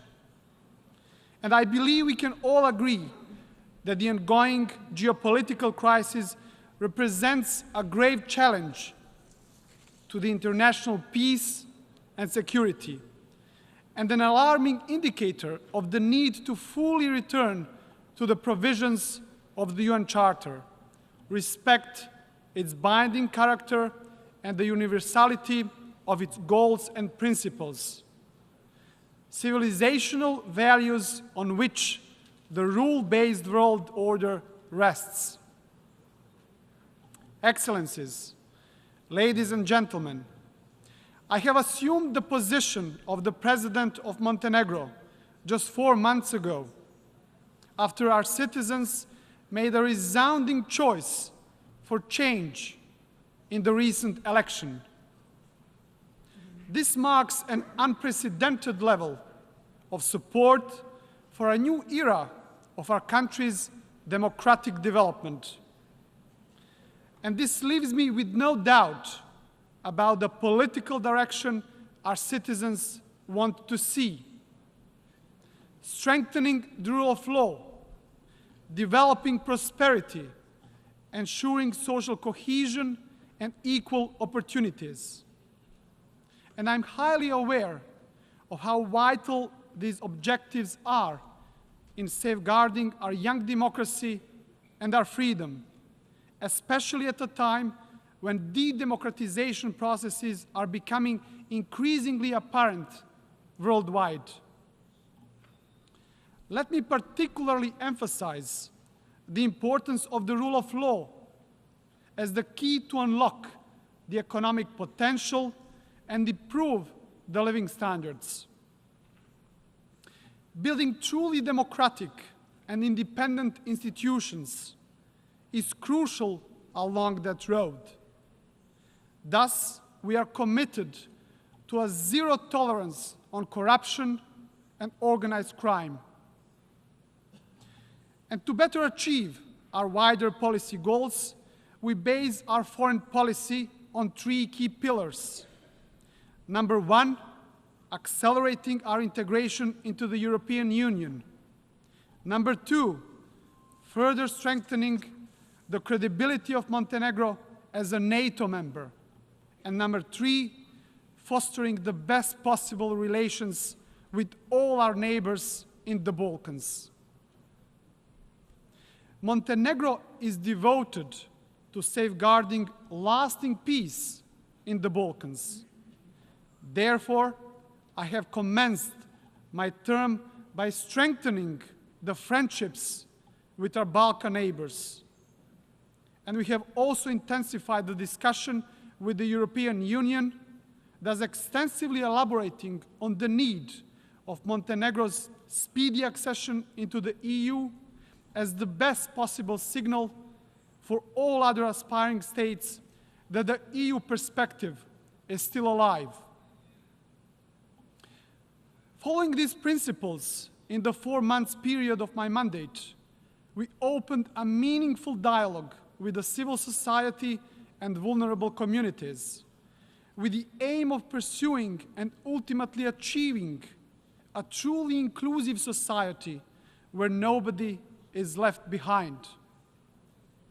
Creating an environment of equal opportunities where life success is primarily determined by education and hard work is my goal. This is my story, which I believe can become and should become the story of Montenegro and the story of all of us. I belong to a generation that was too young to witness the suffering caused by the wars following the dissolution of Yugoslavia. Yet, I think that I bear no less obligation to work on diminishing the still present consequences and thus preventing such tragic events from occurring again. To this end, Montenegro's strong commitment is to address the past without any bias, by calling things as they are, as the victims of those tragic events expect them to be called. Not witnessing the fact that we in Montenegro, as in many other democratic countries, often diverge on many political issues, we all agree that peace and prosperity, an equal and just society, and friendly relations, particularly with our neighbors, have no alternative. We are proud of our democracy, but also grateful to our ancestors for having a state to protect and promote our interests abroad. We truly cherish freedom, and we stay united in this. And the same is what we hope from the world, to ought to be united as ever before in defending democracy, human rights, freedom of choice, the rule of law, and ensuring peace and prosperity, but above all, preserving human lives. In this context, I would like to reaffirm once again Montenegro's clear-cut position in condemning unprovoked and unjustified Russia's aggression and our firm support to Ukraine. Besides devastating Ukraine, this war caused an energy, food, and financial crisis that especially harmed the least developed in the world.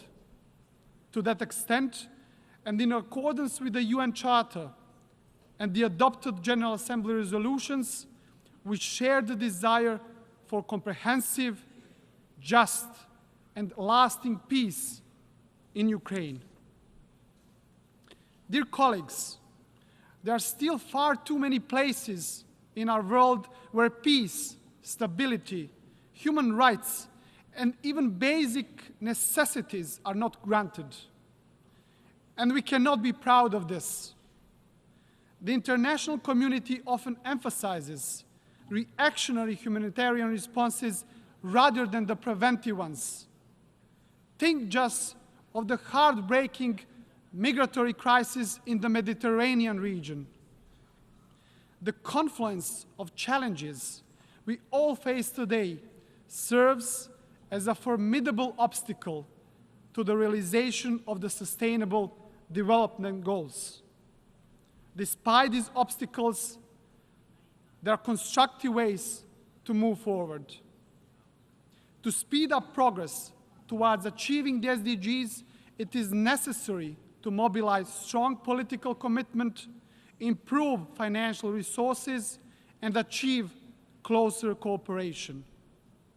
I believe we should be honest and admit that the Sustainable Development Goals have proven to be a greater challenge than initially expected, requesting from all our countries additional and greater engagement and commitment. And the international community must increase its efforts to combat climate change with concrete actions. This includes full implementation of the Paris Agreement and addressing the interconnected crisis of climate change, biodiversity loss, and pollution. Dear delegates, by adopting the declaration in 1991, Montenegro became the world's first ecological state. The declaration defined Montenegrin strategic commitment to adopting and implementing the highest standards and norms in the field of environment protection, nature conservation, and sustainable development. And we are proud of the fact that we were among the first countries to bring the SDGs commitment into the national framework through the Strategy for Sustainable Development. Another major step towards speeding up the implementation of the 2030 UN Development Agenda has been the establishment of the country's SDG Acceleration Fund. One particularly important fiscal and labor market reform resulted in the rise of the minimum wage and minimum pensions, and this was followed by other social security reforms, including the provision of the free books to primary school students, as well as child allowance to all under 18. All those measures supported an environment of equal opportunities, thus tackling one problem that was present in our country for a long time: inequality. Dear colleagues, in the spirit of the 75th anniversary of the landmark Universal Declaration of Human Rights, Montenegro confirms its strong commitment to respecting, protecting, and promoting human rights. As a member of the Human Rights Council during the period of 2022-2024, we are determined to further strengthen the role of this pivotal international forum in responding to situations of serious human rights violations, preserving the universality of international human rights law, and the independence of the UN human rights system. Montenegro, as a secular state, takes great pride in our diverse and inclusive society, embracing various cultures and religions. A notable achievement lies in fostering a harmonious and inclusive political environment.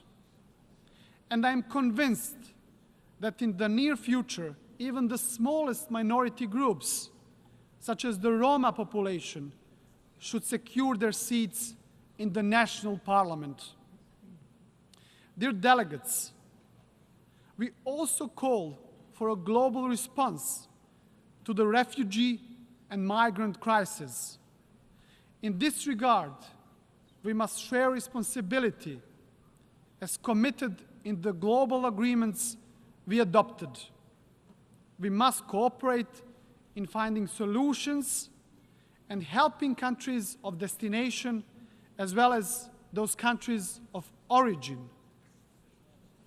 Allow me to remind you that Montenegro gave shelter to over 100,000 refugees and displaced people during the wars of former Yugoslavia. More than 20% of our entire population. Also today, we have opened our doors for the biggest number of Ukrainian refugees per capita in Europe. And let me emphasize that the protection of refugees, including their legal status and our decision to provide them with shelter as they flee from devastating conflicts, has received unanimous support from all the political spectrum.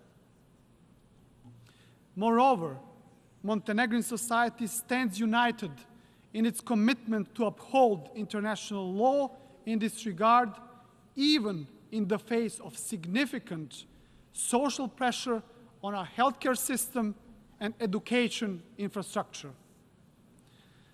Ladies and gentlemen, Montenegro is firmly committed and determined to actively and constructively contribute and support collective efforts to preserve world peace and security. We strongly advocate for the role and work of the UN peacekeeping missions. To this end, we will continue to strongly support a higher presence of Montenegrin military forces in peace missions under the auspices of the United Nations. We very much welcome the new agenda for peace, where the Secretary General outlined the very founding stones on which we should rebuild the new international system based on trust and solidarity. Montenegro remains determined on the course of a Euro-Atlantic future, good neighborly relations, and multilateralism. And having this in mind, we have launched our candidacy for the non-permanent seat of the United Nations Security Council for the period 2026-2027, and we do ask for your support. To conclude, dear friends, as a European country, not only geographically, but more importantly, in terms of values and principles, we are convinced that the EU accession of Montenegro, as well as the entire Western Balkan region, will further strengthen our international position and ensure the lasting peace and prosperity. Hence, the accession of Montenegro in the European Union is a story significant not only for Montenegro itself, but it would provide a positive example to all aspiring countries, all the way from the Balkans to the east of Europe, that the EU enlargement is alive and still possible. I very much thank you for your attention.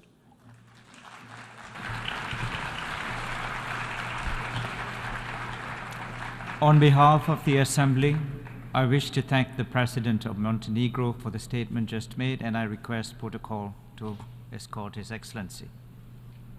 The Assembly will hear an address by His Excellency Mahmoud Abbas, President of the State of Palestine. I request protocol to escort His Excellency.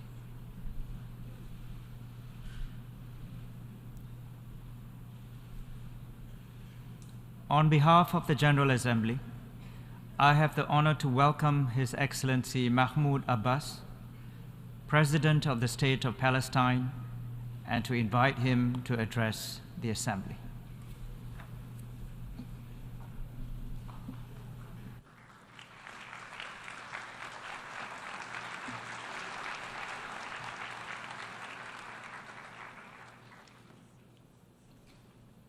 بسم الله الرحمن الرحيم. In the name of God, the most gracious, the most merciful, His Excellency, رئيس الجمعية العامة للأمم المتحدة, President of the United Nations General Assembly, معالي السيد أنطونيو غوتيريش, Mr. Antonio Guterres, الأمين العام للأمم Secretary المتحدة, General of the United Nations, السيدات والسادة رؤساء ladies وأعضاء and الوفود, gentlemen, heads and members of delegations, السلام عليكم ورحمة الله وبركاته. Blessings and the mercy of God be upon you. واهم من يظن بأن السلام يمكن أن يتحقق في الشرق الأوسط دون أن يحصل الشعب الفلسطيني على كامل حقوقه الوطنية المشروعة. Legitimate and national rights would be mistaken.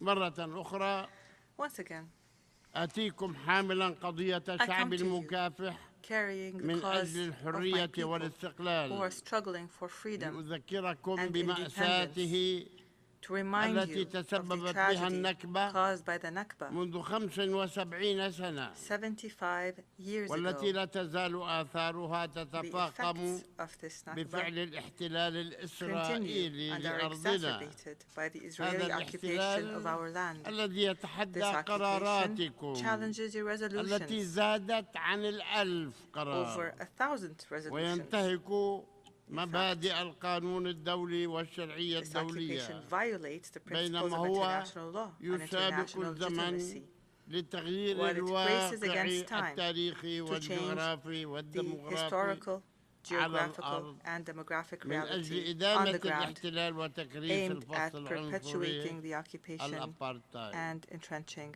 ورغم apartheid. هذا الواقع الأليم Despite this painful reality, وبعد مرور 30 عاما على اتفاق 30 أوسلو years after the Oslo الذي Accords, تحللت منه which إسرائيل Israel has لا totally يزال discarded, لدينا أمل we still بأن تتمكن maintain hope منظمتكم الموقرة that your esteemed من تنفيذ organization قراراتها will التي be able to تقضي implement its resolutions بإنهاء demanding الاحتلال an end الإسرائيلي to the Israeli لأرضنا occupation of our وتجسيد territory استقلال and دولة فلسطين كاملة realizing the السيادة independence of the fully بعاصمتها sovereign القدس state of الشرقية Palestine على with East حدود Jerusalem الرابع as من its capital حزيران on the borders of the 4 June 1967 وحل قضية 1967, اللاجئين as well as الفلسطينيين resolving the issue وفق of قرارات Palestinian الشرعية refugees in accordance الدولية with the resolutions of وبالذات international قرار legitimacy, الجمعية العامة especially General رقم Assembly Resolution 194 number 194, قرارات الجمعية العامة and ومجلس the الأمن relevant General Assembly التي and Security تؤكد Council resolutions, جميعها all of which على عدم affirm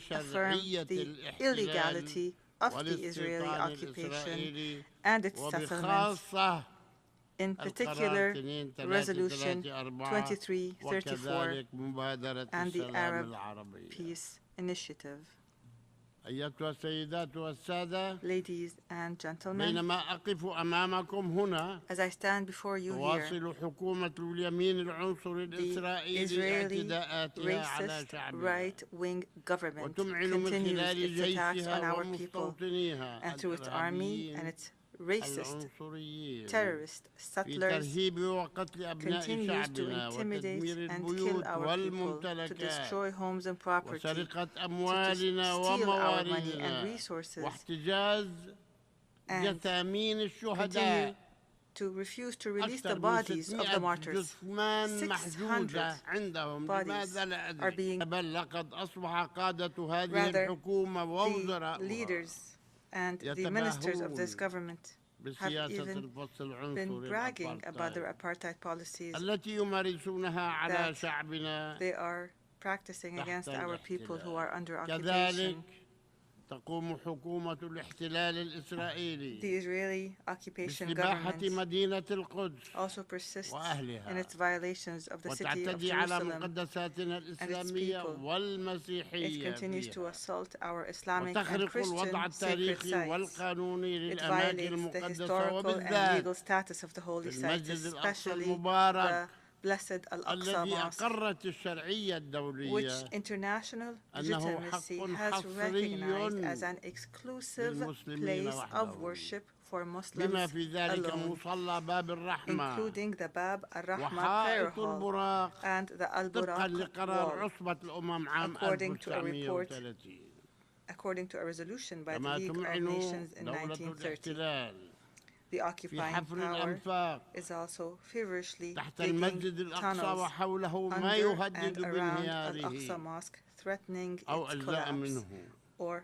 بما سيؤدي collapse إلى of parts of انفجار it, لا تحمد عقباه which would lead to an explosion with ولقد untold حذرنا consequences. مرارا We وتكرارا have repeatedly من warned تحويل الصراع against السياسي transforming the political إلى conflict صراع ديني into a religious سوف conflict تتحمل for إسرائيل which Israel will المسؤولية bear full الكاملة عنه responsibility. وهنا أطالب المجتمع I hereby الدولي call on the international بتحمل community مسؤولياته to في assume الحفاظ its على الوضع responsibilities التاريخي والقانوني للقدس in preserving the historic and legal status ومقدساتها of Jerusalem and its وبالذات holy sites, المسجد الأقصى specifically وكنيسة القيامة the Al-Aqsa Mosque and the Church of the Holy Sepulchre and the Ibrahimi Mosque in Al-Khalil.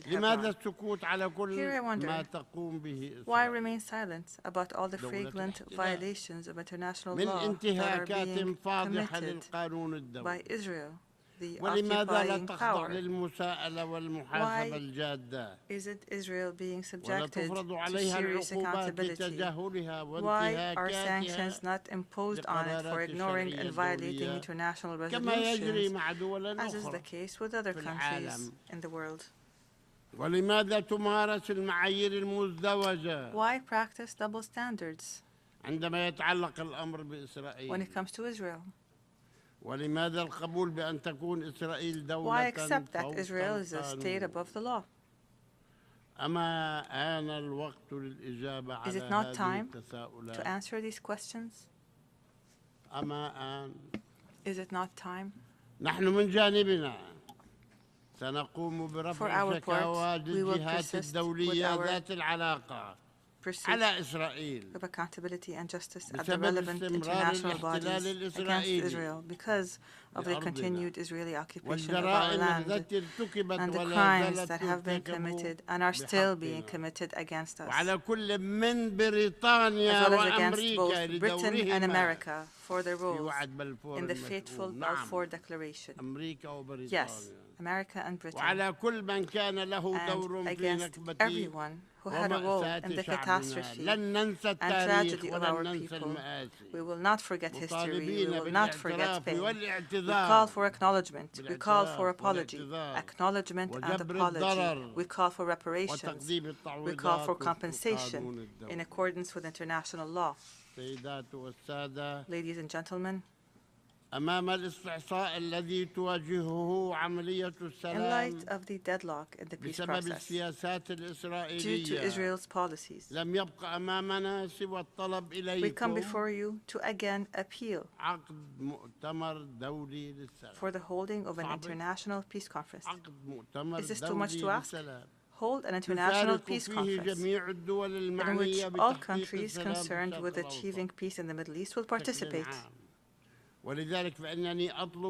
Therefore, I ask your esteemed organization and the Secretary General, Mr. Antonio Guterres, to call for and undertake the necessary arrangements to convene this peace conference, which may be the last opportunity to salvage the two-state solution and to prevent the situation from deteriorating more seriously and threatening the security and stability of our region and the entire world. I also call on your organization and the Secretary General to act to implement the resolutions to provide protection for the Palestinian people. We demand protection. We want to be protected from occupation, from the constant aggressions of the occupation army and the terrorist Israeli settlers. We call for support when we approach international courts and bodies with jurisdiction, because the current situation is intolerable. Ladies and gentlemen, in the face of all that Israel is doing, systematically destroying the two-state solution, it's become necessary, and in order to save the solution, to call on member states of your esteemed organization, each state in its national capacity, to take practical steps on the basis of the relevant resolutions of international legitimacy and international law. I also call on the states that have not yet recognized the state of Palestine to declare their recognition. I call for the state of Palestine to be admitted to full membership in the United Nations. There are two states that the entire world are talking about, Israel and Palestine, but only Israel is recognized. Why not Palestine? I can neither understand nor accept that some states, including including America and European states, are reluctant to recognize the state of Palestine, which the United Nations has accepted as an observer state. These same states confirm every day that they support the two-state solution, but they recognize only one of these states, namely Israel. Why? What is the danger posed by the state of Palestine obtaining full membership in the United Nations? What is the danger? Israel enjoys this international recognition, though it has not adhered to the conditions for its accession to the United Nations. It did not adhere. These conditions, namely, are the implementation of Resolutions 181 and 194.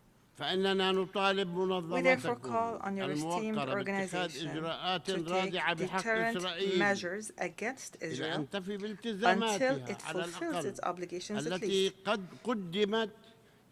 were presented in a written declaration by its Minister of Foreign Affairs at the time, Moshe Sharaf. He sent a written commitment to implement these resolutions in 1949, but nothing has happened since. This request of ours is for the sake of peace and justice, and out of respect for international law, international legitimacy, and this esteemed organization. Ladies and gentlemen, our people are defending their homeland and their legitimate rights through peaceful popular resistance.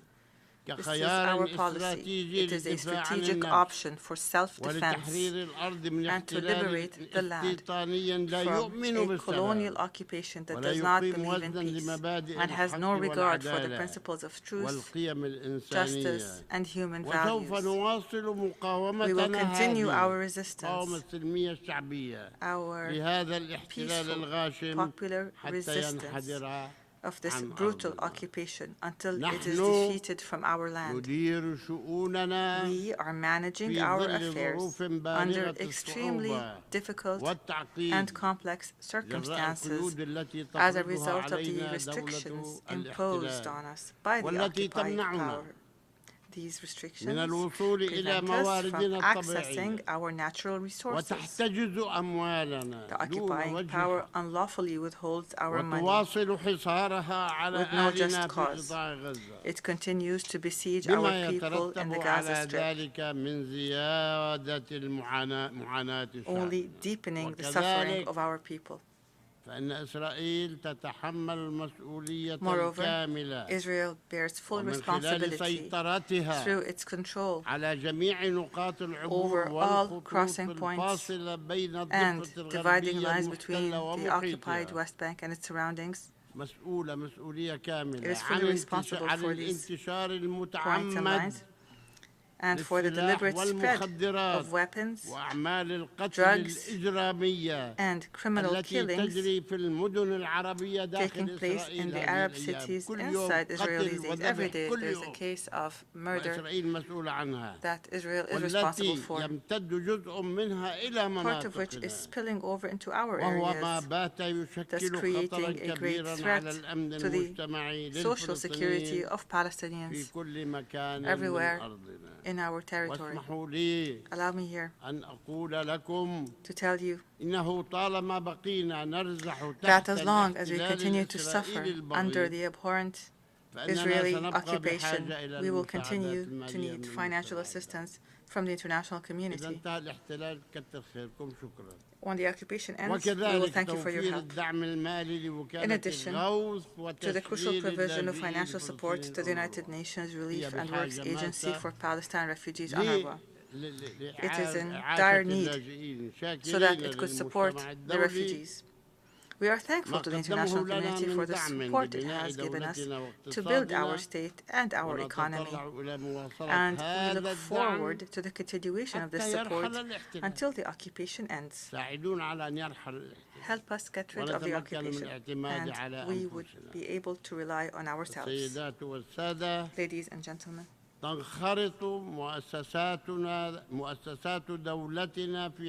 state institutions are engaged in a comprehensive development and reform process. And in this context, they are cooperating with international institutions and with partners in the region and the world. Recently, we held local elections and elections for institutions, federations, unions, and others. There's a specialized committee to develop the justice sector in Palestine. Civil society is also playing its role in adding vitality to our political system. All that remains is for us to hold democratic general elections, as conducted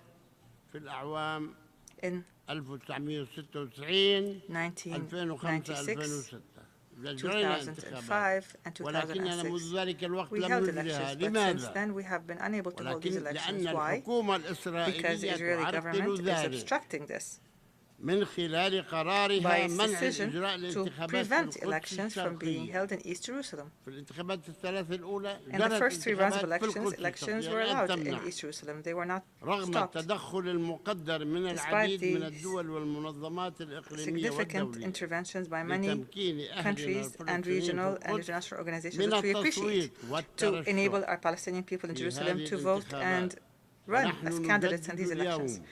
Today, we renew our rejection of any position holding us responsible for not convening these elections, which are a Palestinian necessity that we want today before tomorrow. We want elections, but we want them to be held in East Jerusalem. Why is Israel stopping us from doing so? Please ask it. In the face of this intransigent position of the Israeli government, we will continue to approach the relevant international bodies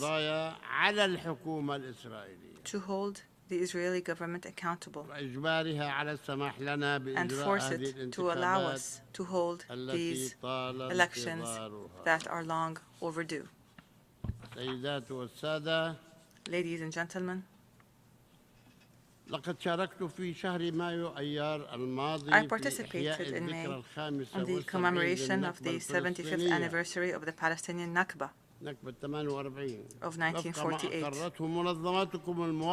a tragedy recognized by this August organization. This painful anniversary continues to be ignored and denied by Israel, which is the party that is primarily responsible for this Nakba. I call upon you today to criminalize this denial, criminalize the denial of the Nakba, and designate the 15th of May of each year an international day to commemorate the anniversary of the Nakba, to commemorate the lives of the hundreds of thousands of Palestinians who were killed in massacres committed by Zionist gangs. Palestinians whose villages were demolished and who were forcibly displaced from their homes. The number of these refugees reached 950,000 people. 950,000 people in 1948, constituting more than half of the Palestinian population at the time. This is the least that the United Nations should do to honor these victims and to condemn this human tragedy, to commemorate the anniversary of the Nakba in 1948. Ladies and gentlemen, for several years now, we have presented our Palestinian narrative, the story of our people that has been deliberately distorted by the Zionist and Israeli propaganda. We are relieved that the peoples of the world and many countries in the world have started to believe our narrative and sympathize with it after having been misled for decades. We also thank all those who contributed to sharing this narrative and supporting it and sympathizing it. We thank people of conscience everywhere in the world who today stand up for Palestinian rights. We want and we thank support for our people's struggle for freedom and independence. Ladies and gentlemen, my message today to the Israelis is that this hideous occupation that is imposed on us will not last, regardless of their ambitions and their delusions, because the Palestinian people will remain on their land, which they have inhabited for thousands of years, one generation after the other, as again confirmed by a recent UNESCO resolution on the city of Jericho, which has existed for 10,000 years. The Palestinians cannot leave their land, and if anyone must leave this land, then it must be the occupier. The occupier should leave, not the people of the land. We will stay in our land. My message to the international community is that it should assume its responsibilities with full courage and implement its resolutions to realize Palestinian rights. We ask for no more than that. Realize our rights, implement our resolutions. 1,000 resolutions have been adopted. We're asking to implement just one resolution. Finally, I address all of our people in Palestine, in the refugee camps, in the diaspora, and every place in this vast world. I address you with the highest expressions of appreciation and gratitude for your steadfastness, for upholding your just cause and your rights. I pay tribute to our righteous martyrs and our brave prisoners and our heroic injured people. And I say to everyone, a right is never lost when there is a demand behind it. Victory is ours. We will celebrate the independence of our state in Jerusalem, our eternal capital, and the crown jewel, and the flower of all cities. They see it as impossible, and we see it as inevitable. God willing, peace and mercy and blessings be upon you. On behalf of the Assembly, I wish to thank the President of the State of Palestine for the statement just made, and I request protocol to escort His Excellency. Excellencies, distinguished delegates, the Assembly will continue its consideration of agenda item entitled General Debate. The Assembly will now hear an address by His Excellency Charles Michel, President of the European Council of the European Union. I request protocol to escort His Excellency.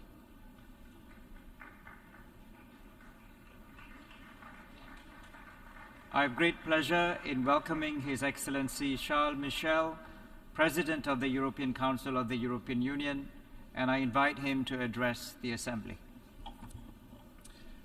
Monsieur le Président, Mr. President, Excellences, Mesdames et Messieurs, Excellencies, ladies and gentlemen, la salle du Conseil de sécurité est a ornée d'une mural fresque. adorns the Le wall peintre of the Security norvégien Council Per chamber. Krøgh The Norwegian y a painter figuré Per Krøgh un phénix painted a phoenix qui there. surgit It's a d'un phoenix monde couvert that de emerges cendres from a world qui se covered with ash reconstruit après la that guerre. is being rebuilt after the La war. partie inférieure de la fresque The est lower part sombre. of the mural is On y dark. voit un dragon, It features on a y voit des dragon. soldats et des machines de It guerre. features soldiers and Les war Nations Unies ont machines. été fondées The United Nations pour were nous protéger founded de nos to démons, protect us from our ont été demons. fondées pour élever la It was communauté founded universelle vers la to paix, elevate the world vers la community towards coopération peace, et vers la cooperation, solidarité. and solidarity. Et pourtant, And yet, la crise climatique fait des ravages. the climate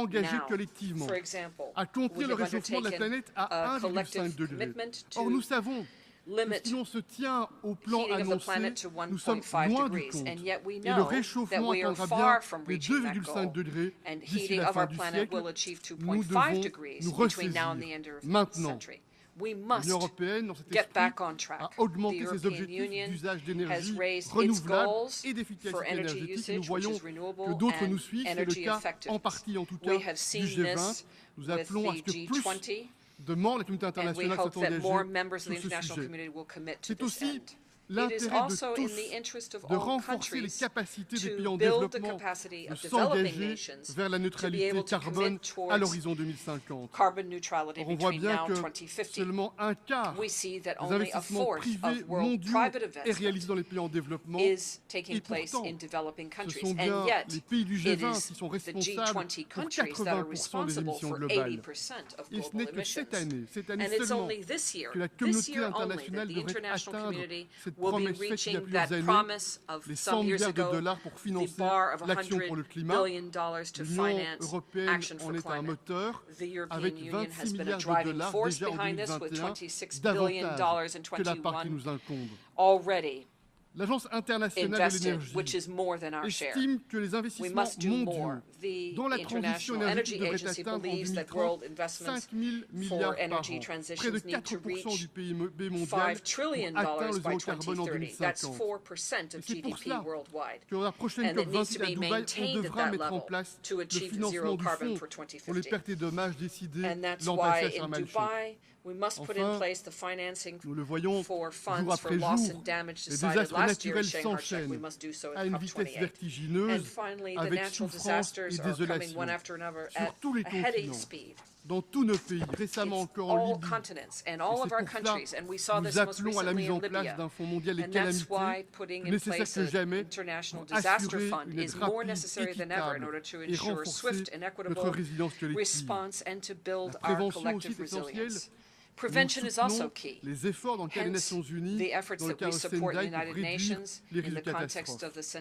Et enfin, mesdames et messieurs, le commerce est un levier puissant pour allier défis climatiques et prospérité. Et c'est pour cette raison que nous ne cédons pas et nous appelons à une solution urgente au mécanisme de règlement des différends à l'Organisation mondiale du commerce. Mesdames et messieurs, la situation économique et financière des économies vulnérables est gravement affectée. Elle l'a été par la crise du Covid-19, elle l'est par la guerre de la Russie contre l'Ukraine.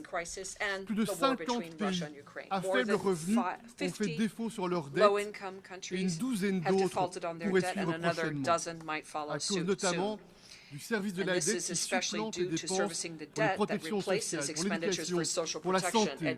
165 millions de personnes dans le monde basculent dans la pauvreté. Personne ne doit être contraint de choisir entre réduction de pauvreté et verdissement de l'économie. Excellences, mesdames et messieurs, on ne peut pas se permettre le luxe d'un débat de plus sur le montant des aumônes. Ce n'est pas une question de mendicité. The increase here. It's not about begging, it's about justice. Global plus robuste, plus juste, mieux préparé aux défis de ce siècle. Ainsi, la réaffectation de 100 milliards de dollars de droits de tirage spéciaux est une étape importante. Nous savons que ce n'est pas suffisant, on doit faire davantage encore. Nous soutenons bien sûr le stimulus des objectifs de développement durable présenté par le secrétaire général Guterres. Et enfin, l'Union européenne est engagée pleinement pour mettre en œuvre le cadre commun du G20 pour l'action sur la dette. Excellences, mesdames et messieurs, il faut aller au-delà encore. Le système de Bretton Woods doit être réformé et réformé en profondeur, plus équitable, plus inclusif et plus efficace. Ça doit être l'objectif. Ces institutions ont été créées lorsque de nombreux pays étaient encore sous tutelle coloniale. Et depuis, le monde a changé, a tellement changé. Cependant, aujourd'hui, les pays du G7 y détiennent encore un pouvoir quasi absolu de décision. L'Union européenne est prête à mieux partager ce pouvoir de décision. Les régions qui n'y ont quasiment pas voix au chapitre doivent, selon nous, être plus et mieux associées, plus et mieux impliquées. Deuxième élément, un choc de financement est indispensable. Des pans entiers du monde et les populations qui sont représentées sont privées d'accès au financement. Et nous savons que cela entrave le progrès vers les objectifs communs de développement durable. Mais cela augmente aussi le risque d'une crise des dettes. Le sommet de Paris, après l'initiative de Bridgestone, a porté le débat sur un nouveau pacte financier mondial initié par le président français avec la première ministre des Barbades. Et le chemin est tracé.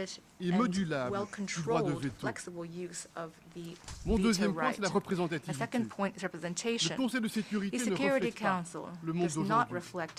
À ce jour, 60 pays n'ont encore jamais siégé au Conseil de sécurité.